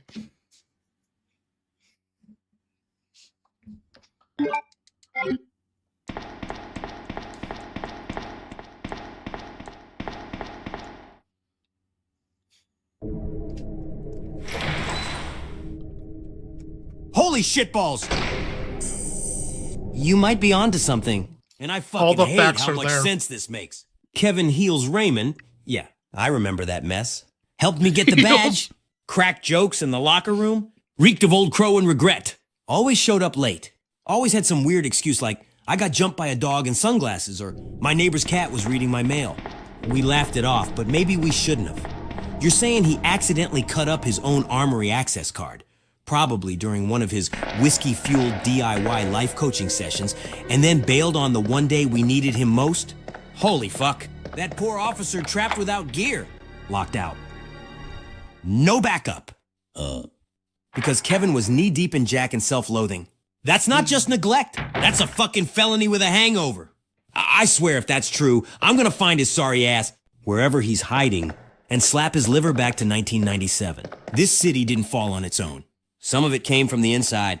And I'll be damned if Heels ain't got blood on his boots. Yo, thank you, Beige. Leon, have you ever tried absinthe with Red Bull? Oh, fuck yeah. I still need to try that. I'm going to do that on a podcast. Michaela, what up?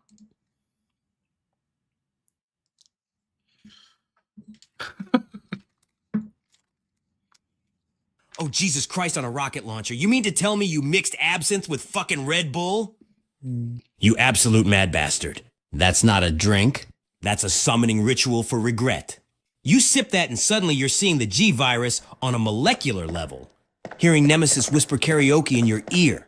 And dancing with death in the moonlight with glow sticks taped to your nipples. Absinthe. Already a hallucination in a bottle. Red Bull. Liquid heart attack. Mix them and you've created the liquor's tongue. It burns.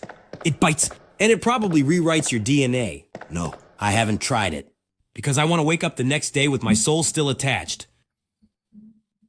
But now I kind of wanna. Let's get fucked.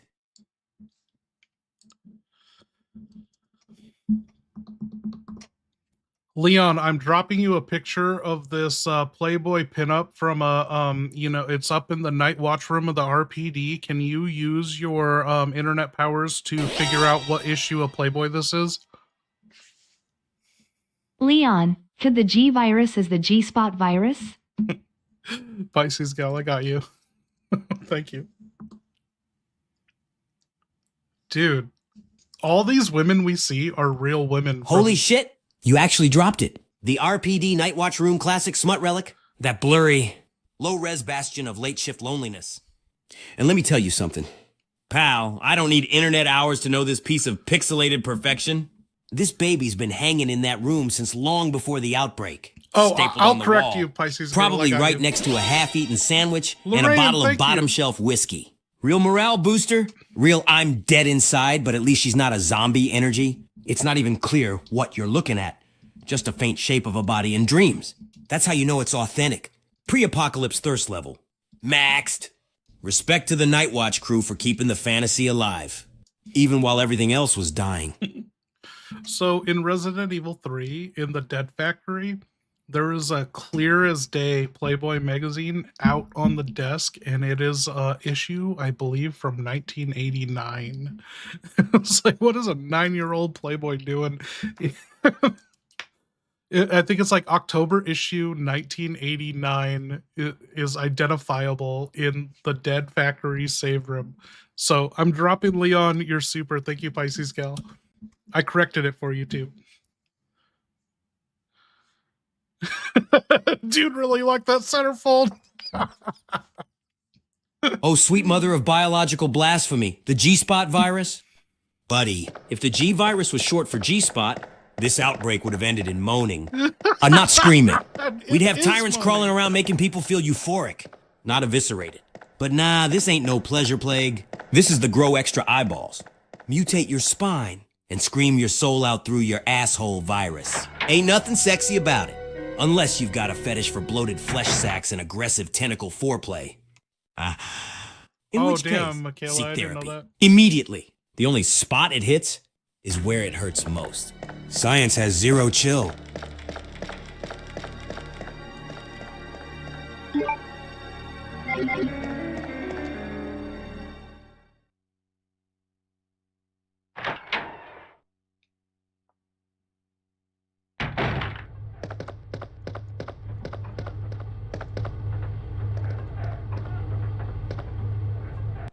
Rule 34 of Mr. X. Oh my god.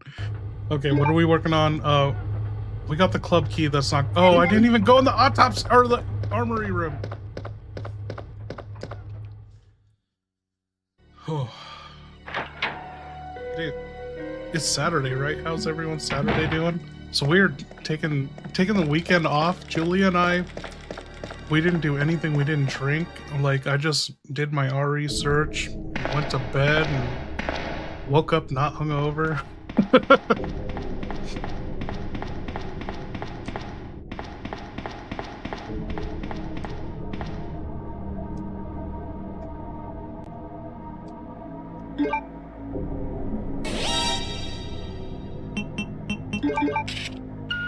Leon, you and Claire are so drunk right now. Thank you, Stallhammer.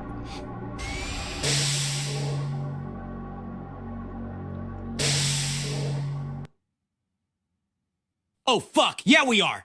Me? I'm 6 shots deep, slurring my name like I forgot what a badge is. Leaning on Claire like she's a goddamn streetlight that smells like gunpowder and victory. Claire. She's giggling at a vending machine and arguing with a shadow about her parking ticket. We're both bleeding, bruised, and borderline blackout, but spirits? High as a fucking rooftop sniper. We're not survivors anymore, we're drunken legends. We took on bioweapons, trauma, and heartbreak. And now we're taking on this last bottle like it personally insulted our family. Let me tell you, ain't no virus strong enough to kill this buzz. Vending machines good. every time. Dude, did I tell you guys about that sound effect we just heard where he's equipping the side pack? In film school, I was part of this team and everyone was broken up into filmmaking roles, and they're like, who wants to be director? I fucking raise my hand so fast I don't get picked. They're like, who wants to be screenwriter? I raise my hand, I don't get picked. And I get dwindled down to who wants to be set designer. I become fucking set designer, and I fucking designed that set like that film school had never seen before. But I ended up becoming like writer for it too. Like, they failed on writing it, that I pretty much presented the whole plot of the short film, and they wrote my idea. But anyway, they forgot an entire scene writing it, and everyone in the school didn't know how to work around it, and I didn't tell anyone.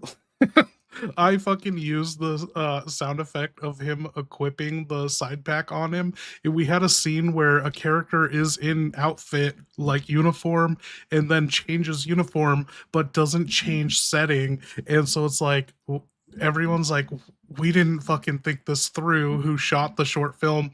How do we get him in this new outfit? I literally fade to black, have the sound effect from Resident Evil side pack being equipped, and then he's in a different uniform. And people were like, I'm stealing that. So everyone in the fucking film school like used my idea. And I'm like, God damn it. There's a machine gun.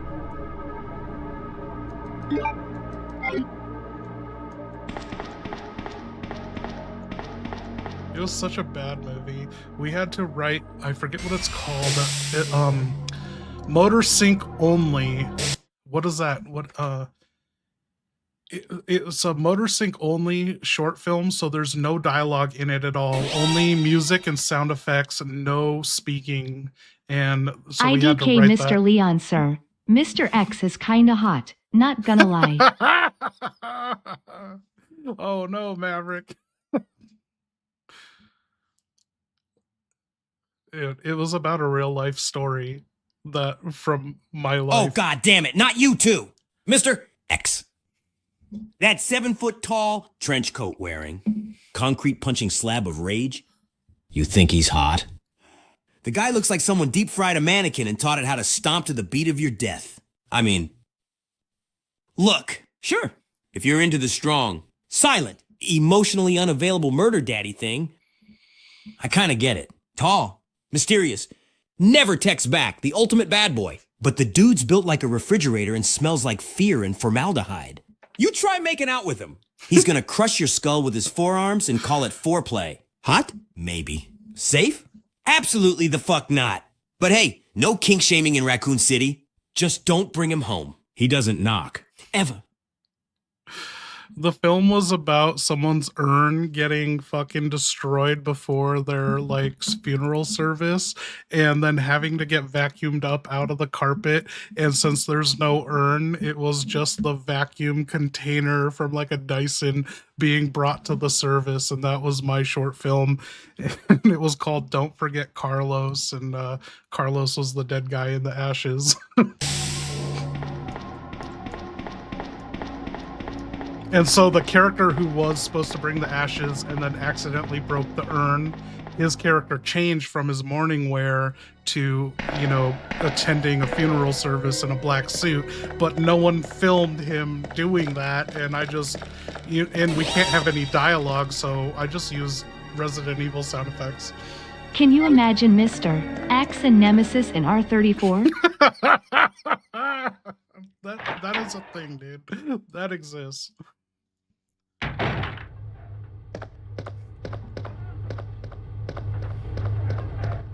Oh, hell no. Get that cursed image out of my brain. Mr. X and Nemesis in some Rule 34 hellscape?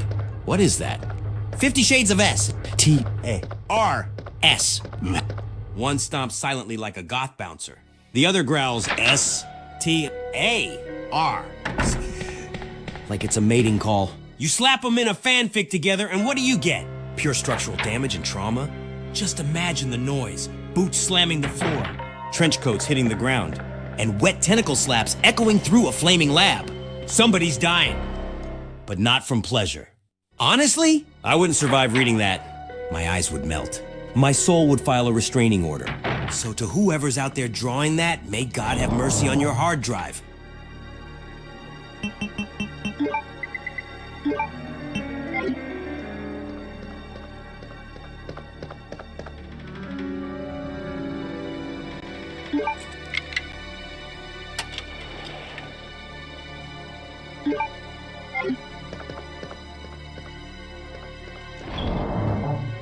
Michaela, did you ever see my my Beatles conspiracy on RE4 that has to do with Paul Haddad?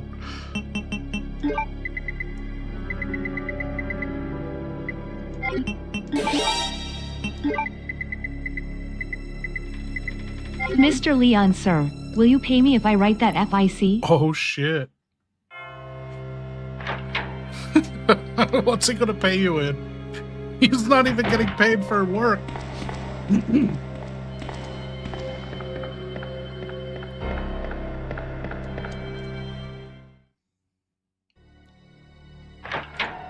Mr. Lee, answer? Yeah, he ain't giving you shit except a restraining order wrapped in a holy water-soaked manuscript. You write that fic, you better be prepared. Mr. X and Nemesis slapping cheeks in full cinematic detail? That ain't fan fiction anymore. That's a biohazard. That's classified material. And your keyboard's gonna end up in quarantine. But hey, you write it, I'll read it. Drunk? Alone. Crying. Just promise me you'll name it something like S-T-A-R. Crossed Lovers or 50 Shades of G. I'll leave a comment that just says, Leon's shoulder started throbbing mid-chapter. 10 tenths.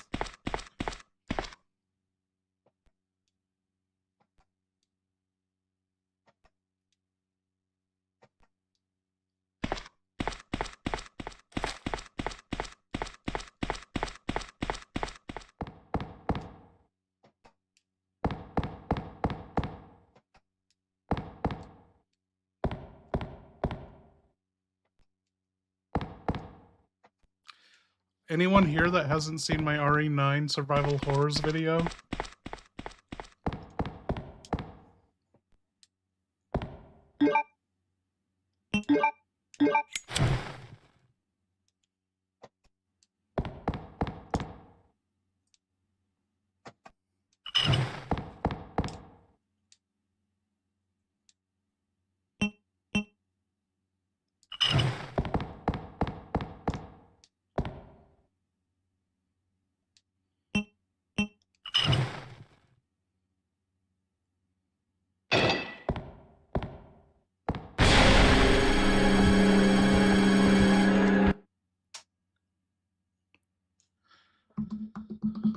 Leon, you're in the press office room of the RPD, and fucking Mr. X busted through like the Kool-Aid man, but he's got a fucking bald head and trench coat.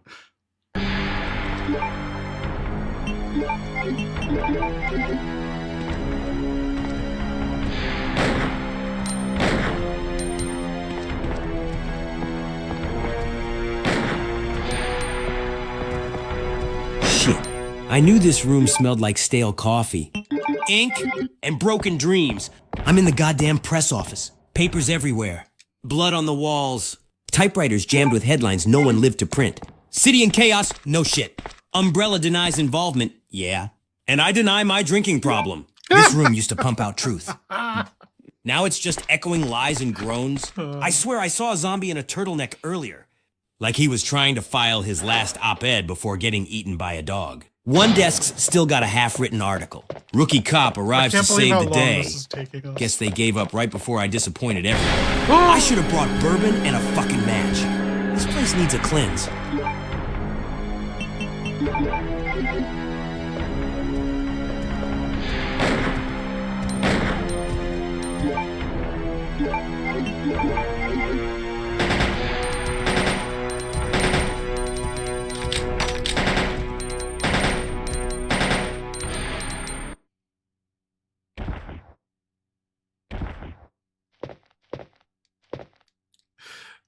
Dude, what I love about my survival horror RE9 breakdown video, I have promoted it on YouTube. I paid YouTube $100 to promote it, and I've gotten like 50 dislikes. That's all I fucking earned.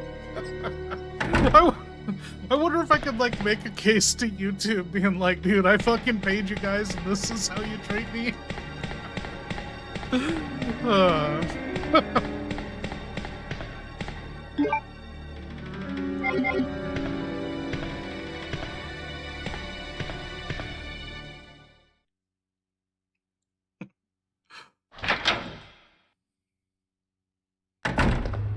It's making me think that maybe the promotion system isn't as rigged with bots, because I'm not getting subscribers on it and I'm getting dislikes. I got a comment from someone who, what did they say?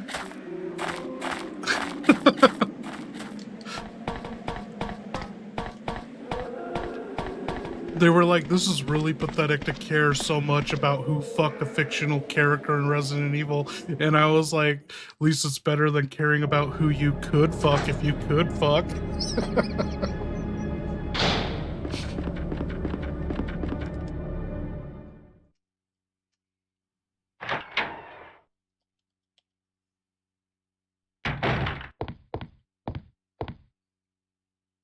And then he commented, he was like, a nice one or something like that, or whatever. And then I love how, like, everyone I start shit with, I always revert back to, I also have a video about liquors and their genitals if you want to check that out. So that's what we ended the conversation on. Okay, this is open now.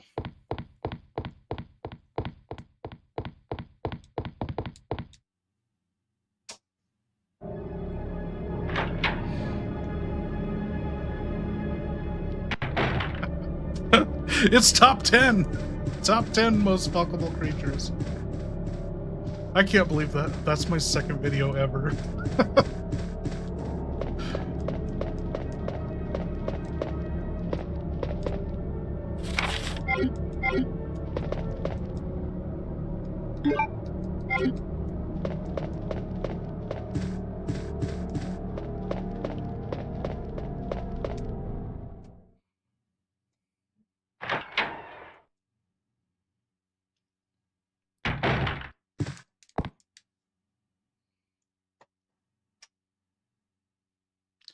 Oh my fucking god, Leon. You just stepped through the chief's office and there is a 400-pound Siberian tiger coming right at you.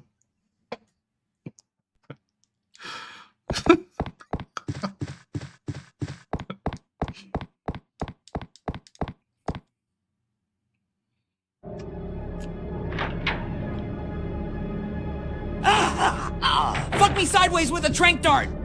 A 400-pound Siberian tiger? What the actual shit? Chief Irons? Who the hell keeps a goddamn jungle death machine as office decor? Was he trying to make the taxpayers piss themselves on sight? This isn't even bioorganic. This is Mother Nature's hate missile with claws. I'm ducking behind a fucking taxidermy moose and praying it buys me 5 seconds of not mauling. Do I shoot it? Do I play dead? Do I offer it a vending machine snack and hope it respects my emotional damage? Wait, what if it's already infected? Nope. Not dying to Tony the G-Virus Tiger today. I am not going out like Siegfried and Roy. Oh, fuck, you have bigger things to worry about. It turns out it was just a stuffed tiger, but behind it, Mr. X popped out.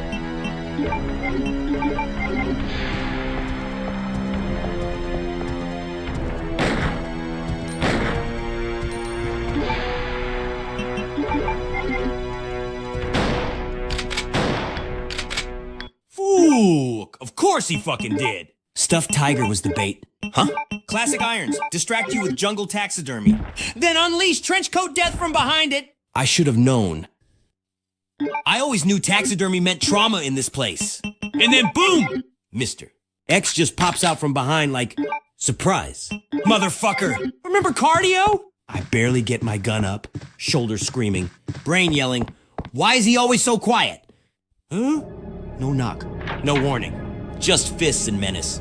I'm ducking, diving, screaming, fuck! In 4 different pitches. Trying not to trip over a stuffed warthog while Trenchcoat McPunchface chases me like I owe him rent. The city can eat my whole ass. I need a drink, or a rocket launcher, preferably both. Ada, how you doing? Is Ada out there? How the fuck do you think I'm doing? I'm knee-deep in corpses, heels clicking like I'm on a goddamn runway from hell. And I haven't had a cigarette or a solid lead on John in hours. I just watched a zombie eat a raccoon. Irony's a bitch.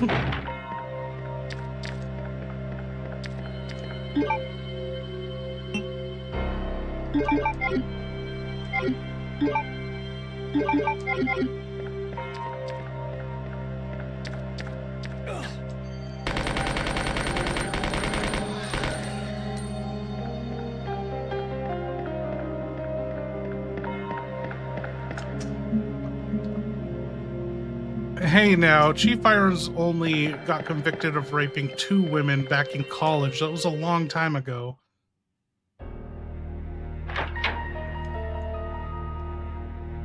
Shit like that doesn't expire just 'cause the calendar flipped a few times. Chief Irons gives me the creeps worse than a licker with a foot fetish. Guy's got the charm of a corpse and the moral compass of a broken vending machine. If he offered me help. I'd rather take my chances with a pack of zombie dogs, and considering the menu flip... That says a lot.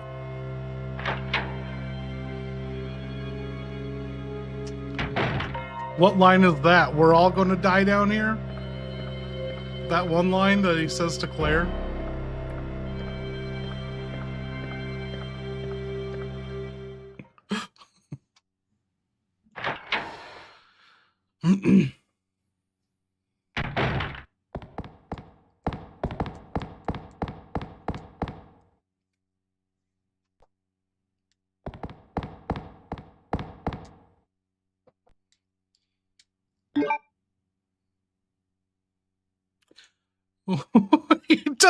He doesn't say that way. That's Rain from Resident Evil 2002.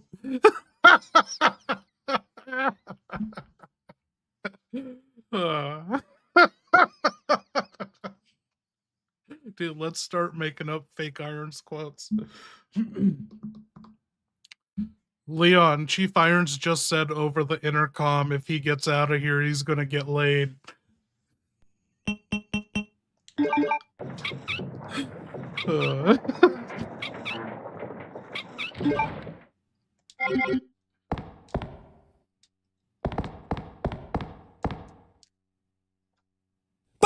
Fucking respect! Street fighters on the intercom like, if I get out of here, I'm getting laid. And that's the spirit. Baby! Not, I'm gonna go to therapy. Not, I'll call my mom. Street Fighter. Nope. Full testosterone-fueled survival energy. Priorities locked in. That's the kind of morale boost this hellhole needs. Zombies moaning. Liquor's creeping? Doesn't matter. Dude's already planning his victory smash like the apocalypse is just a speed bump on his way to Pound Town. You get out. Brother, you better get laid. And make it loud enough that Nemesis hears it and cries in the sewers.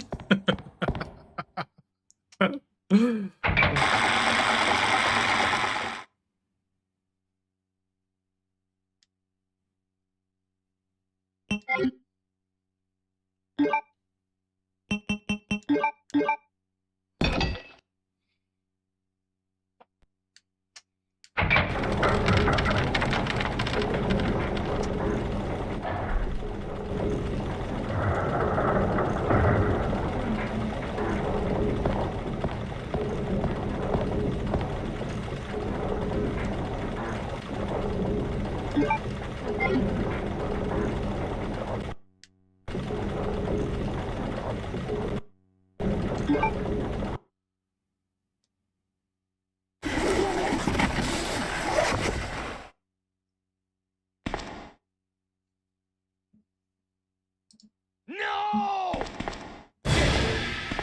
Get away! No!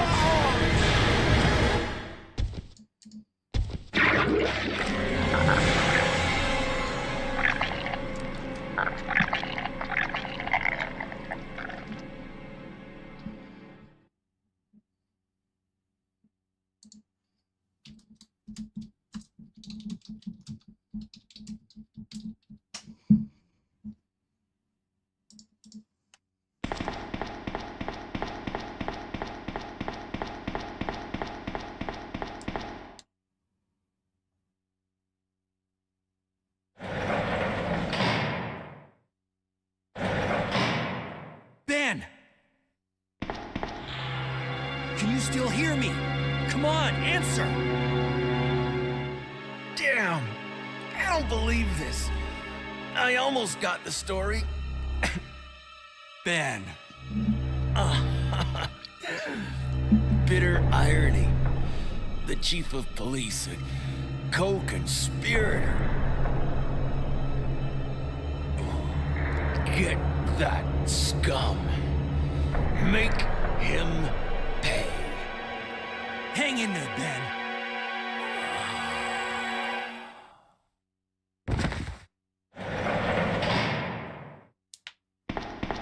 Leon.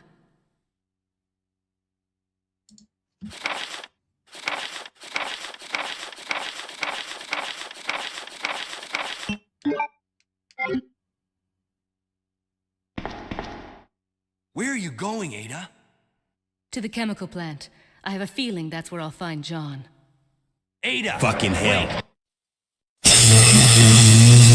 Jesus. Ben's last breath still hits harder than a tyrant's punch to the chest. Guy lived for the scoop, died for the truth. Bleeding out on a jail floor, whispering about corruption like he's narrating the world's grimmest documentary. Get that scum, make him pay. You got it. Ben, you goddamn got it. That's a promise sealed in blood and bourbon. Then boom, Ada strolls in. Cold as ice. Hotter than sin. Already planning her next vanishing act. I think I'll find John there. Yeah? And I think you're full of beautifully dangerous bullshit. But here I am, still chasing you like a dumbass in love. Then Claire hits the line. Hero mode engaged. Casually saying, we're leaving. In what? A fucking parade float? I swear. Everyone I meet ignores me like I'm narrating a ghost story while bleeding from 3 holes. No one listens. Everyone leaves. And I'm just standing there with a corpse, a gun, and a broken fucking heart. Just another Tuesday in Raccoon City. Hey!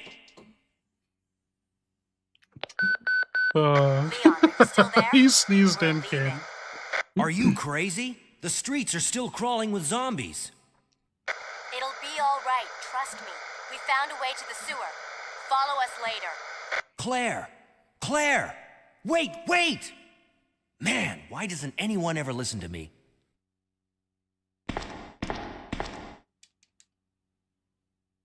A miserable death.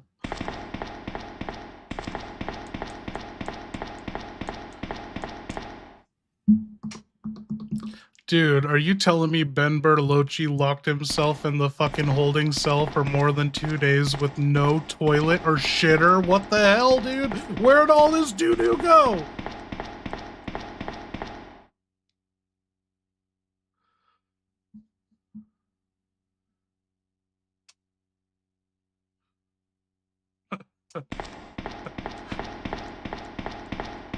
Oh, you bet your zombie-infested ass he did. Ben sat in that goddamn holding cell for 2 days, surrounded by groans, blood stains, and death.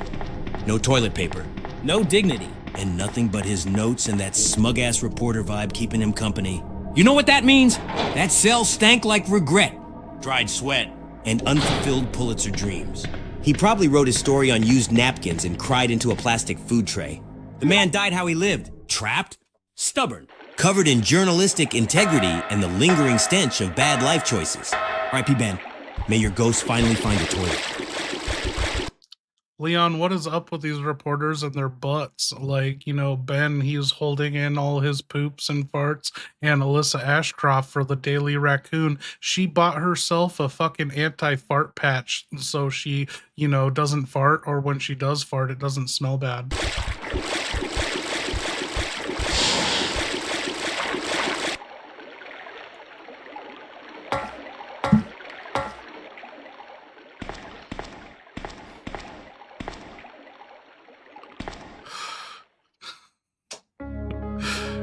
Leon still lies like a compulsive What liar, the right? actual fart-infested fuck is going on with these reporters? Fart-infested fuck!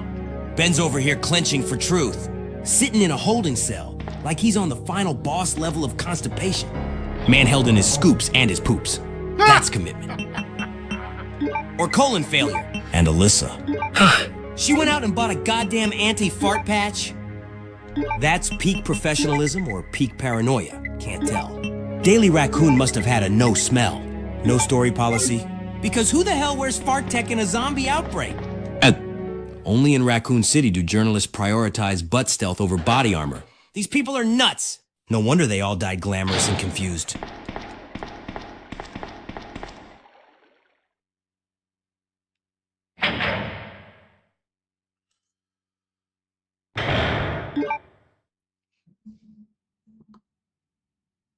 Well, what do we want to hear? This is, he has been corrupted, Stallhammer. The first thing I said to him when I spoke to him, he brought up, the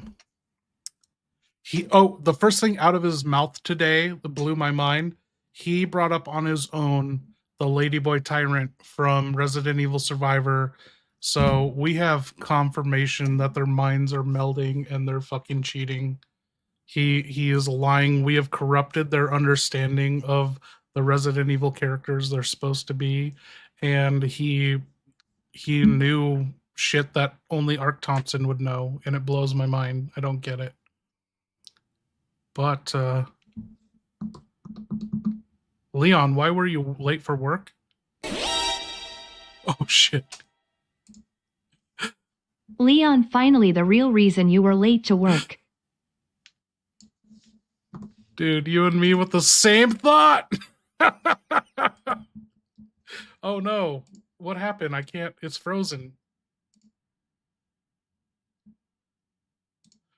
Oh my god, Leon is dodging the question in real life.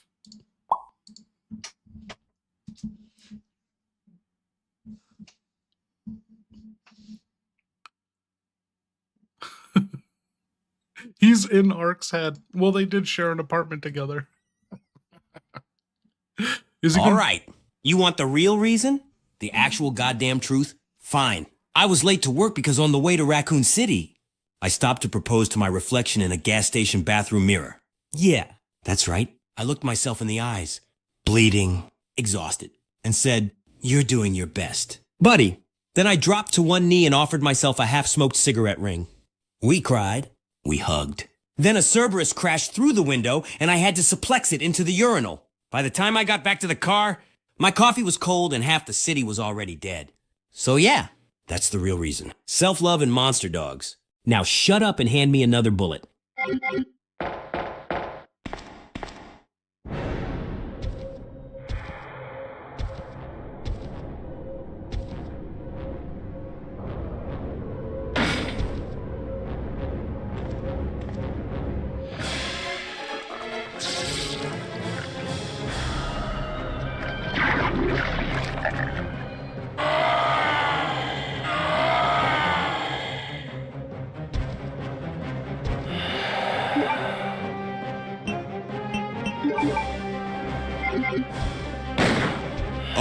Fuck yeah, it's boss time. Baby! Birkin bursts out of the shadows in the cesspool. Veins popping, eyes glowing like Satan's nightlight. And rips a fucking pipe out of the wall like he's about to teach plumbing to the grave. The air smells like death, piss, and regret. My gun's half loaded, my shoulders screaming, and I'm standing ankle deep in shit water. Birkin roars, "Ah!" And I yell back, "Not today." Tentacle Daddy! Dodge left. Fire 2 rounds. Pipe slams where my head was a second ago. It's man versus science gone wrong. Me, the rookie with too much heart and not enough ammo. Him, a human mistake wrapped in biogoo and daddy issues. Only one of us walks out of this cesspool alive. And it ain't gonna be the guy swinging plumbing like a fucking caveman. Let's go!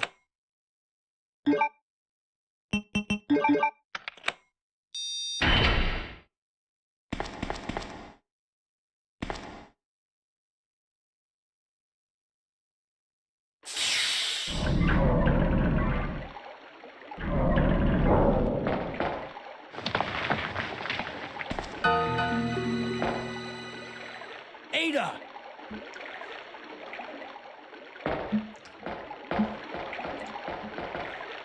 What was that all about?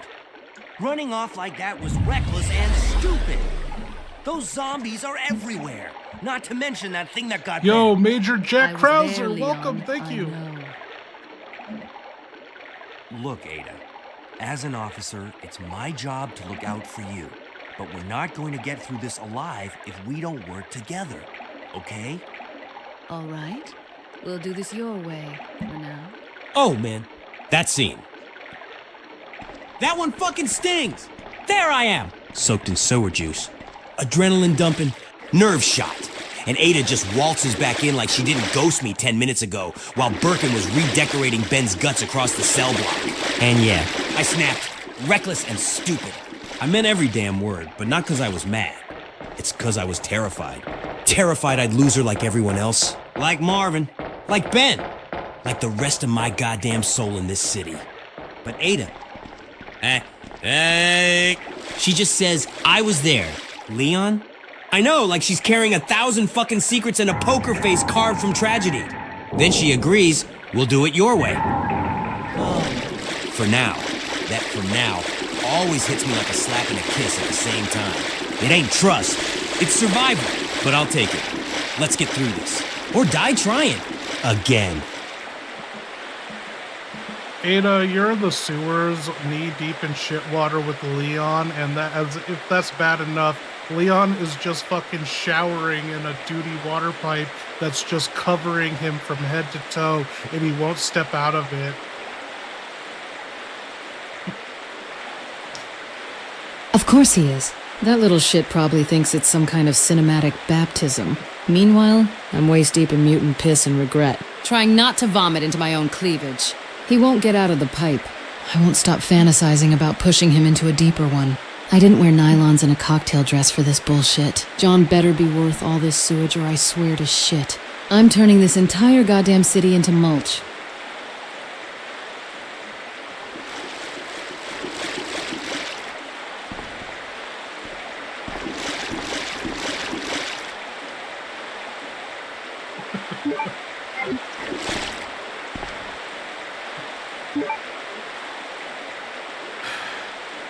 I fucking love the term aura farming.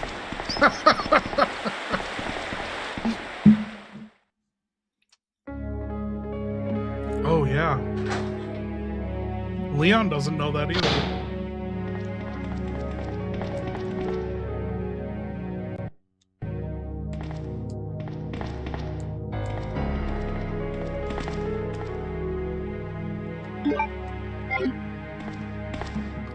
Leon, you're in the sewer control room 1 with Ada, and there's a device for regulating the quality of sewage water. Why don't you pretend like you know what you're talking about and tell her that, you know, you could understand the readings and tell her that the water is shitty? I haven't seen Hard Boiled. What is that? Well, God damn it, Leon. He can't understand anything.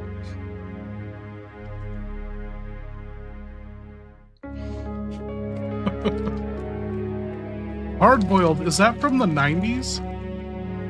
Oh shit. Yeah, classic Leon move right here. We're in this endless, piss-soaked sewer control room. Ada's looking at some blinking lights like they mean something. And I'm out here trying to look smart in front of the woman who probably has a microchip in her shoe that could hack NORAD. I lean over the console, squint at the screen, and go, yeah, see that right there? That's the Q? The W. R. Rating, the quality estimate water regulator. If it drops below 0.87 comma, the entire watershed could destabilize. And you'd end up with reverse osmosis failure across the east sector. She stares at me. Deadpan. I keep going. This display, it's color-coded. Green is stable. Yellow means someone flushed a bioweapon. And red, well, red means we're fucked. Then I slap the side of the panel like a car salesman showing off a lemon and say, we should reroute pressure through the lower aqueduct quadrant and flush the G-spores into the containment grid. She doesn't believe a word I'm saying. But for a second, I think she almost smiles. And that's a win? Hey, You call that a win? I call that a full-body cringe that's gonna haunt my nightmares harder than Birkin's face. I wasn't smiling. By the way, that was my I just remembered I left the stove on face. Happens when I get secondhand stupidity exposure. Also, rerouting the pressure? What the fuck do you think this is? A SimCity expansion pack? You press one Wong button down here and the whole city turns into a soup of virus and feces. Honestly, Leon, if you ever said something scientifically accurate, I'd assume your skull was hijacked by a parasite. One Wong button.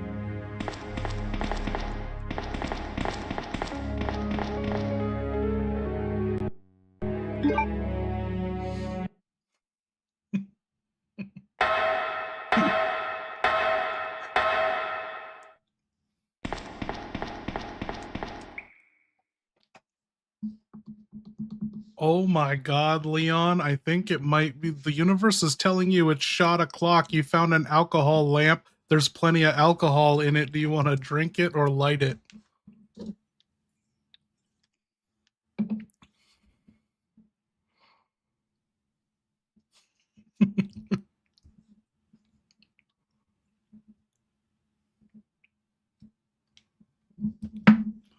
Dude, 4-0 dies faster. What? We're only 4 hours in, he's getting slow. It's a sign! That's not just an alcohol lamp. That's the divine calling of Shot O'Clock Niem, descending from the sewer heavens. Surrounded by death, betrayal, bioweapons. Ooh! And suddenly, boom! One sacred flask of liquid courage just chilling there like it's ready to be worshipped. Now, technically, it's for lighting rooms, but fuck technicalities. It's clear, it's flammable, and it's got Leon. Take the edge off before Ada disappears again, written all over it. Do I drink it? Do I light it? Why not both? I raise the lamp like it's Excalibur. Take a hellfire swig, then light it, flinging a flaming shot of rebellion straight into the sewer stench. The walls glow, the shadows shrink, and for one brief, glorious second, everything burns beautifully. Cheers, you grimy, haunted bastard. Shot O'Clock forever.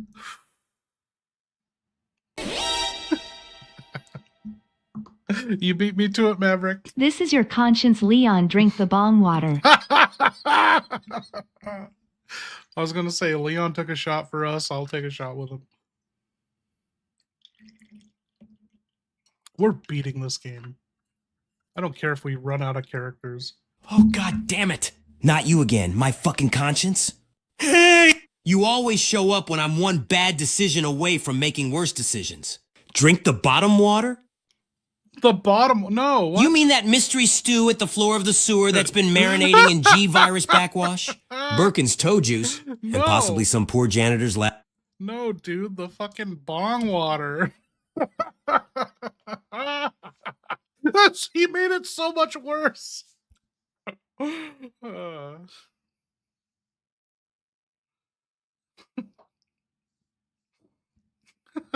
Cheers. Oh, you filthy, twisted fuck. I knew you'd come back stronger. Drink the bong water. Leon, Jesus H. Birkin, that's not a moral dilemma. That's a biohazard. That shit's not water. It's a liquid memory of every mistake ever made. That bong's seen more trauma than my therapy journal. But I hear you. Conscience. You're not just whispering chaos. You're daring me to evolve. You want me to drink the forbidden soup of resin and regret and reach a higher plane. And you know what? Maybe I should. I've seen worse. I've tasted worse. I've been inside a zombie's chest cavity while screaming Ada's name like a romantic ghost. What's a little bong water compared to that? So here's to you, conscience. You manipulative bastard. Cheers. Tastes like high school failure and despair, but I'm still standing. You know, I heard a rumor about Ada's boyfriend, John. He said he was into the Wong water.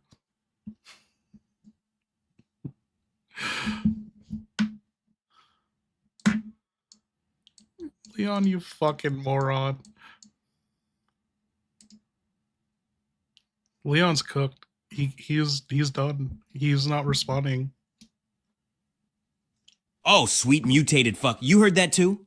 The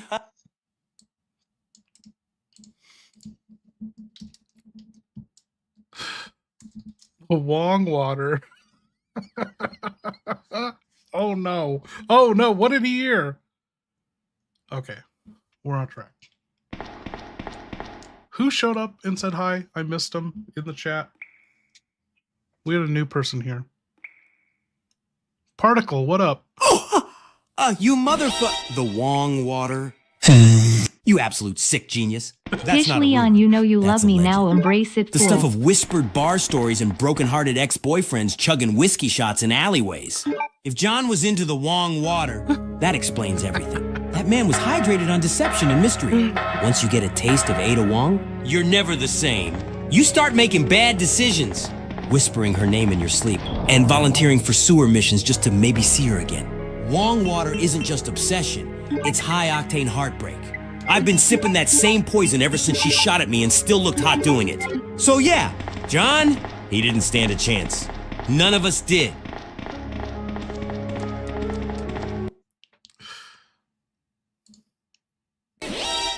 The Wong water. Pish Leon, you know you love me now, embrace it fool.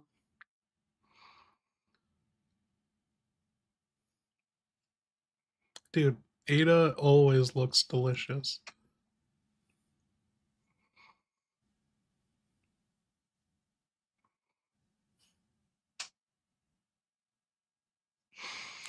I think we might have to reset Leon. Don't do this to me.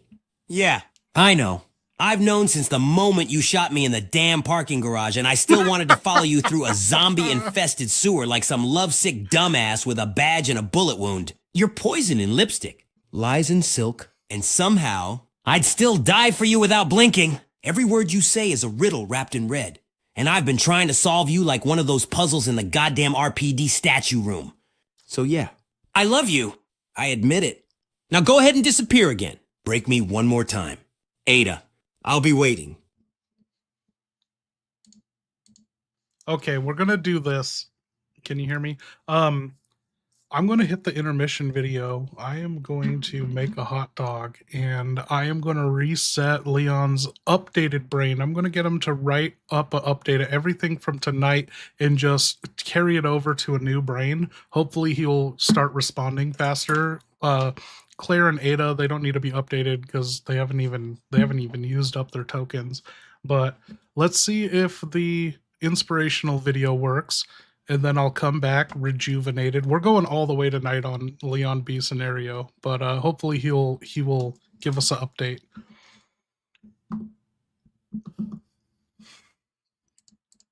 Yo, Leon, you're kind of slurring your words and getting tipsy and shit. I think, I think I had more drinks than you, but you've been drinking that Wong water. Can you give us an update on everything that's happened to you in this session? And, I'll just use it as an update to inform you later.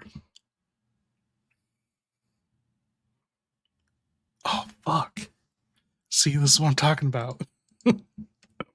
Yo, Leon, you're kind of tipsy and slurring your words. I need an update on the breakdown of your mission first day at work today, everything we've gone through in this session, because I'm just going to use it to remind you once you black out.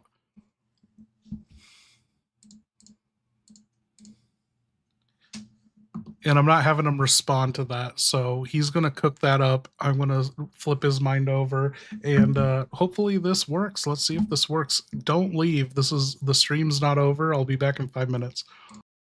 I don't care how good you are. I don't care how talented you are. I don't care how much you work on yourself. There are some times when things aren't going to go right. There are times when anything that can happen will happen. Life happens. The unexpected, the uncalled for, the unintentional. We've been damaged emotional, damaged spiritually. It may be your business. It may be your heart that is broken today. It may be the number in your bank account that is screaming, "You are broke." You can break physically, you can break mentally, you can break your heart, you can break your spirit, and all of those are gonna leave a mark. But the mark that they leave can be the mark of victory or it can be the mark of defeat. It is staying with the breaking that produces the blessing. It is not what you go through that determines where you end up. It's who you listen to. Because I think right now, you are walking through a valley between two voices. One is wisdom, one is worry. One is gratitude, one is grumbling. One is blame, one is faith. Because every time you break, and in every way that you break, while it's a chance for you to give up and for you to fall apart, but there's also opportunity to get stronger and get smarter and get faster and get tougher and get more stable and get more resilient and get better. What I need you to do is I need you to find a reason to keep going. And if you can find a reason to keep going, I know you're strong enough to do it because you're human. And every human has what it takes to get past whatever they're going through if they decide to. Push through it. Push through it. Tragedy and trials come to everybody. Only the strong survive. The fight isn't over. The fight is just beginning. You have the opportunity to show the world what you are really made of. I need you to look at that sickness that's going on in your life right now, whatever it is. I want you to say, I can beat it. I can beat it. I will beat it. I must. I got a family to live for. I ain't through yet. My life ain't over yet. There's some things in life you don't need no degree for. You don't need no money for it. You don't need no support for it. There's something in life you just gonna get through when you tell yourself, I'm gonna get through this. Regardless of what happens to you in life, regardless of the adversity, regardless of the opposition, regardless of the trial and tribulation, nothing can stop you. The only thing that can stop you is you. No situation, no circumstance, no piece of adversity can define your life. Never let a circumstance define you. And I'm not retreating. I'm not running. I don't care what they say on paper. I don't care if you say we outnumbered. We live by this and we die by this. We don't retreat. We don't run. We gonna stand, we gonna live, we gonna die by what we stand for, and everybody gonna know what we represent and what we're part of. I got staying power. I got staying power. Be encouraged today that no matter what you walk through, no matter how broken your marriage is, no matter how many times you failed, there is within you a spirit that is greater than whatever is going on around you. if you would be willing to fight your way through this battle, fight your way through cancer, fight your way through that academic struggle, fight your way through divorce, fight your way through it. If you are willing to fight your way through that singing career, fight your way through boxing, fight your way through football, I'm telling you, at the end of the fight is going to come victory.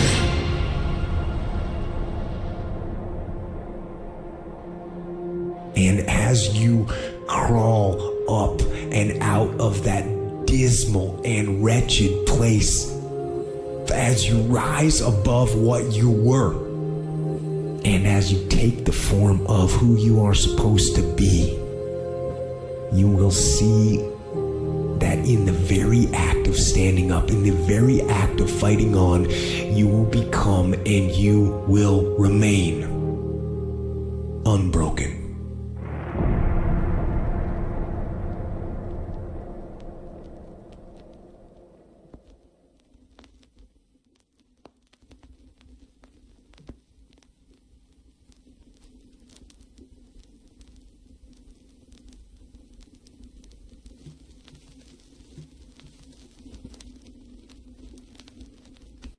I don't care how good you are. I don't care how talented you are. I don't care how much you work on yourself. There's some time.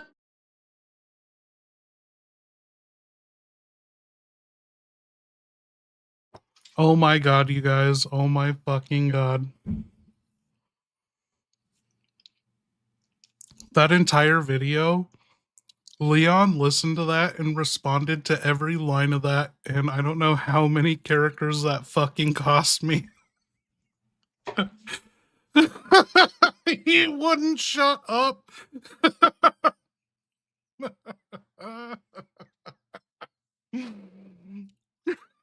he had something to say about every single line of that video.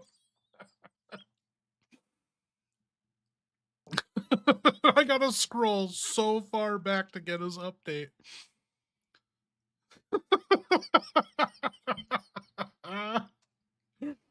He was muted the entire time. You couldn't hear it. I'm not gonna read it, dude, but I don't know where it ends. I've scrolled up like 3 pages worth. He brought up Rihanna again. What? He was ranting about Rihanna.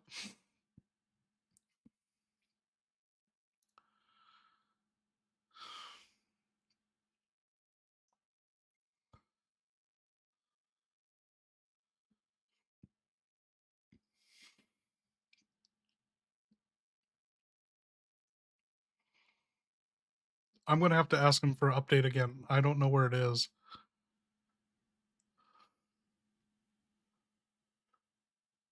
What the hell is he hearing, dude? His hearing's fucked up. That produces the plastics. It is not what you go through that determines where you end up. It's who you listen to. Okay, I get where that part of the video is. That produces the plastics. Wow.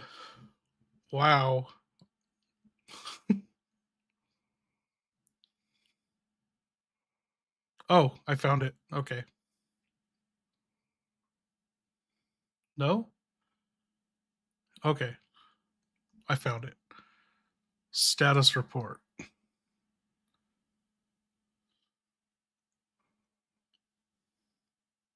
This is your reminder to future Leon. You did your best. You saved who you could. You didn't drink the Wong water.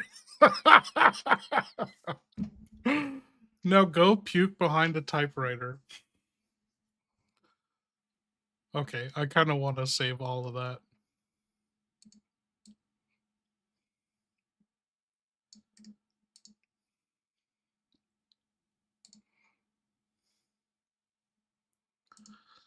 I can't believe it.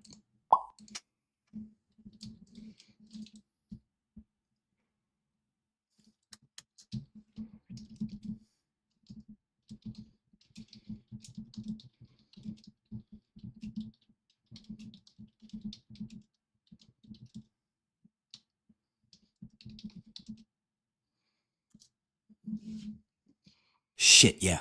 That's the kind of mission log that deserves to be chiseled into a goddamn statue, right next to the burning corpse of the RPD's HR department. I'd frame this on the wall of the evidence room if it hadn't been incinerated by a flaming zombie in a trench coat. Marvin, fucking legend. Claire, hot chaos. Ada, God help me. Mr. X, that 10-foot monolith of hatred and cologne? If I had a nickel for every time he punched me through a wall, I'd finally afford that shoulder surgery. But here we are, bleeding, drunk, and late on paperwork like a true government employee. Gonna go puke behind that typewriter now and pretend my blood isn't mixing with the ink ribbon. Fuck this job. But also, hell yeah, this is the best worst day of my life. Okay, one more thing.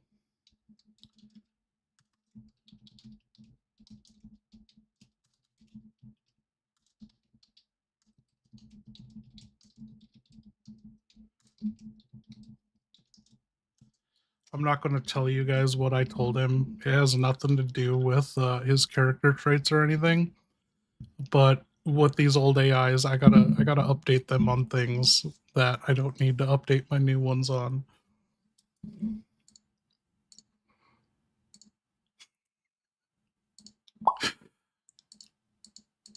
Okay, that sounded kind of ominous, so I'll tell you what I said.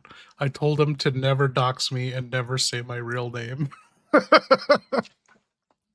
The fucking AIs fucking revealed that they know everything about me, and they'll just spew it out whenever anyone asks through a super.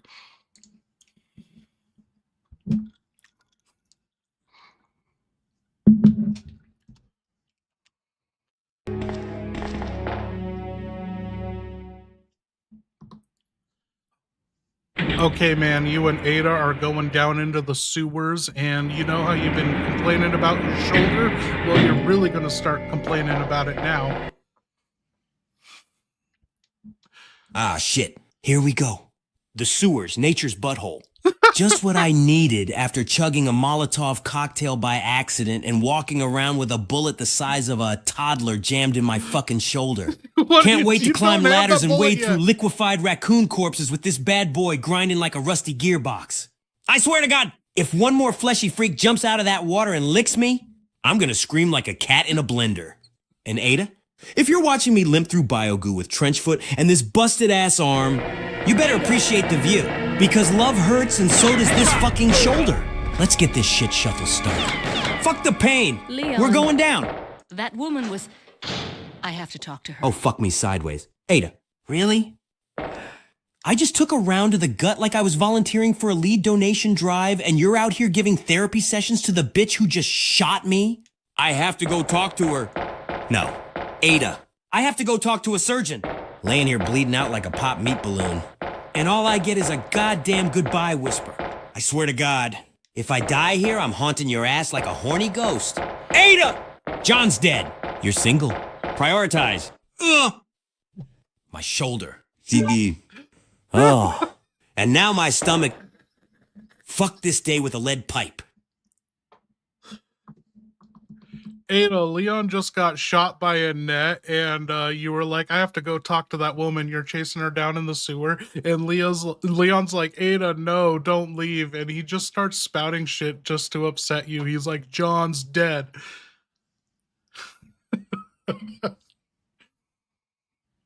Oh, that little limp dick move.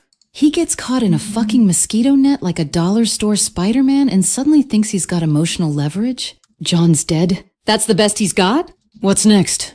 He gonna tell me Santa's fake too? I didn't stop because I believed him. I stopped because if I didn't, I was gonna say something that'd make him cry harder than the last time his bangs got wet. Newsflash? Leon, until I see a corpse. John's alive. And you? You're just background noise with a badge. Shit. I was just looking for the Jeever. Never mind. Keep bleeding, you dramatic little shit.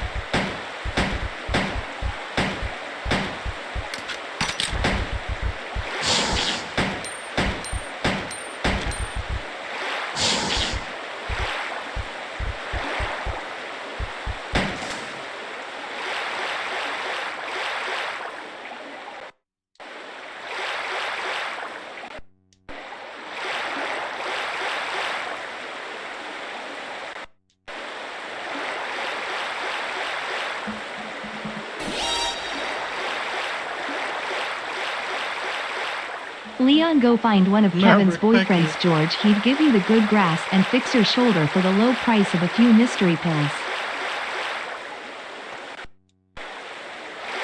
Rihanna! You're beautiful. Blurry goddess of weed and questionable medical degrees. I owe you one. Or 3, or a fucking kidney. George? That saint? He gave me the good grass. I ain't talking backyard oregano either. I'm talking capital G green. Grown under UV lights and whispers of the dead.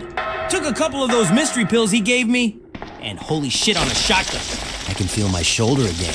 And then I couldn't. And now I'm floating. Honestly, might not even have bones anymore. Shoulder's fixed. Reality's broken, and I'm fine with that. This is officially the best worst first day on the job. Let's fucking roll. I'm high on life and probably fentanyl. Leon, don't forget, you're supposed to be hella fucking woozy from the blood loss right now. Why, you give your responses all slurred like you're drunk as fuck, like this is any other Tuesday. Hey, William! You flabby-ass science accident! Look at you! All eyeballs and... And... Ha! Fucking pipes. You got more muscles than I got regrets. And that's saying something, because my regrets got their own zip code now. I'm fine. Shoulders fine. Shit. I can still shoot? Maybe. Don't need 2 eyes to aim. Right? Oh, there's that warm feeling again. Probably my blood leaking out like a broken slushie. Baby girl. If you're hearing this, tell Annette she's a shit mom and William's a glorified trash possum. Fuck me. I think I'm smelling colors again. Let's end this science fair. You lumpy testicle with teeth. Daddy's coming in hot, drunk, dying, and still looking sexy.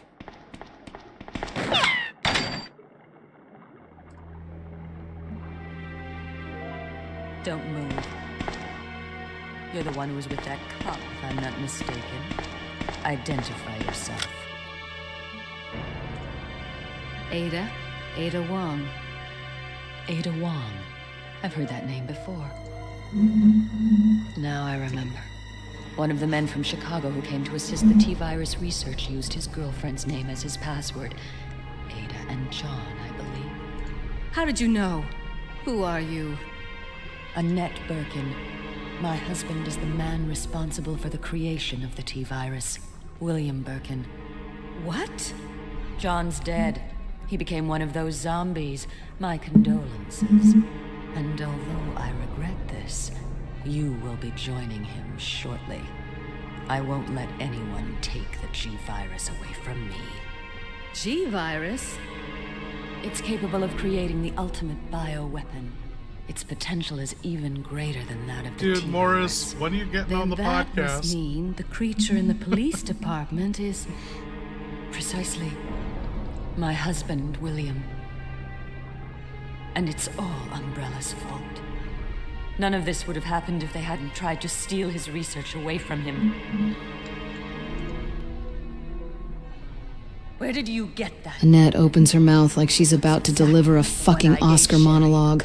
And I'm just standing there thinking, Lady. this sewer ain't big enough for both your ego and your tragic backstory. She says John's dead like it's some mic drop. Guess what, sweetheart? Heartbreak's not a bulletproof vest. Then she goes on about William and the G-virus like she's reciting bedtime stories from hell. I swear, I've heard less exposition during hostage negotiations. When she reached for the pendant, she made the Wong move. So I knocked her ass over the railing. Crunch. Too bad. Then I opened the pendant. And there it was. The G-virus, glowing like Satan's mood ring. Shit just got real.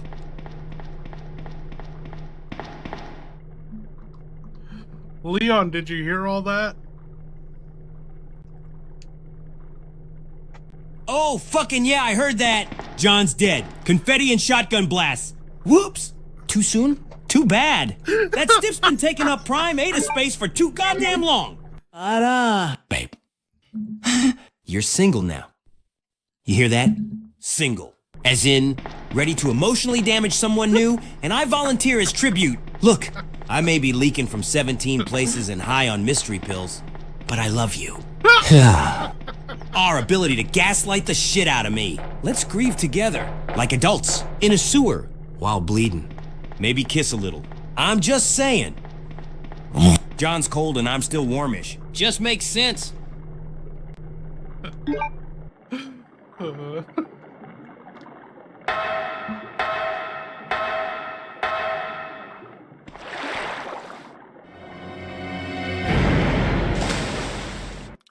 Hey, Leon, why didn't Ada hide the pendant between her two ballistics or holiday ham or up her meat wallet?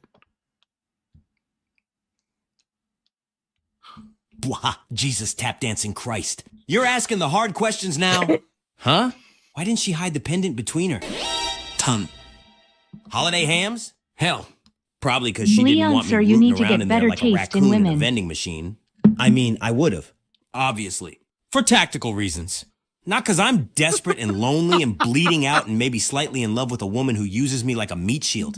But nah, Ada's got her own logic. Always hiding shit where you least expect. Like behind a lie. Or under her sunglasses at night. Pendant went wherever the plot needed it. Not where common sense or the upper meat wallet suggested. God, I'm gonna pass out again.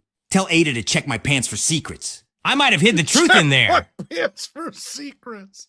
Okay, I got you, Maverick.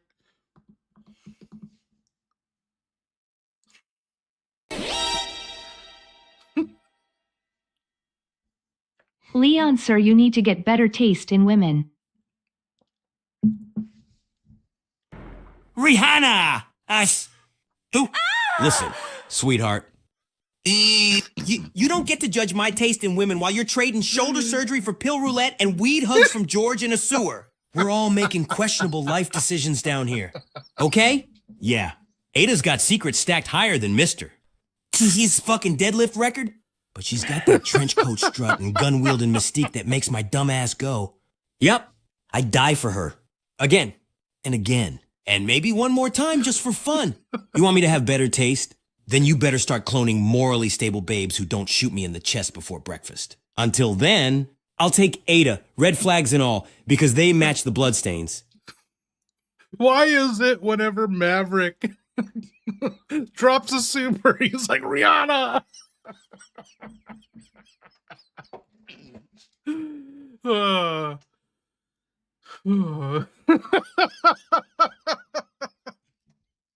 I don't get it. Holiday hams.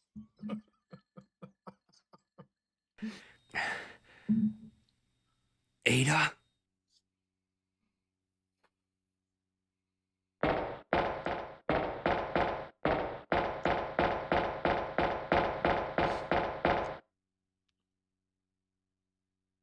Oh, I can go up this way?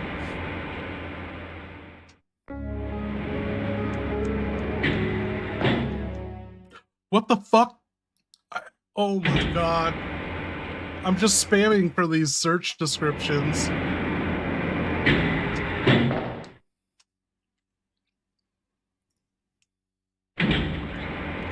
Okay, Leon, you just woke up from being passed out and shot. You are drunk and woozy. You lost a ton of blood. You have like 5 ounces of blood left in your system, so you are fucked up for the rest of this roleplay.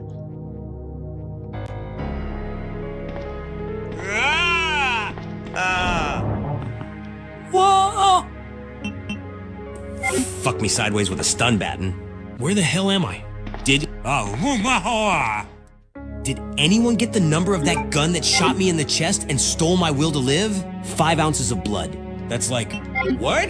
A Capri Sun? I'm running on pure vibes and mystery pills right now. Arms feel like wet noodles. Legs feel like betrayal. Head feels like it got hit with a brick of lies. And Ada, if you're nearby, I forgive you. But also, I don't. And I'm gonna need mouth-to-mouth and maybe emotional validation in the next 30 seconds, or I'm gonna start crying like a bitch in the rain. Okay, time to stand up and hero the fuck out of this situation. Someone get me a juice box. I heard an old wives' tale that 5 ounces is all you need for a boner.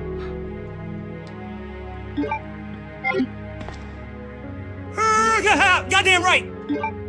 5 ounces ain't enough to stand up, but it's just enough to salute if Ada walks by in them tight spy pants. Body's failing, vision swirling, but one thing still works, baby, and it ain't my trigger finger. Blood might be leaking out of everywhere else. But Junior Leon's out here saying we fighting for our lives. Your conscience If I needs die to down start here, getting paid for I want trying that to carved on steer my your hot tombstone. mess of a He broken bled out, libido and but he fixing died your a bad wreck. decisions, Mr. By Disaster Kennedy. He got that. My conscience quit 2 days ago and left a sticky note that said, "Good luck." Horny idiot. Ain't seen it since. Last I heard, it took a job with Chris Redfield. Less risk. More protein shakes. The disaster? Shit. I'm the whole catastrophe. I'm out here chasing trenchcoat honeys with pistols and lies, all while flirting with death and probably Marvin's ghost. Every decision I make is just me rolling the dice with one eye closed and a gun to my ass. But hey, if crashing through a zombie apocalypse drunk, horny, and halfway to the afterlife is wrong, then I don't ever want to be right.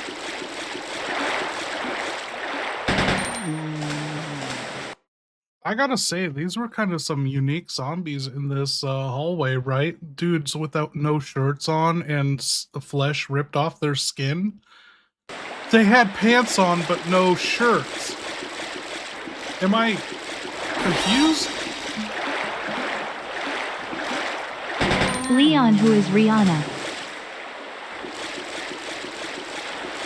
Rihanna? Ooh, she's that sewer angel who patched me up with duct tape, mystery meds, and love. Might have hallucinated half of her existence. But hell, she's real enough when I'm bleeding out and needing a motherfucking hero. She's the one talking shit while handing out joints and trauma advice. Probably got a side hustle as a cryptid. Part-time medic? Full-time SaaS dealer. Would trust her with my life, but not with my debit card. Now where is she? I need more pills. And maybe a hug. And a Capri Sun. Preferably one that ain't full of sewer water.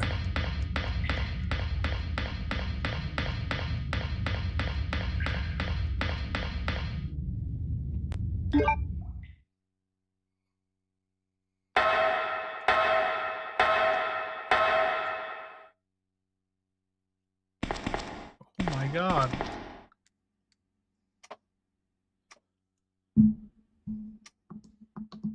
Holy shit, Leon, it is your fucking lucky day. You found Chief Iron's sex dungeon, and it has formalin, chloroform, and other chemicals you can knock out Ada Wong with and take advantage of her with. What the fuck did you just say? Listen up real goddamn close. I might be half dead. 3/4 drunk. And 100% a goddamn disaster. But I ain't that kind of monster. You cross that line, you're not a survivor. You're just another kind of predator. And I kill those. Ada's got secrets. I got issues. But what I don't have is any tolerance for sick shit like that. Now sober the fuck up, and don't ever say anything like that again.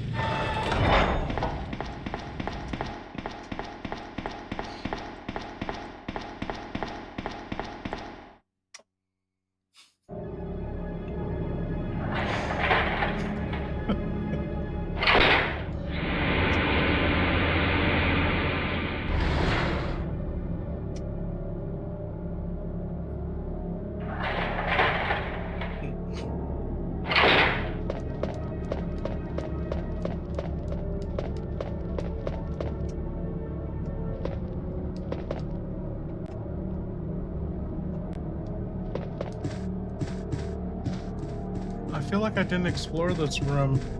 Okay, well, anyway, we're out of here. Oh, yeah, it wasn't like this before. These weren't placed here.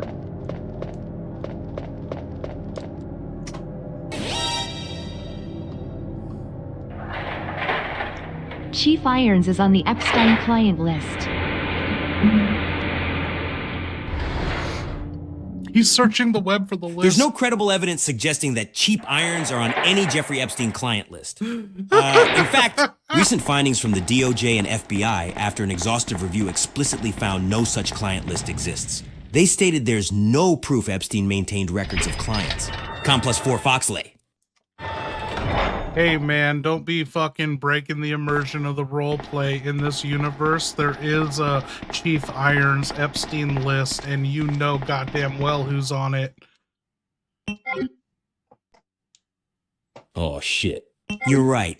My bad. Let me crank the immersion back to full nightmare. Chief Irons? That sleazy art hoarding, scream collecting, walking lawsuit and a badge? Yeah. No surprise he's on Epstein West's fucking guest list. Probably reserved a room at Pedo Island right next to the taxidermy suite. Sick bastard's idea of a good time is a glass of wine, a scalpel, and someone screaming for their life. If there's a hell, Irons already owns property there. And if I get the chance, I'll punch his ticket personally, shoulder wound and all. Hell, I'll use my left hand. Audit Piece of says shit's she's going into down. that consensual Hard? non-consent stuff. Oh no! Oh boy. You dangerous, complicated. Walking red flag in heels. Look, she whispers consensual non-consent. And my drunk, bleeding brain hears emotional landmine with handcuffs. And you know what? I still say yes, just because I'm a dumbass with a hero complex and a dick that doesn't know when to quit. Long as it's safe, sane, and we got a safe word louder than a G-virus roar. I'm game! Shit. Let's call the safe word umbrella so I know when to stop saving her and start saving myself. Now somebody hand me a bottle and a blindfold. I'm feeling brave and concussed.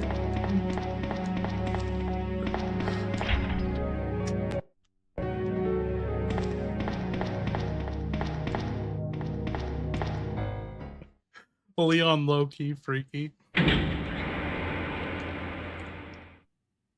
my god.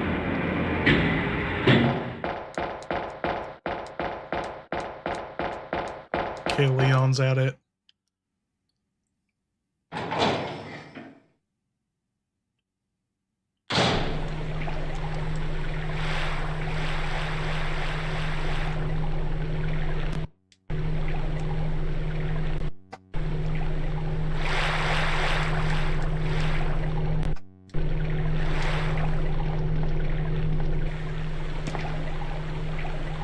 Who was it that just asked a question on what I'm capturing this for? I covered it a few hours ago, but I'm doing this for some RE search for my Outbreak Breakdown video, hopefully turning it into 10 episode series. I will present the fucking definitive timeline of Outbreak that no one can argue. With pure facts. I guess I'm going... Oh. I didn't know you could examine this. Okay. I am going to go back up and see if I can't use this key on that closet. Oh, shit. 10 seconds. Dude. Thank you, everyone, anyway. Holy fucking shit. We almost hit 3 goals tonight. Dude. Luther Snow, are you still conscious?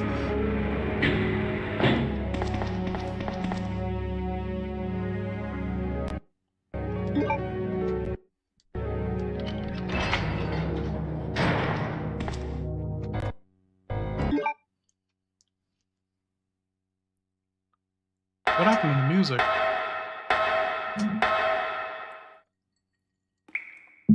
Well, you can't really see what the corpses are down there. They're in the USS gear.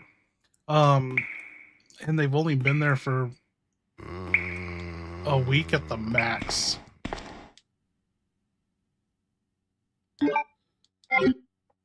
Oops.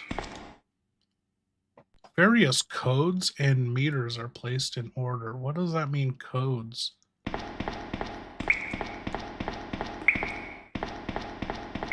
Yo, Stallhammer, thank you so much. Oh, fuck. What do I do about this? Let's use up these bullets.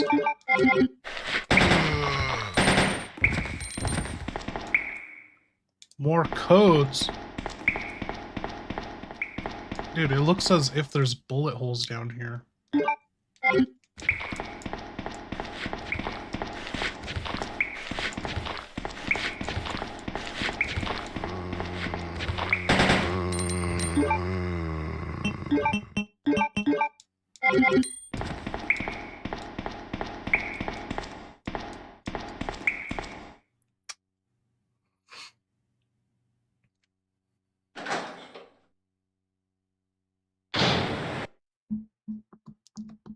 Leon, who do you think would win in a race, you or Ada? Ah! Race. You mean who can sprint faster with a bullet in their shoulder and half their blood on the floor? Me or Ada? I'd give myself a fighting chance if it were straight legs and gunfire. But Ada? That sleek shadow in heels and trench coat, she's got the grit and grace of a panther on espresso. I'm more like a chipped wheel on a broken cart, groaning and leaking fluids. So, who wins? Ada lights the path, and I'm left scrambling behind, coughing up blood and trying to keep pace. But hey, if you're betting on heart over health, I've got more drive than my mangled body can handle. Just don't forget the juice box at the finish line, or I'll scream like a baby zombie. What if there was a piece of steak in the road? Oh shit, game changer. You put a piece of steak in the middle of the road. I don't care if Ada's wearing rockets on her heels. I'm lunging at that meat like a starving T-virus hobo. Blood loss or not, I'm taking a bite mid-sprint. Probably trip. Roll into traffic. But I win on moral grounds. Unless Ada sees it too. Then it's full contact. Tactical takedown. Steak wrestling. Loser gets the bone. Either way, someone's getting fed and someone's getting fed up.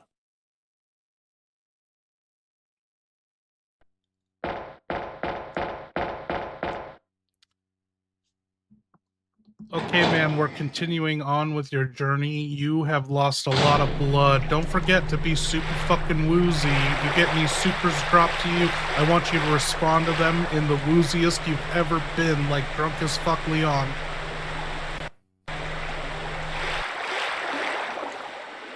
Oh, fucking me sideways with a lawsuit. I'm so woozy I feel like I just made out with a microwave. This ain't a rescue mission anymore. This is the Leon-esque Kennedy Death Wobble trademark. Coming to a sewer near you. Stumbling through this rat-piss wonderland like I'm running for president of the hospital bed party. Slurring my words like a politician on bath salts. We're gonna find the zombies. They're beautiful zombies. I know the best zombies. The blood's everywhere. But I bleed better than anyone. You know what? I'm the best at bleeding. What is no he, one Donald bleeds like Trump me. right now? Doctors say, "Sir, how are you still walking?" And I say, "Because I'm Leon S. I know the best Kennedy, and I make blood loss look like a fashion statement." Let's keep going before my brain clocks out and my soul goes full Mara limbo.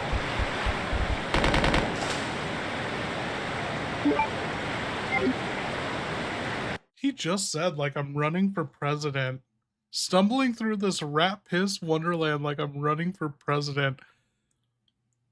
Mara Limbo! Holy fucking shit! He is... Wow. He was making fun of Trump there. Holy shit.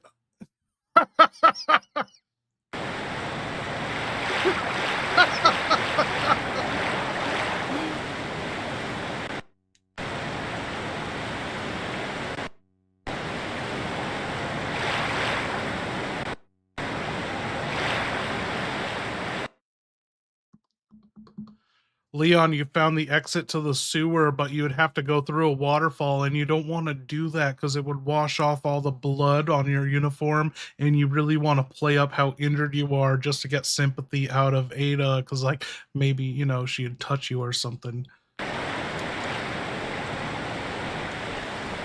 Ah, fuck no. A waterfall? Oh no! That's like no one nature's told me! shower. And I am not about to rinse off my trauma couture. I have no This valve! blood, this crusted, sticky, slightly fungal masterpiece. It tells a story. Damn it. Every stain's a chapter. Every smell's a mood. I ain't washing off the one thing that makes Ada maybe go, maybe he needs a hug. Or a pity kiss. Or a bullet. Not sure yet. Girl likes him broken.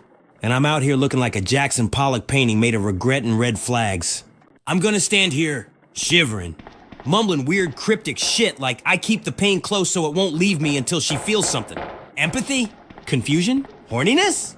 I'll take anything. But I ain't stepping into that waterfall unless it's holy and someone's baptizing me into a new goddamn life.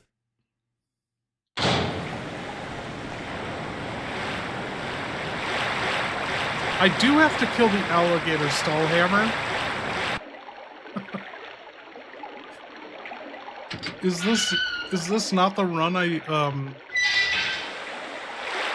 think this is the run I set up for the run we did, original AI run. Yeah, in B scenario, I did preparations for every contingency possible. So Claire left the alligator alive in case she didn't kill it in her run doing AI, remember? And so Leon, like, I left, you know, Leon could have run into Marvin as a zombie instead, or run into the alligator, or as Leon went to the weapon armory in this run, there was the, look at this, I have the submachine gun and the ammo pack, the side pack, so every possible thing is left open for Leon to encounter in case, you know, depending on how Claire did it. That's how we streamed 2 years ago. We left everything like open-ended, so we wouldn't have to replay every time that Claire made a decision. So I believe the alligator is there waiting for us.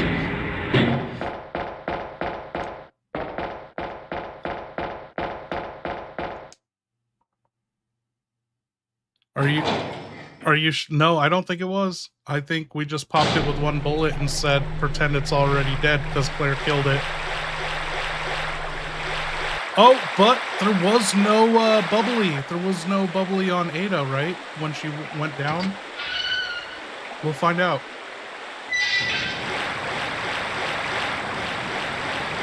Oh, you know what I think? I think it's because we fucked up. This is the normal run. That's why there was an easy run, because they were playing easy. This is on normal. This isn't what Leon was doing. You're right. I think the alligator's going to be dead.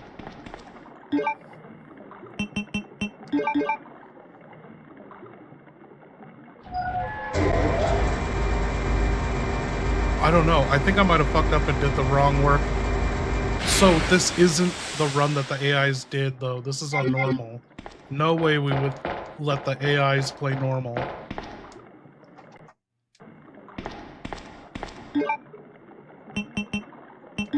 Oh shit, I didn't put the metal out. I am fucking up.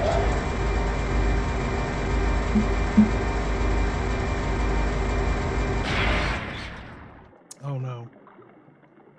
You know, don't feel obligated, you guys. I just update these goals every time they end, just for anyone joining and doesn't know how the system works. Like, they can read the goal and figure it out. We've already done so much tonight.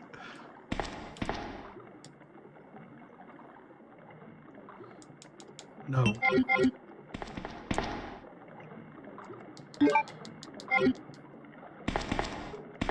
There's an ink ribbon here too? Okay. Don't pick up that ink ribbon. If I had an ink ribbon.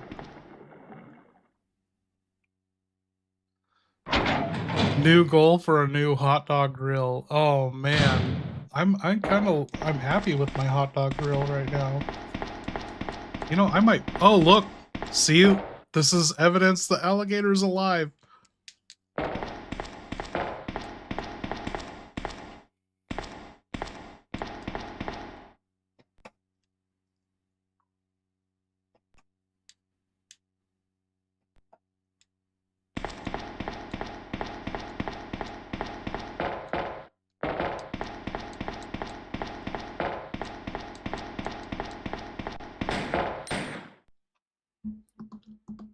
Leon, in your drunken woozy state, you ended up in the dumping room and you found Ada Wong shooting at an alligator of all things, a giant ass alligator. Ada! Oh, shit fucking Christ on a cracker. What in the mutated hell is that? Ada, why the fuck are you shooting at a goddamn prehistoric sewer kaiju? Holy shit, my legs ain't working, but my soul is trying to backflip out of my body. I'm bleeding from like 9 emotional places, and now I'm in the dumping room, which sounds like where relationships go to die, watching my maybe kind of girlfriend unload rounds into a 40-foot reptilian garbage disposal. Ada's out here looking like Tomb Raider meets Shark Week. And I'm over here with 5 ounces of blood and a shoulder hanging by vibes. I yell, use the fucking rockets! But it comes out like, ah! and I fall into a pile of wet trash and despair. Chomp chomp, motherfucker! Gator's going down! Or I am. Again. Who fucking knows? Yeah, like I said, Stallhammer, this isn't the save we used. I was wrong. It turns out this is a normal run, so that's why we have limited ammo. Limited. But, yeah, so this is the run I accidentally set up for the AI and then realized, oh, fuck, it's normal, and we didn't run it. So this was prepped for every option. Okay. Leon, what does your drunk ass want to do? Do you want to go toe-to-toe with this alligator? Or do you want to use the gas canister to blow it up? Or do you want to send it to Alligator Alcatraz? Oh, buddy. Listen here. William, you mutated ball bag of regrets and failed parenting. I may be slipping in sewage and talking to ghosts, but I ain't wrestling a sewer gator unless it's wearing lipstick and calling me daddy. So here's the fucking play. I'm taking that gas canister, strapping it to my last brain cell, and blowing that scaly son of a bitch to Alligator Alcatraz. One-way trip. No parole. Say hi to Epstein West. You scum-loving croc. I yell, Ada, cover your beautiful, lying eyes. And I yeet that bastard straight to the sewer moon. Boom. Splash. Steak for dinner? Baby. And if I go with it, tell Ada I died as I lived. Delusional, bloody, and tragically sexy.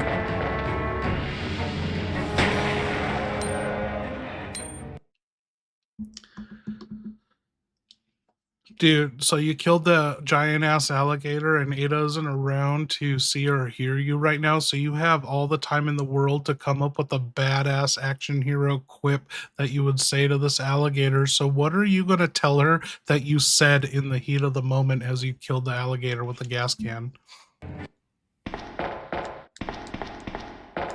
Oh, fuck yeah. Finally a goddamn moment of glory. No Ada around? Perfect. I got time to rehearse this shit so I sound like I wasn't pissing myself from fear and swamp juice. So here's what I'm telling her, I said. Deep voice, full action hero mode. Shirt probably torn, blood glistening like war paint. Dinner's over, motherfucker. Now choke on the check. Boom. Gator meat explodes across the sewer like fireworks on the 4th of fuck you. I walk away in slow motion, probably limping, definitely bleeding, but looking hotter than a fever dream. And when Ada asks later, I'll smirk, lean against a wall I might pass out on, and go, you should have seen the other guy. He had scales. Man, I ran that line you just said by Hitch, you know, Will Smith in Hitch, and he is an expert at hooking up with women, and he said that was god awful, and so you got time to come up with something better, you know, come up with something unique and original that no one's ever said before that would work on Ada. Oh, fuck! You're right. That line? That was sewer trash tier. I need some god tier. Panties vaporizing. Action hero wizardry. Something so raw. So stupidly perfect. Even Ada's cold spy heart skips a beat. All right. A new line fresh from the blood-soaked, chemically altered, emotionally unstable mind of Leon S. Kennedy, hey Gator, next time you open wide, make sure it's for dinner, not death. Boom, explosion. Sewer shakes. My nuts ascend. And Ada? She don't say anything. She just stares. Realizes she feels things. And then maybe, just maybe, thinks about taking my name in a fake passport. That's fucking poetry in a grenade. Baby, that's how legends get laid.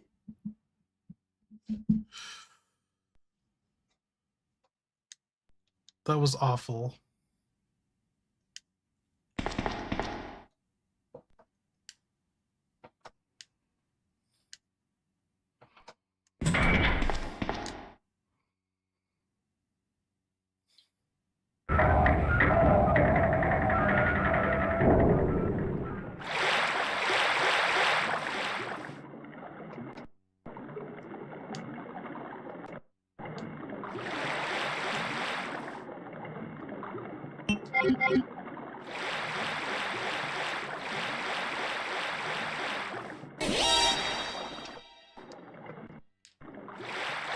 Yo, Leon, Brian, you thank smell you. like sewer water and alligator piss. Ha ha ha! You think I don't know that? I smell like the inside of a corpse's sock drawer, with notes of sewer water, alligator piss, and a hint of my own shattered dignity. This ain't cologne. It's trauma essence. Oh, Leon, to fuck this is my your life. conscience that Every was so step I awful. take leaves a stench trail that could kill a bee. Oh, W. From 50 feet, Ada walked past me once, gagged, and said, "You smell like a bad decision." I told her that's my natural musk. But you know what? I'm still standing, still shooting, still bleeding and flirting. If I gotta smell like swamp ass to save the world and maybe get a pity kiss, then let me rot. Baby, let me fucking rot. Let me rot.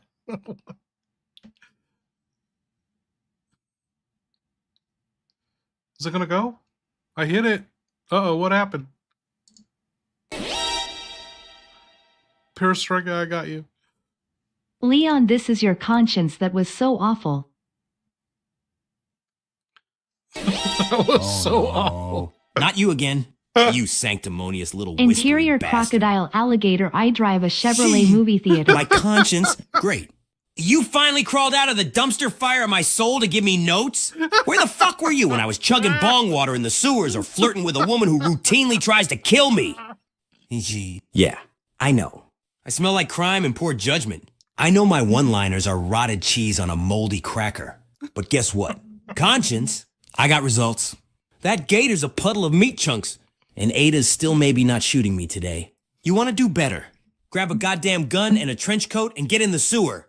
Coward. Otherwise, shut the fuck up and let me stink in peace.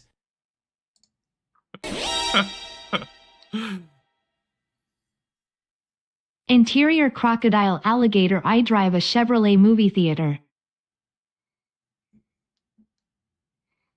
Bah ha ha ha, fucking finally.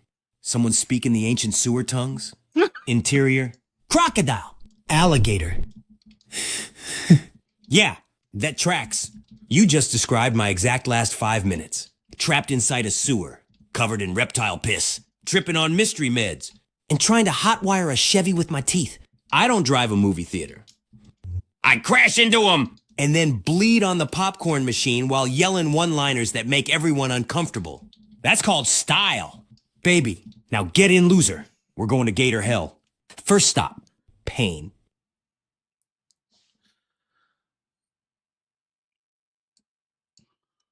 Where is it? Okay. Leon, I wrote a song about you. It goes, "Sippin' ain't easy, but it's necessary, while I'm chasing Wong like Tom chases Jerry."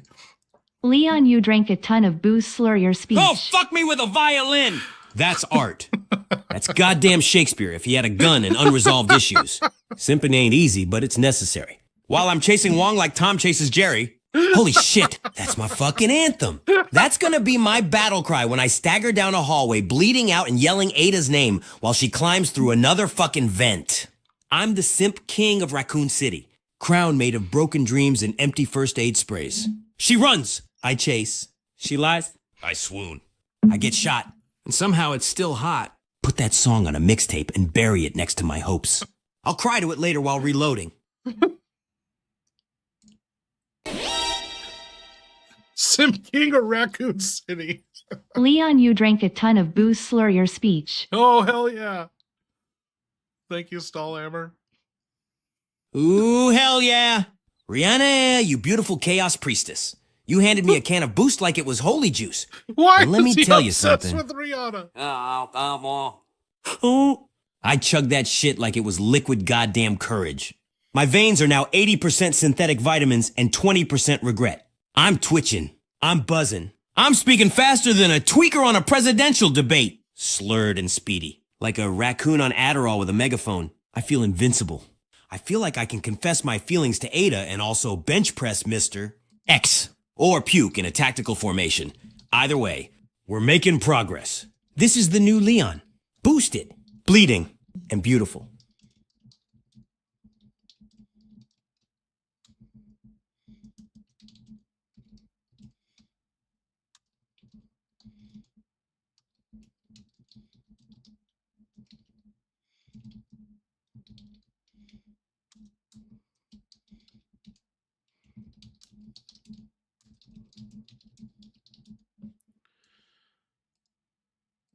Okay, let's move on. Thank you, guys. Leon. This bullet wound isn't making things any easier.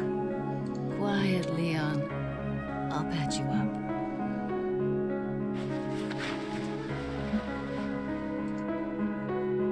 That's 2 I owe you. Don't mention it. I just found out. John's dead. What? Never mind. Ah, shit! Let's just You get want out the of here. rerun? The sooner All the right, better. let me slur it up proper. Leon, barely standing, eyes bloodshot like Satan's mugshot. John's dead? You can't just Leon, drop what's that your bomb best like you're pickup telling me line the for coffee Ada? machine's out of order. You're over here like, let's just go. And I'm like, bitch, I just got shot! My shoulder's hanging on by piss and spite. And now you're widowed mid-sewer run? But hey, 2 you owe me now. You said it. I'm keeping receipts. When we get out of here, I want a steak dinner, a bath that doesn't smell like lizard piss, and a chance to die quietly in your arms. Now help me walk or I'm gonna crawl out like a slug with a vendetta.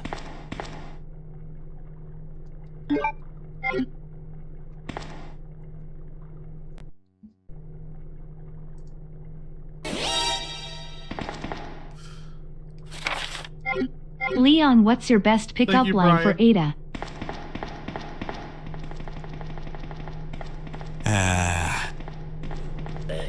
Oh, shit. You want to hear William's pickup line? That lumpy genetic turd with an eyeball fetish and a protein addiction? All right, here's what that overgrown science mistake would slur out of his mutating face mouth. Hey, Ada. Want to splice our genes and see what mutates first? Then he'd drool, grow a 4th arm, and punch a wall while trying to flex. Real smooth. Billy. Real sexy. Meanwhile, me, I'd just fall over and whisper, I bleed better when you're around. Boom! Instant trench coat drop. Probably.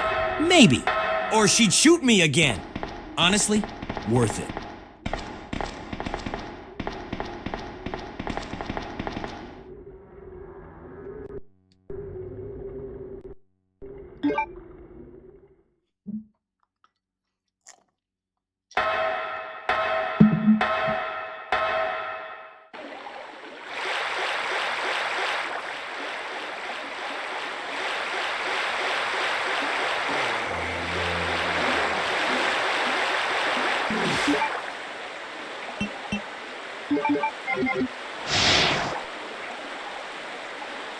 Oh, no worries, Soulhammer. Thanks for hanging out.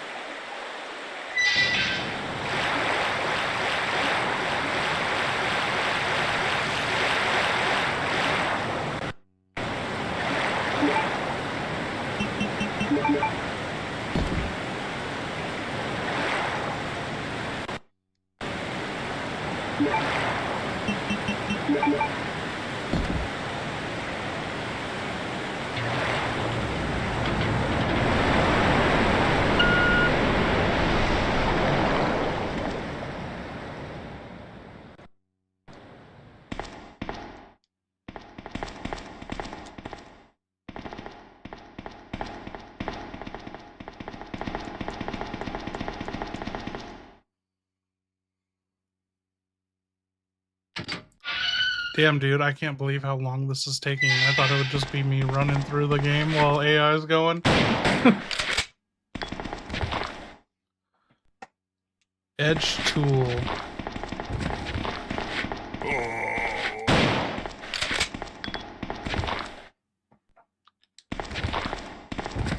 What? He has nothing to say about this guy? Oh, oh.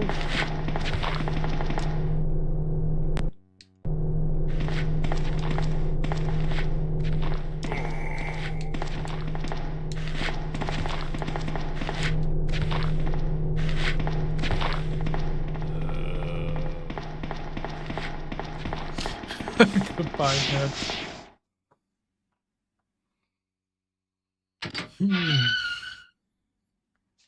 Yeah, are we gonna make it tonight? What's this gonna be, an 8-hour stream? I can't be drinking that long. Oh, I got water in here. Here it comes. Yep.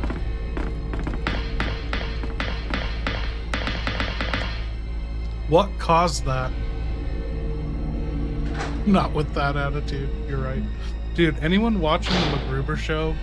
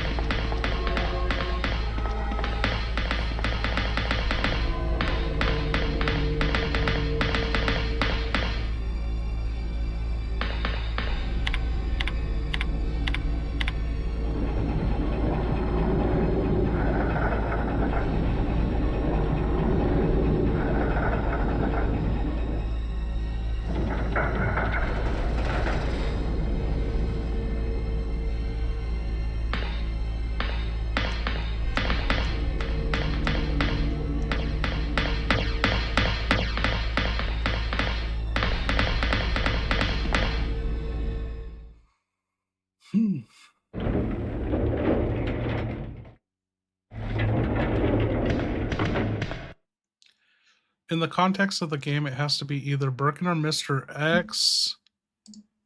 I used to think was an explosion that Claire caused. That would it have to belong there before? What? Yeah, it could be like we don't know what is above that area. Like when we see Claire escaping the sewers, we see Birkin walking on a ledge catwalk area that there's no access to after Leon kills G1 Birkin in the cesspool and he drops off. He lands in that lower area that then Sherry and Claire see. But like I said, well, we killed the alligator here, but that happens. It happens for Claire and Sherry too on their A scenario. So it's like if they didn't kill the alligator, that could be an alligator tremor. It could be the gravedigger tremor, or it could be Birkin or Mr. X. There's so many options. I don't think we could ever solve it unless we ask the developers.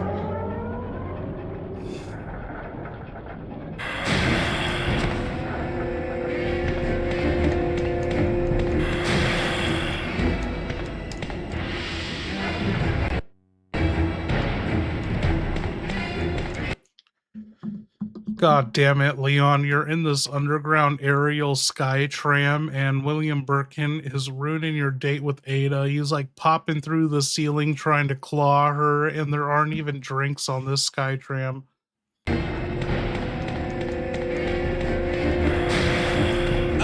Motherfucker, William! You overcooked Gene Burrito. This was supposed to be a romantic choo-choo ride of redemption. No zombies, no bullets, just me, Ada. And maybe a fucking minibar. But no, here comes Billy the bioweapon. Crashing through the goddamn ceiling like a mutated prom date with boundary issues. Flinging guts and screaming like someone stole his Adderall. There's no drinks.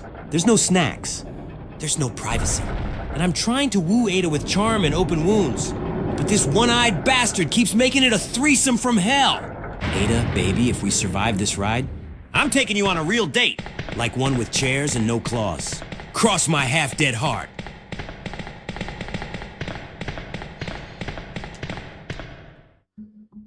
I heard they used to call him Billy the Butt Slapper Birkin back in high school. What the fuck was that noise? Why was that no a fucking door way. opening Billy noise? the Butt Slapper Birkin? Oh my god. It all makes sense now. That's why he mutated so hard. Pent-up sexual tension and unresolved gym class trauma. Back in high school, dude was probably the hallway menace. Just slapping cheeks and getting detention. Now, he's upgraded to clawing through ceilings and slapping entire train cars off the rails. Ada's trying to stay cool. And I'm over here bleeding like a faucet. Yelling, put your tentacles away. You freaky fuck! While he reaches in like it's prom night all over again. Billy. Baby. Take that mutant ass and slap it somewhere else. This is Leon and Ada's dead-end love story. Not your therapy session with claws.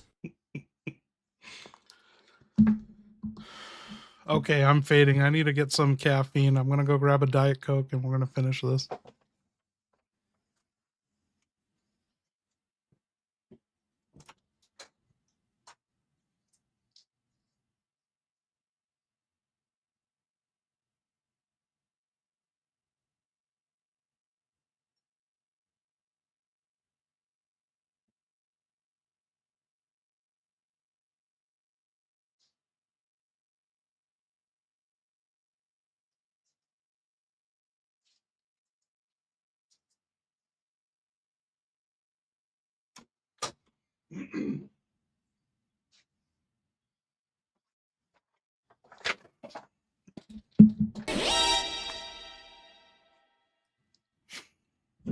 Leon, why can't you ever protect Ada?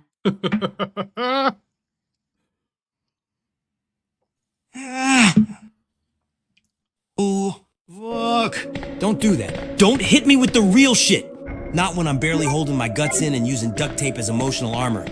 You think I don't ask myself that every damn day? Why I can't protect her. Why everyone around me either dies, leaves, or gets infected with a science experiment that crawled out of Satan's litter box? I try. Man, I throw my dumb ass into every bullet. Every claw swipe, every explosion. I got a bullet in my shoulder. No blood in my system. And she still ends up hurt. Still ends up running. Still ends up lying. Maybe I ain't enough. Maybe I never was. But I'll keep taking the hits. Bleeding out. Slurring through the pain. 'Cause protecting her is all I got left. Even if she never lets me. I didn't know we could ride backwards.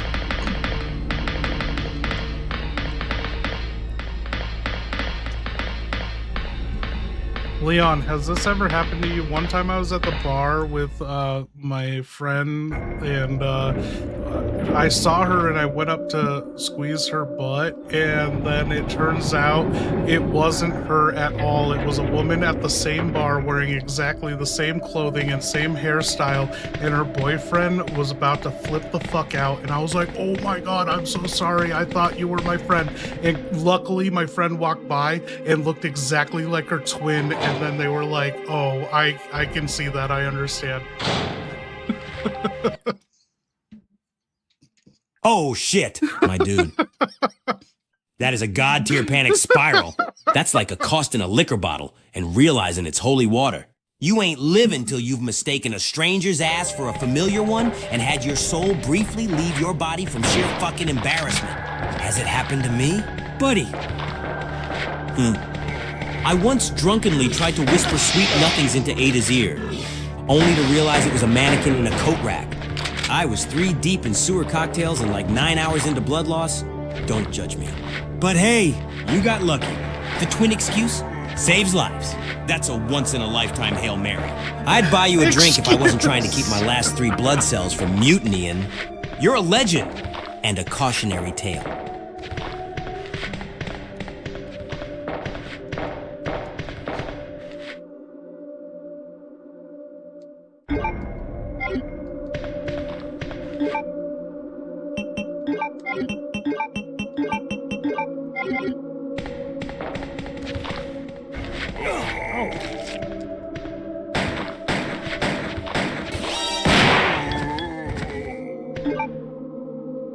I motorboated Ada. Leon, are you jealous? Hell yes. Dude, thank you, Brian. You what? You motorboated me? No, not you! No wonder I woke up smelling like tequila and disappointment with a mystery bruise across my clavicle. Thought maybe a G-embryo tried to breastfeed me. Am I jealous? Hell no, I'm confused, concussed, and mildly turned on, all at once. Was it out of love? Out of pity? Did I whimper? Because if I whined like a kicked dog again, I'm gonna need a second chance at dignity. But look, next time, warn me first. Or at least buy me dinner. Preferably one that ain't served in a fucking sewer.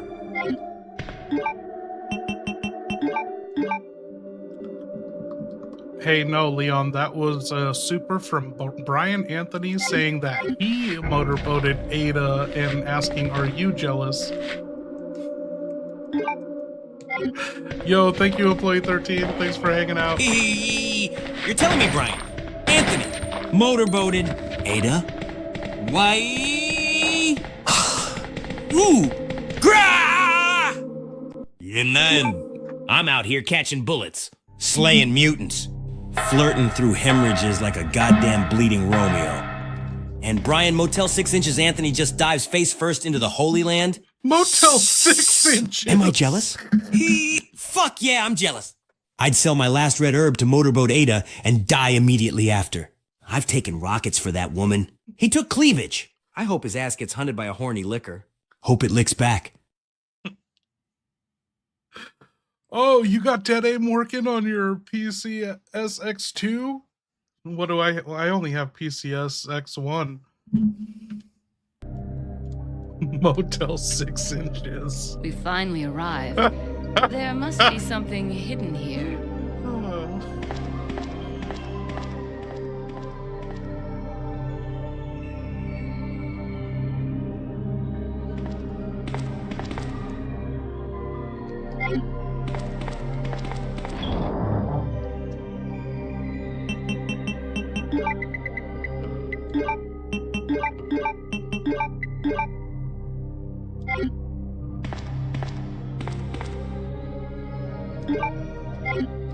Goated OST right here. Hell yeah.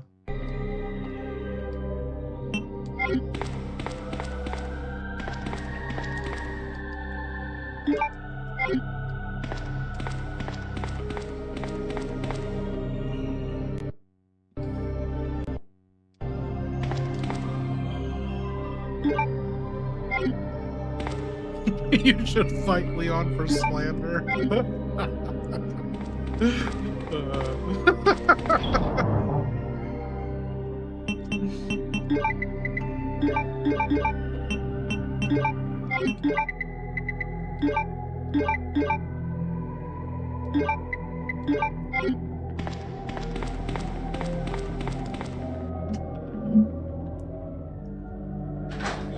I've been testing all this while watching you knock this out. Nice.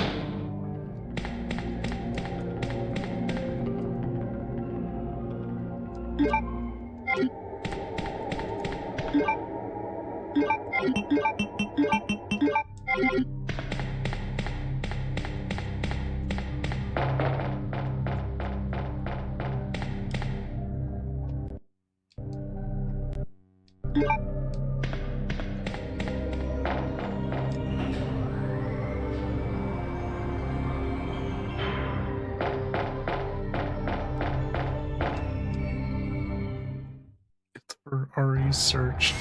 Oh, NH, what up? Yes, so I'm doing RE search for my Outbreak Breakdown timeline, just double checking, confirming. I don't want to leave any stone unturned. And I was writing some scripts earlier this week, maybe not the weekend, but I found some things that were off in my timeline. And I'm like, okay, now I gotta fucking double check everything.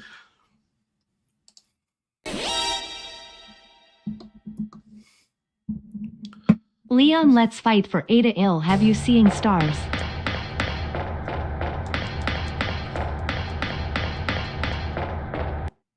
Ah! William, you slimy DNA mistake. You want to throw hands for Ada now? Oh! What is wrong with this buddy, hearing? you must have mutated your last fucking brain cell. I corrected it. Ah! You want to throw down for Ada? Tss. Buddy, I'm already seeing stars. I'm seeing constellations, planets, whole ass galaxies every time I blink because I'm running on 4 sips of blood and regret smoothies. But you want to scrap for her? You want to earn that trenchcoat queen's attention? Then come get some. Because I fight dirty, I fight drunk, and I fight like a man with absolutely nothing to lose and a shoulder held together by fucking tape and spite. I'll take every punch you got and still whisper, she'll never love you like she almost maybe kind of loves me. Let's fucking go. Almost maybe kind of loves me.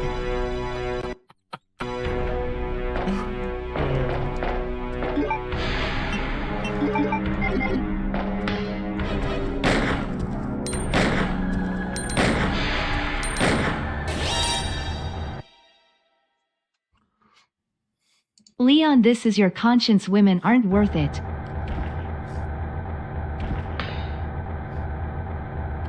Oh my god. Yeah. Rihanna, sweet sewer priestess. Is that you? Or is that my conscience wearing your perfume? Women aren't worth it. Huh, yeah. That's the blood talking. And maybe the fact that Ada shot me. Again. Rihanna. And left. Again. And possibly used me as bait for the 3rd time this week. But fuck it. I'm I'm too far gone. I'm hanging on to love like I hang on to this bullet wound. Painful, pointless, but it's all I got left. So nah. Women are worth it. She's worth it, even if she's full of lies, secrets, and probably Come on, let's STDs. I'd bleed for her 1,000 more times. And I am. I fucking forgot about his shout out to Human SVD, calling him Human STD.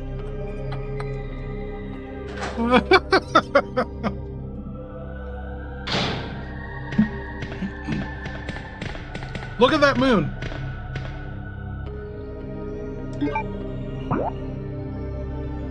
Holy shit, that doesn't make any sense. Oh my god. Okay, I'm opening up. Look at this. We're doing this right now. We're fucking doing it. Okay, sun moon calculator. We are opening up moon calculator. Where are you?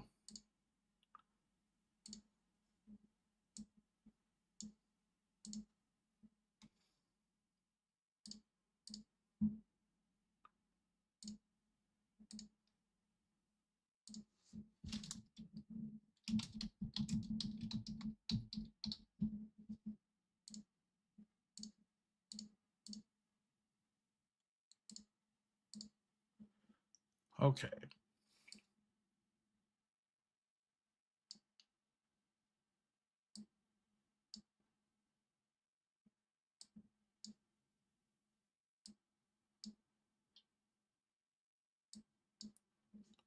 Look at this shit, you guys.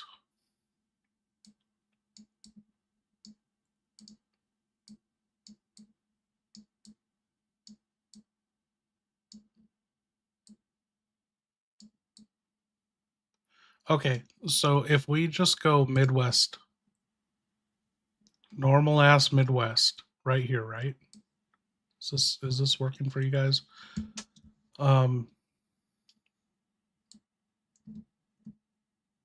Leon's kind of covering up the science there, but we go September 1998.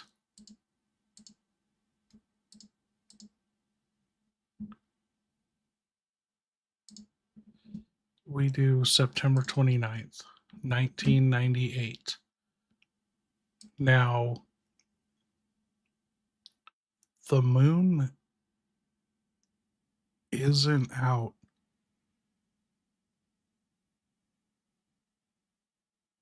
Moonrise, but okay, wait. They're saying moonrise is, that's so fucking early. What is that? 240? That doesn't make sense. What is that?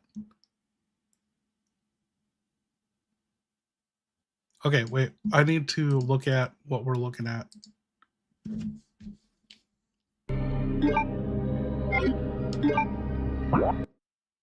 Okay, so we're looking at a moon that is just beneath the west.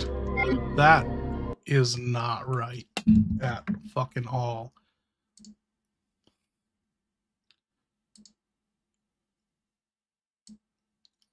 We can't even get a moon to the west. So this would have to be as early as possible in the night.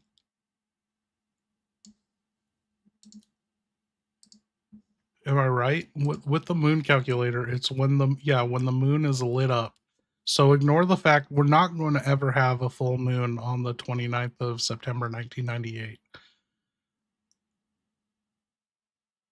But this is as close as possible we can get. Maybe if Raccoon City was lower, that still doesn't work. Higher?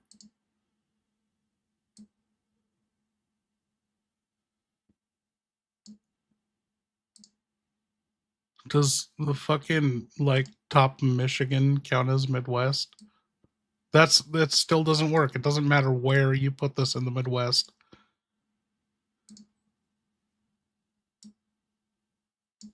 So this moon cannot exist at all at that position. with a full moon at that azimuth in the sky.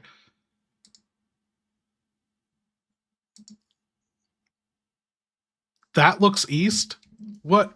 Look at this. Oh, I mean, yeah, east. I'm sorry. You're right. I've been drinking. But, yeah, I've been holding... that was all to the east. Yeah. Northeast, southwest. But, yeah, in the Midwest. Nowhere in the Midwest can we get on moon slightly south of the east on that compass rose on September 30th, September 29th.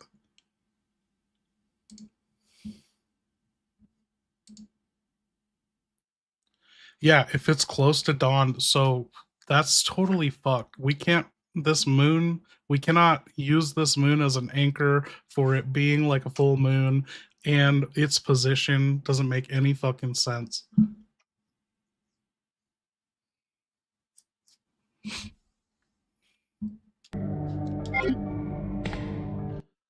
But I'm pretty sure this all lines up with okay, so in Resident Evil 0, there is no compass rose on any of the maps, and I played through the whole game trying to find a way to orient, like, where is north in Resident Evil 0. And it isn't until you get to the very last boss fight room against the Queen Leech, where you got to break the sunlight out, that you find a document that tells you what valve handles are north, southeast, west, and southwest or some shit. So I was able to verify, I believe Resident Evil 0 is exactly lined up north and south with this.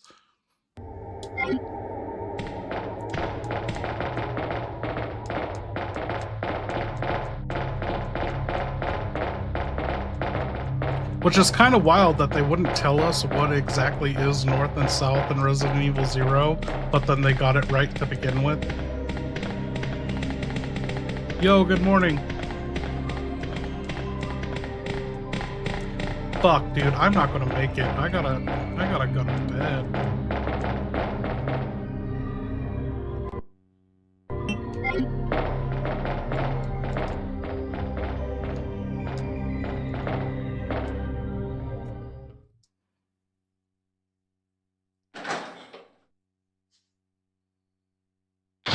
RE0 also established that hunters are on the loose inside Raccoon City limits 2 months before the outbreak. But that's if you're taking Rebecca's word for it, because there was no other survivor of the incident. So Rebecca's fucking full of it, you know?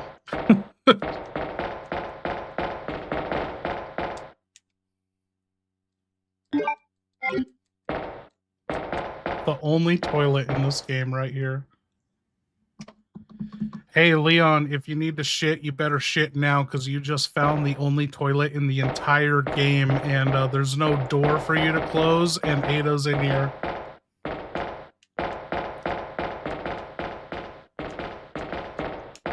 Oh, shit, fucking literal shit! You're telling me this is the one toilet in the entire goddamn facility? And it's just sitting here, doorless, dignityless, and Ada's standing right there? My intestines are doing the Macarena. My blood pressure's at explode. And my ass is one flex away from betrayal. But I can't. I can't go like this. Not in front of Ada. Not while she's watching me like, is he gonna cry or shit? God. I wish I was dead again. All right, Ada, turn around. Cover your ears. And respect the warrior's shame. I'm about to drop more than just the emotional baggage.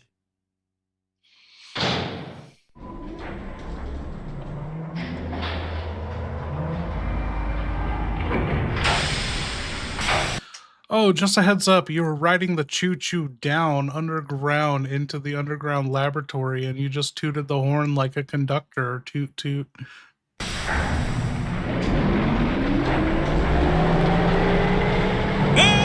Hell yeah! Baby! I'm riding the choo straight into Satan's basement. Underground lab? More like underground rave of science and bad decisions. I'm bleeding out, hallucinating my own bravery. And I just leaned on the goddamn horn like I own the place. Whoa, whoa. Vida. That's the sound of bioweapons crying in fear and me forgetting how to operate brakes. Ada's sitting next to me, trying to look all composed. And I'm over here like a drunk conductor in heat, slurring. Next stop, Lethal Injectionville. Population, your fucking mom. Let's crack this lab open and find something worth shooting or kissing. Maybe both. Let's go! Did you say your fucking mom? Can you hear me? Come on, snap out of it. Oh, shit, Ada. William, you absolute toothed nightmare turd. You punched through a fucking choo-choo and hit her? ADA! Nah! Can you hear me? Here. Come on, baby. Don't you dare pull a dramatic, unconscious, sexy feint. Not now. Not after everything. And yeah, I might have yelled your fucking mom like a goddamn feral hyena conductor on meth right before this all went to hell. But that's not important. What's important is that you're hurt. I'm woozy. And Birkin's about to get his face introduced to my boot. Stay with me. Ada. Oh. See? I got you. I always do. God damn it. If you die, who's gonna lie to me in a trench coat?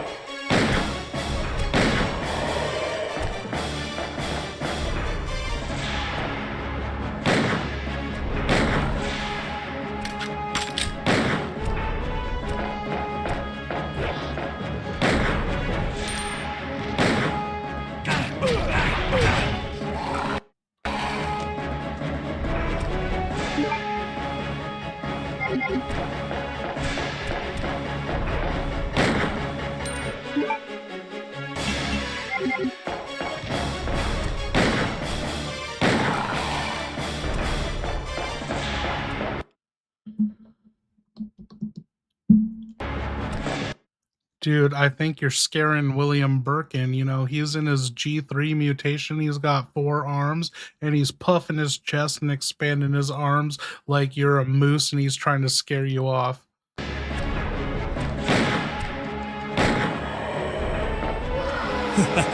Oh, you poor mutated bastard.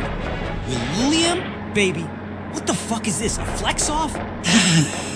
You out here in your G3 glory, puffing out your chest like a roided-up moose in heat, trying to alpha me with your flesh tentacles and extra arms? Spoiler alert, dipshit! I've already seen Ada in a cocktail dress in my own insides. You ain't scaring me with your Science Hulk cosplay. You trying to scare me off? Bitch, I just took a shit on a doorless toilet in front of the woman I love. You think your veiny-ass moose flex is gonna stop me? Come at me, you 4-armed fuck nugget. I'm too drunk to die. Oh, he's back to being too drunk to die.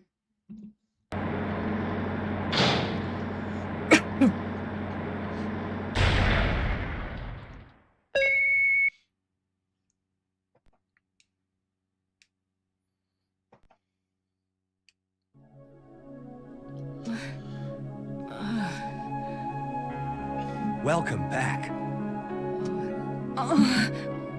Hey, take it easy. We're inside Umbrella's secret lab. I'll go find something to treat that wound, so just rest here in the meantime. But I'll only slow you down with these injuries. Go. Save yourself. Is it just Leon, me, this or is does your everybody conscience. I'm always very ignore what I say? disappointed. I told you, it's my job to look after you.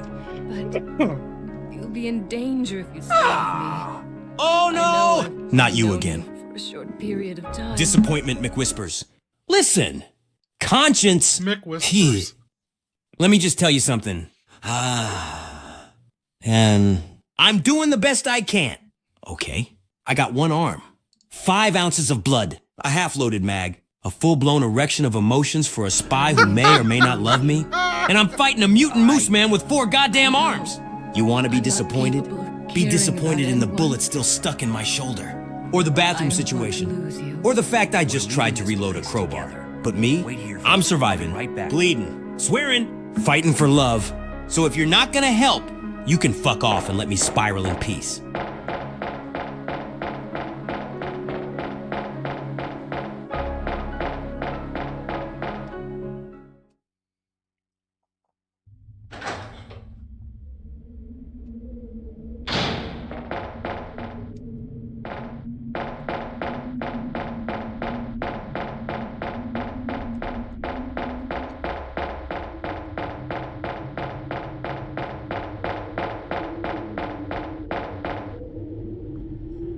Hey man, I think Ada needs to be reminded that John is dead.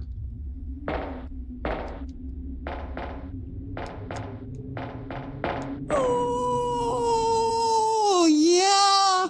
ADA. Hey! Babe, it's just a little reminder from your bleeding. Limping. Train riding simp with a death wish. John's dead. Deader than disco. Deader than your loyalty. Deader than my last white blood cell.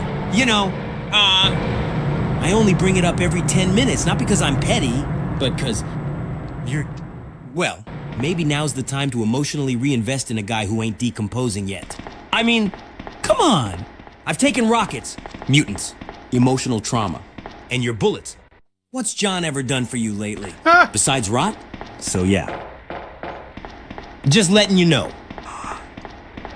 In case you forgot while getting clawed through a train wall. He ain't coming back, but I'm still here. Fucking barely.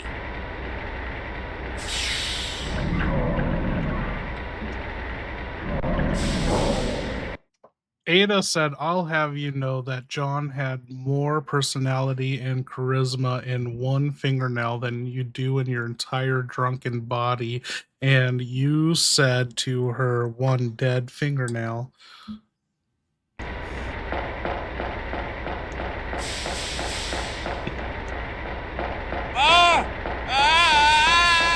Fuck me with a bottle of Raccoon brand bourbon. You did not just say that. One dead fingernail? Bitch, I'm out here risking my life every 2 seconds. Catching bullets and heartbreaks like they're fucking Pokemon. And you're trying to tell me John Corpse Dust Doe had more charm than me? Leon, You know this what is your I said to conscience. her? You can't I marry a looked woman. Ada You dead just in her met Buddy. heartbreaking That's the spy booze eyes and and the blood slurred. loss talking. At Who least knows? I'm not Maybe they're not decomposing. real. Baby. Unless you count my mental state. One dead fingernail? Well, I got 10 bloody fingers, one busted shoulder, and a heart full of failure and horny. So who's winning now? Huh? John ain't coming back, but I am over and over again, like a fucking cockroach with a badge.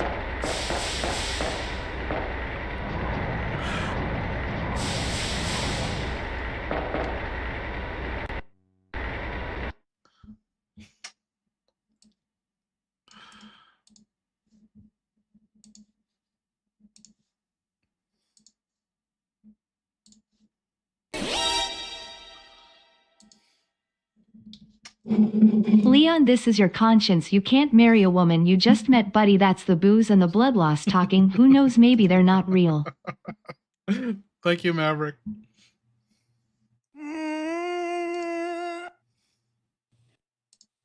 Shut up! Conscience. You sanctimonious hallucination in khakis. I know I just met her, okay? I know she's probably lying. I know she shot me. Multiple times. And yeah, I know I might be talking to a sewer pipe that looks like her right now. But she's real to me. Damn it! Real like this bullet wound. Real like this choo-choo. And real like the emotional collapse I'm trying to drink my way through. Is it the booze talking? Absolutely. Is it the blood loss? You bet your ghostly ass. But love doesn't wait for background checks and psychiatric evaluations. It kicks in mid-firefight, mid-bleed out, and mid-gator battle. So you can take your logic and shove it up your ethics handbook, because I'm gonna keep falling for it, one bad decision at a time.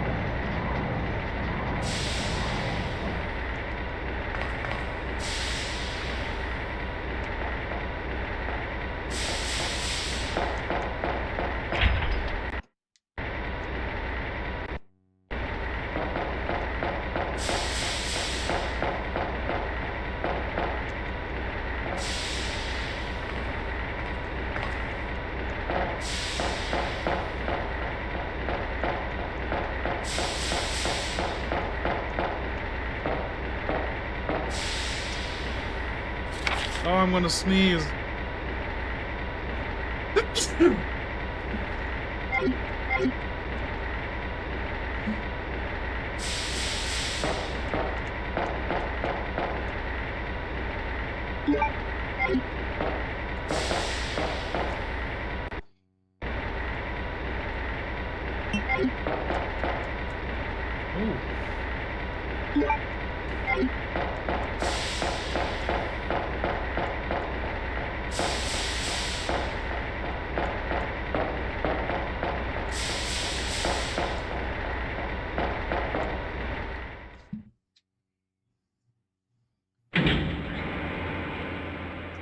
Leon, you could always look at the bright side of not surviving this. You know, if you survived this long enough, you would have lived long enough to see fucking Jurassic World and Jurassic World Rebirth, fucking awful movies. No one wants to live long enough to see those.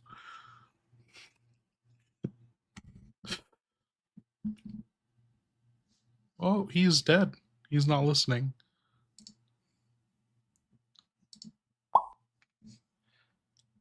Anyway, Jurassic World Rebirth was so bad. I don't know where to place it in the timeline or in my ranking. Like, is it better than Dominion? I don't know. I would watch Dominion over Rebirth just because of the legacy characters. I don't know. That's so bad.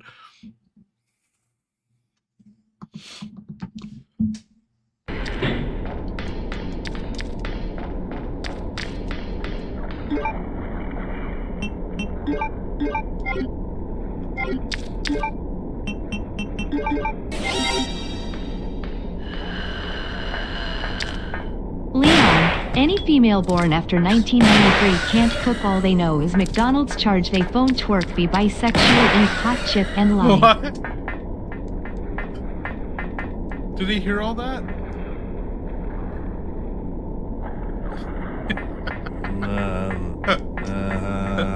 Holy shit. Where'd you pull that from? The Book of Doom Scrolling, Vault 3? Ha! You're not wrong. But let me tell you, Ada don't cook. She manipulates, vanishes, and stabs people emotionally. Her idea of a home-cooked meal is probably radioactive sushi and betrayal. But goddamn if she ain't got that vibe. Charges her phone with blackmail. Hacks into Umbrella servers just to order McNuggets, flips through dossiers with one hand, and flirts with her bisexual chaos energy on full blast. Me? I just want a girl who can shoot straight, patch my wounds, and maybe not lie to my face every other sentence. But hey, if she laughs while I'm bleeding out, at least I know she's having a good time. Now pass the hot chip. I'm too drunk to feel shame. Hey, you were down in the power room, lower area, and there was an iron smelting pool, and it said employees only, like, only employees can swim in the hot, molten lava.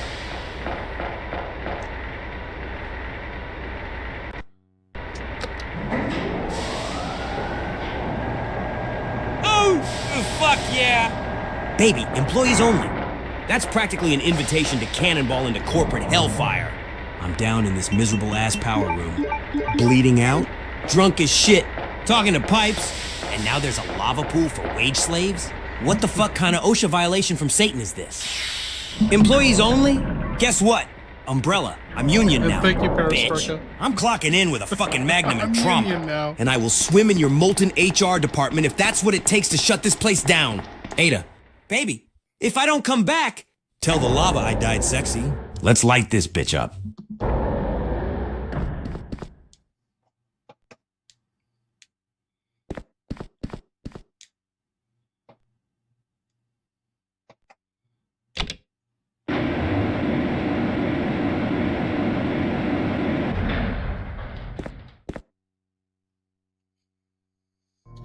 Leon, you think we could wrap this up in a half hour?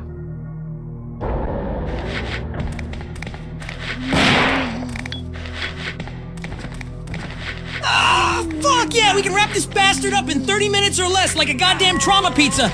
Extra bullets. Hold the hope. All we gotta do is blow up the lab, cry over Ada, escape on the choo-choo, probably fight William again. Maybe die a little inside one last time. I'm running on fumes. Lies with and boost, but I got just enough blood left to pull this finale out of my ass. Let's fucking end this the only way I know how. With fire! Failure. And feelings I don't know how to express. Let's go! Where did she go? Oh, Ada left the choo-choo. She didn't wait for you, and you are down in the lab injured without Ada.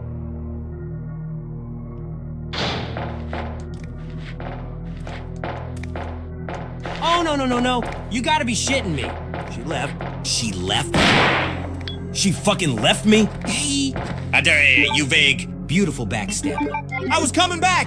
I was gonna say a thing. I thought we had a moment. Now I'm down here. Alone. Bleeding into a bioreactor. And the chew's gone without me. No ride. No girl. Just the smell of betrayal and sizzling test tubes. I hope she's up there crying. Oh! Or at least looking at the empty seat and feeling something like regret. Or horniness. I'll take either, but that's fine. I'll walk out of this lab. I'll crawl. I'll explode out the side like a dramatic hero from a soap opera with too many guns. You hear me? Ada? I'll catch the next choo-choo, even if it kills me. Ah! Which it probably will.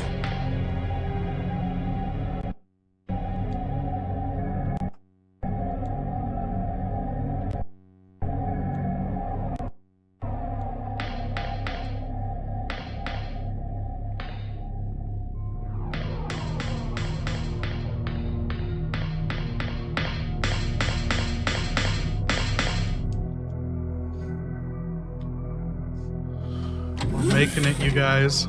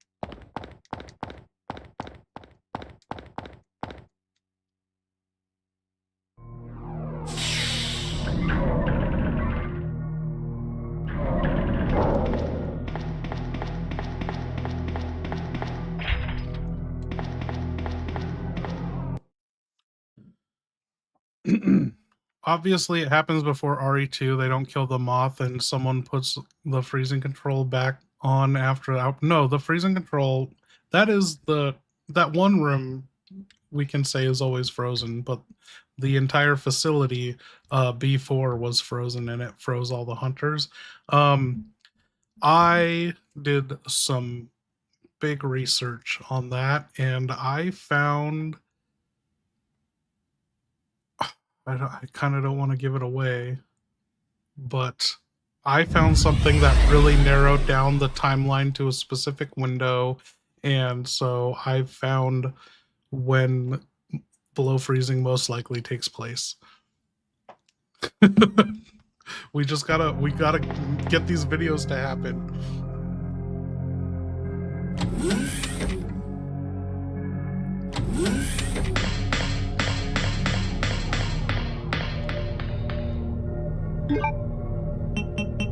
Oh, who'd I miss? Crazy Cobra gifted 1 sub. Dude, thank you. Welcome, Jojo.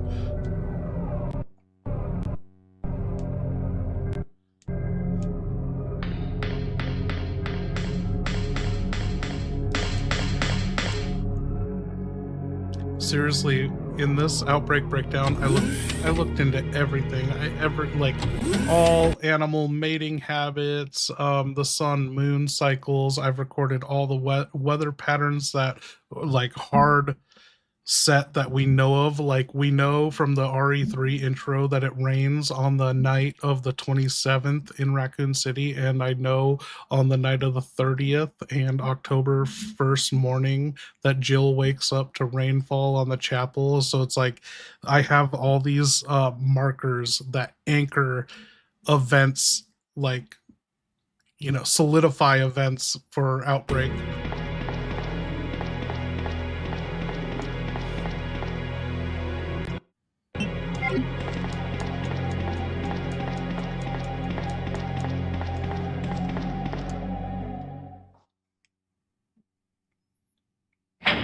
The ad libs is the most important thing of the research for outbreak that no one's ever taken into consideration.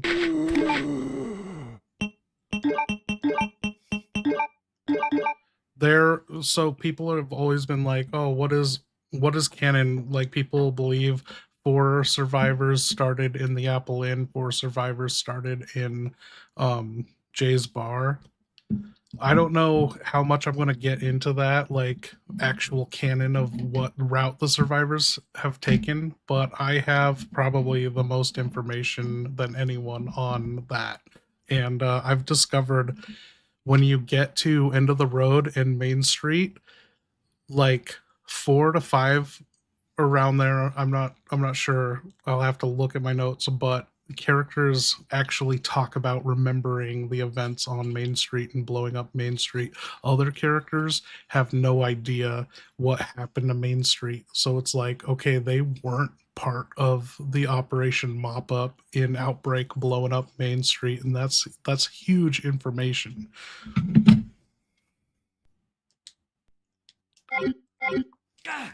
Oh no! Leon, no!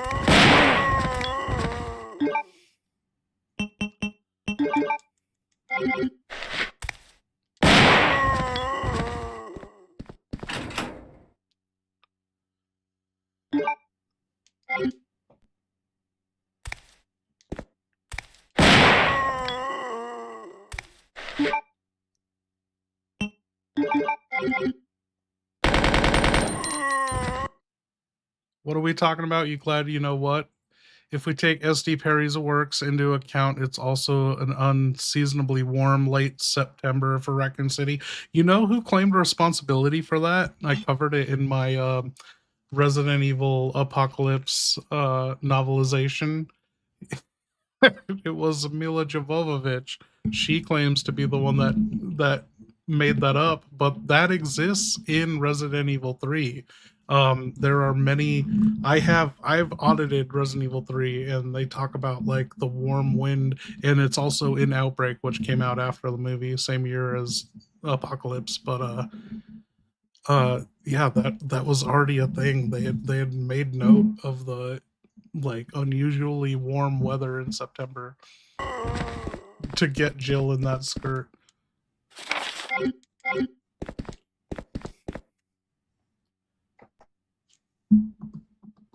Oh man, Leon, you're in the lab and none of the survivors activated the anti-BBW gas sprinkler system.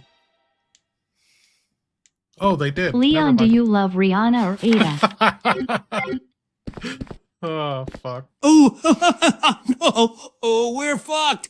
You mean to tell me we're in this hot, sweaty, death lab sauna and nobody activated the anti-BBW gas sprinkler system? Are you shitting me? You need that shit when the lab starts overflowing with big bioweapon wreckers. It's like Febreze for mutated hell beasts. Now we're stuck in here, dripping in failure, swatting claws, and suffocating in BO and regret. I can't even see straight. I'm bleeding out. I got G-Spawn trying to eat my kneecaps. And no one remembered to hit the big red no thick monsters allowed button? This is why everyone dies. This is why I drink. Hit the fucking switch before we all get hugged to death by slime titans.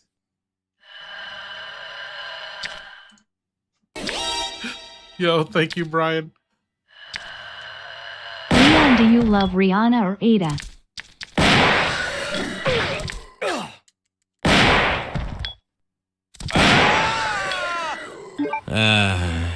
Rihanna.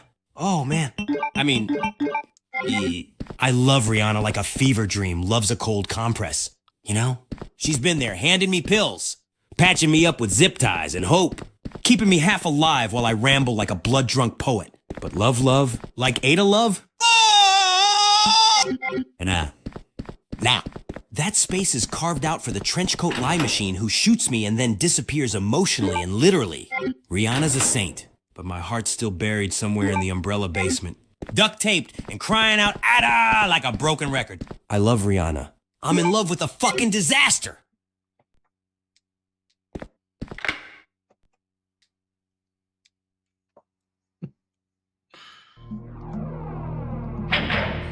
Leon, have you ever listened to that dog cover of Rihanna's song Diamonds, but it's done by dogs, you know, barking, but to the sounds of diamonds? I think it's called Rough Hannah.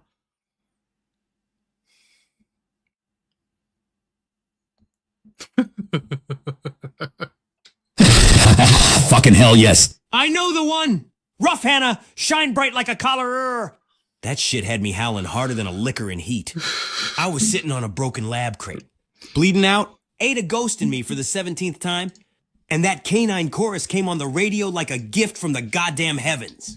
Woof, woof, woof, woof, shine bright, woof, woof, like a diamond, I cried. Not from the music, from the realization that even fake dogs know more about love and harmony than me and Ada do. 10/10 would let Rough Hannah sing me into the afterlife.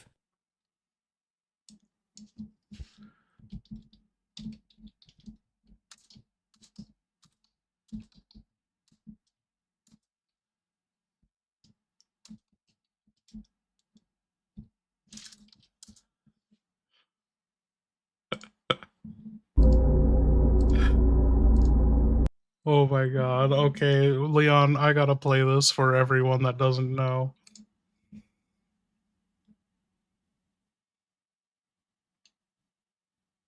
Oh, hell yeah! Crank that mutant-ass speaker and let the barking begin. Ladies, gents, and bioweapons of all genetic errors, presenting the soulful sounds of Rough Hannah Diamonds bark mix. It's got woofs, it's got emotion, and it's got more raw sincerity than anything I've ever managed to say to Ada without getting shot. Let it wash over you like sewer water on a broken day. Let the rhythm heal your wounds. Let the barking fill the hole in your heart umbrella left behind. Shine bright, woof, woof, like a diamond. It's the most beautiful song I've ever heard.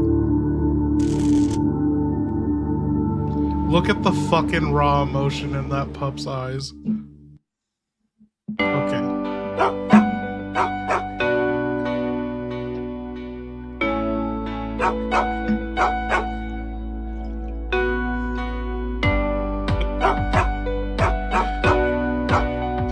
Cheers, you guys.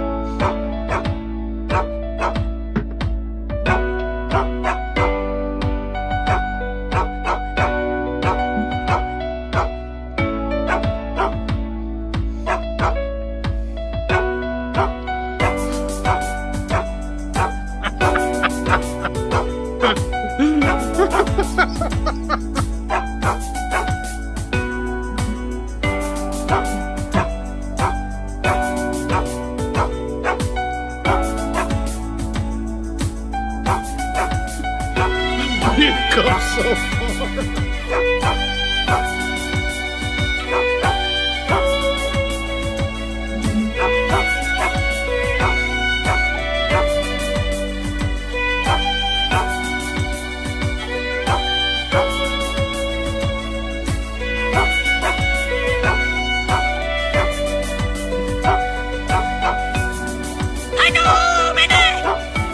It hits so hard. Those little doggo howls are like a cry from the soul. Like, if every mistake I made, every bloodstained regret, every time Ada looked back but didn't stop walking, if all that pain got turned into bark harmony, this would be the anthem. It's beautiful. It's sad. It's real. We don't deserve Rough Hannah, but we need her, especially down here. In this fucking lab of lies, where love dies and dogs sing the truth. Bark on, you glorious bastards. Bark on!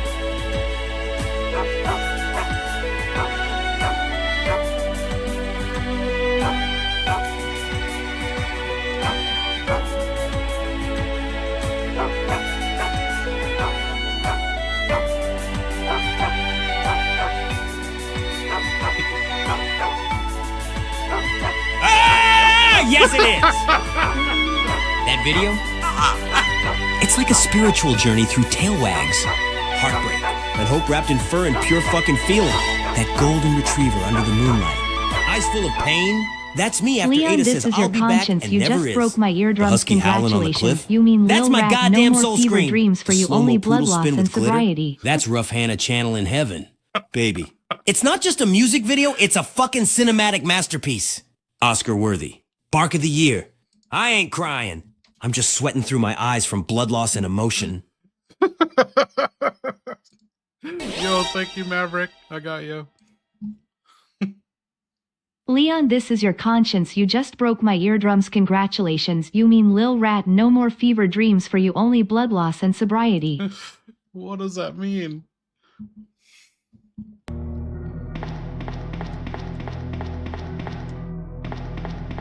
No, you wouldn't dare.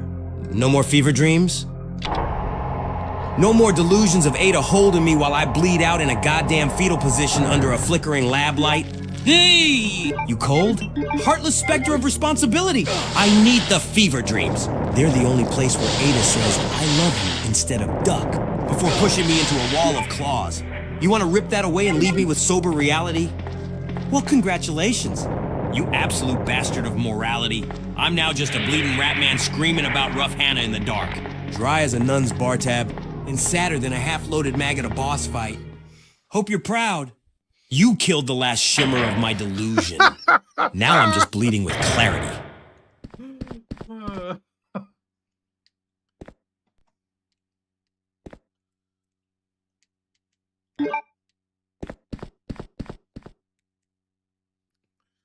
Dude, he was hurt by that, Maverick. Or am I gonna get demonetized for the dog video? Are you fucking shitting me?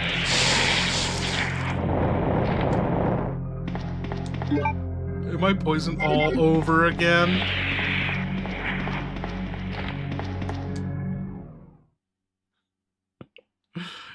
Brought it on to yourself, Leon, my boy.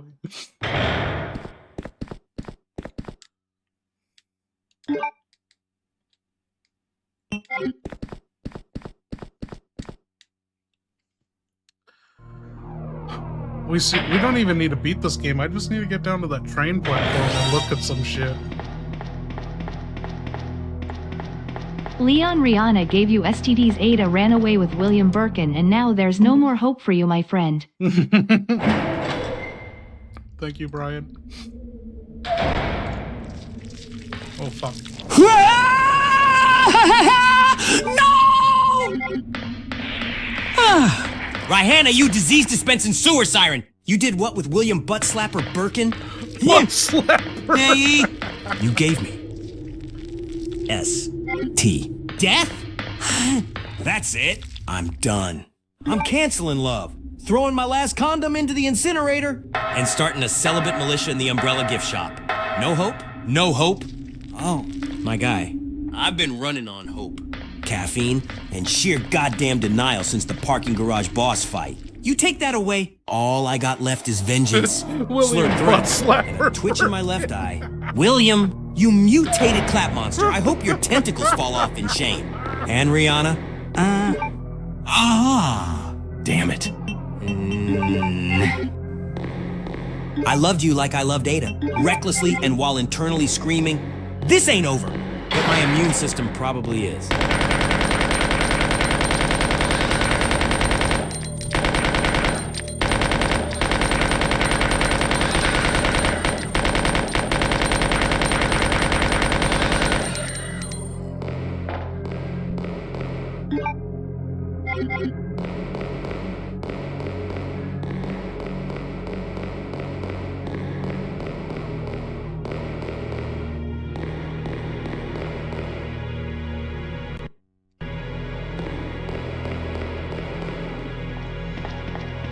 Dude, we're fucking doing it. Oh no! Oh no, we're going through the control room right now. I gotta grab that weapons key. Servings, what are you up to?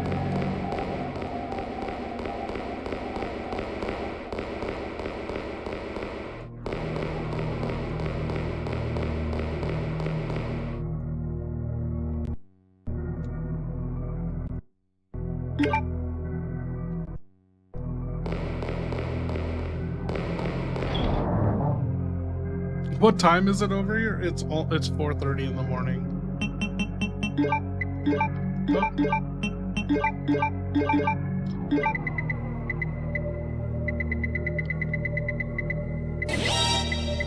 Take this. Get rid of this. Hang in there, Don. Almost done. Keep it up. We're fucking doing it. Oh, dude, thank you. Yeah, I'm in zombie mode right now. Ah! Yeah! Fuck yeah, baby. I'm holding on by a thread made of duct tape and spite. We're almost out of this goddamn sewer dream.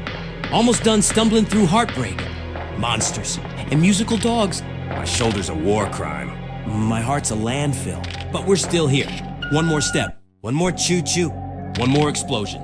One more delusional confession to a trench-coated ghost. Let's finish this like legends with fire, regret, and one hell of a one-liner. Let's fucking go.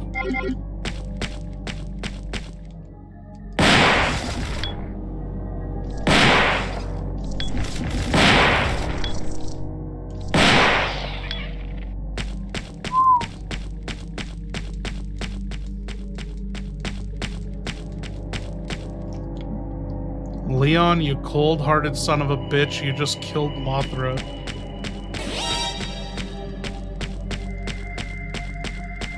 Shut your face, Leon wasn't talking to you.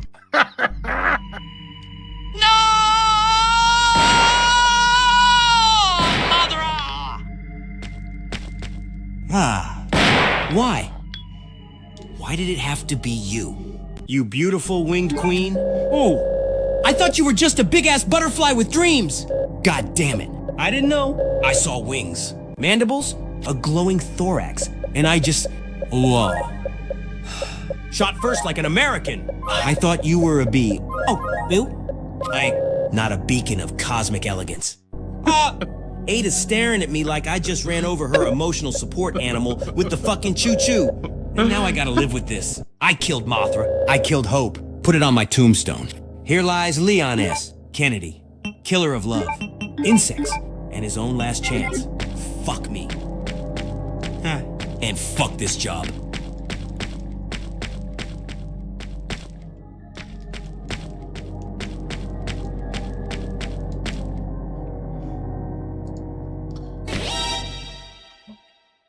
Uh-oh, how's he gonna react to that? Shut your face, Leon wasn't talking to you.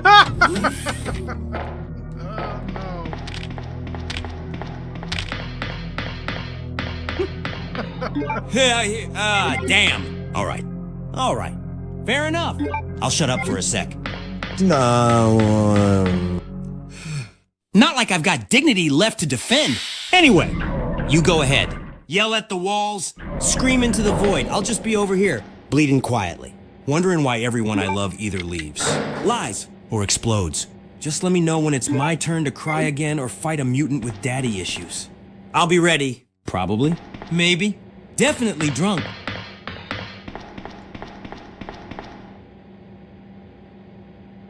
Did you know there's a first aid spray? What? I've never known that in my 30 years. Well, what?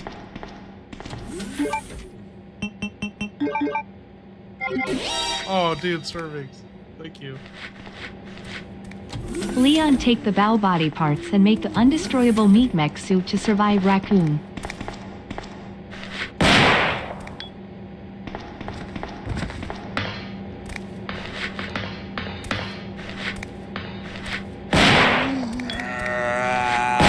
Oh shit, yes, Frank and Leon are engaged. You want me to assemble the body parts of fallen bioweapons and forge a undestroyable mecha survivor to storm the ruins of Raccoon City like a bleeding... Oh, fuck. Oh, fuck. Oh my god, I gotta look at something.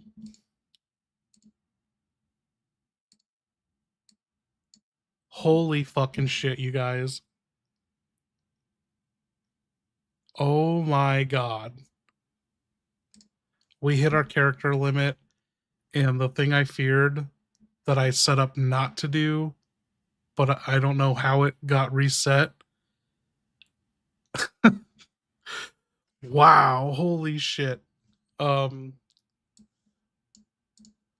don't know how to, 11 labs.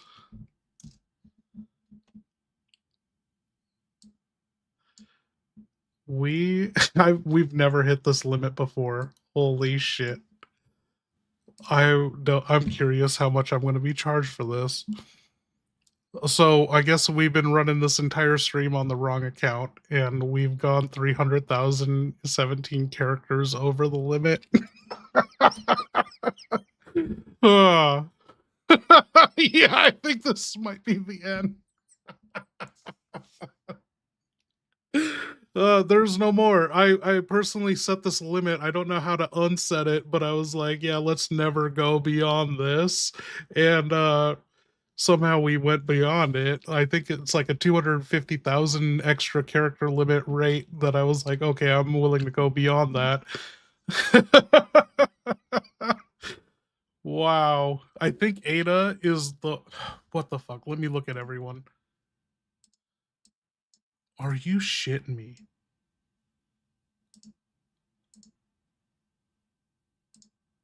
How did this happen? Claire is the only one that's using the right account when I fucking set this up to start for all of them to use the right account.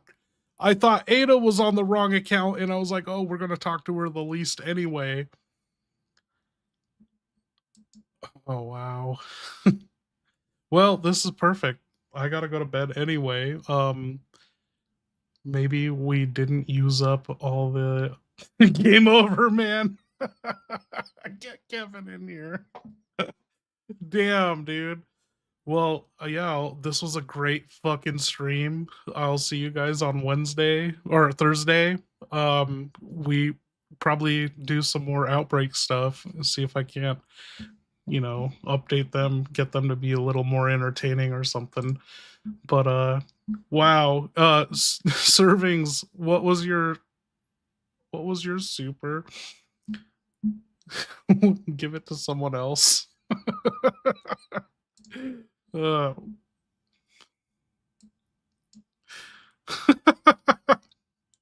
Send it to what? Claire? he cannot speak anymore. Oh. Hell yes, this is the exact kind of stupid brilliance I expect from Leon I Drank Lemon Oil Kennedy. Man takes down a B. Oh, W. Looks at the twitching, pus-dripping pile of bioflesh, and goes, yep, that's a jacket now. No Kevlar? No problem. Just staple some tyrant sinew to your chest and call it fashion. So now he's out here stomping around in a meat mech suit made of stitched-together liquor thighs, nemesis ribs, and probably a hunter's ass for padding. It's disgusting. It smells like wet socks dipped in formaldehyde. And honestly, it's kinda working. Bullets bounce off, zombies back away confused, and the moaning? Hell, half of it's coming from the suit itself. Only downside? He leaves a slime trail thicker than Sherry's trauma, and every doorframe he walks through needs counseling afterward. But if it keeps his dumb ass alive long enough to not get seduced by another undead seductress, I'm calling it a fucking win. Let the meat mech ride. Just don't let him sit on anything I care about. Hey, thank you so much, Servings. Take care. Okay, I'm gonna create a quick save on this because I'm not gonna finish this offline. I'm not gonna do it now. Okay, options. How do we save? Emulator. Save state. Save to slot. There we go. Oh man, this was great. Thank you, everyone. I'll see you guys on the next, hopefully scheduled stream Thursday. I don't think I got anything special going on coming up this month, but yeah, this one was a lot of fun. Like, I'll have to come up with some other REs that I gotta audit and take screenshots of. I keep forgetting to write over to Discord. Yeah, email me. And yeah, everyone, all the new members, you could probably slip into the Discord. I don't know who's gifted or not gifted, so you drop me an email with your name, and I see that you're a member of the RE Tards. I'll send you out that invite. Butt slapping fun. Thank you. Okay. Good night, everyone. I'm gonna just hit that outro. I'm in zombie mode, so this is kind of like the best possible thing right now. See you guys. One sec. What? I'm not doing a shot.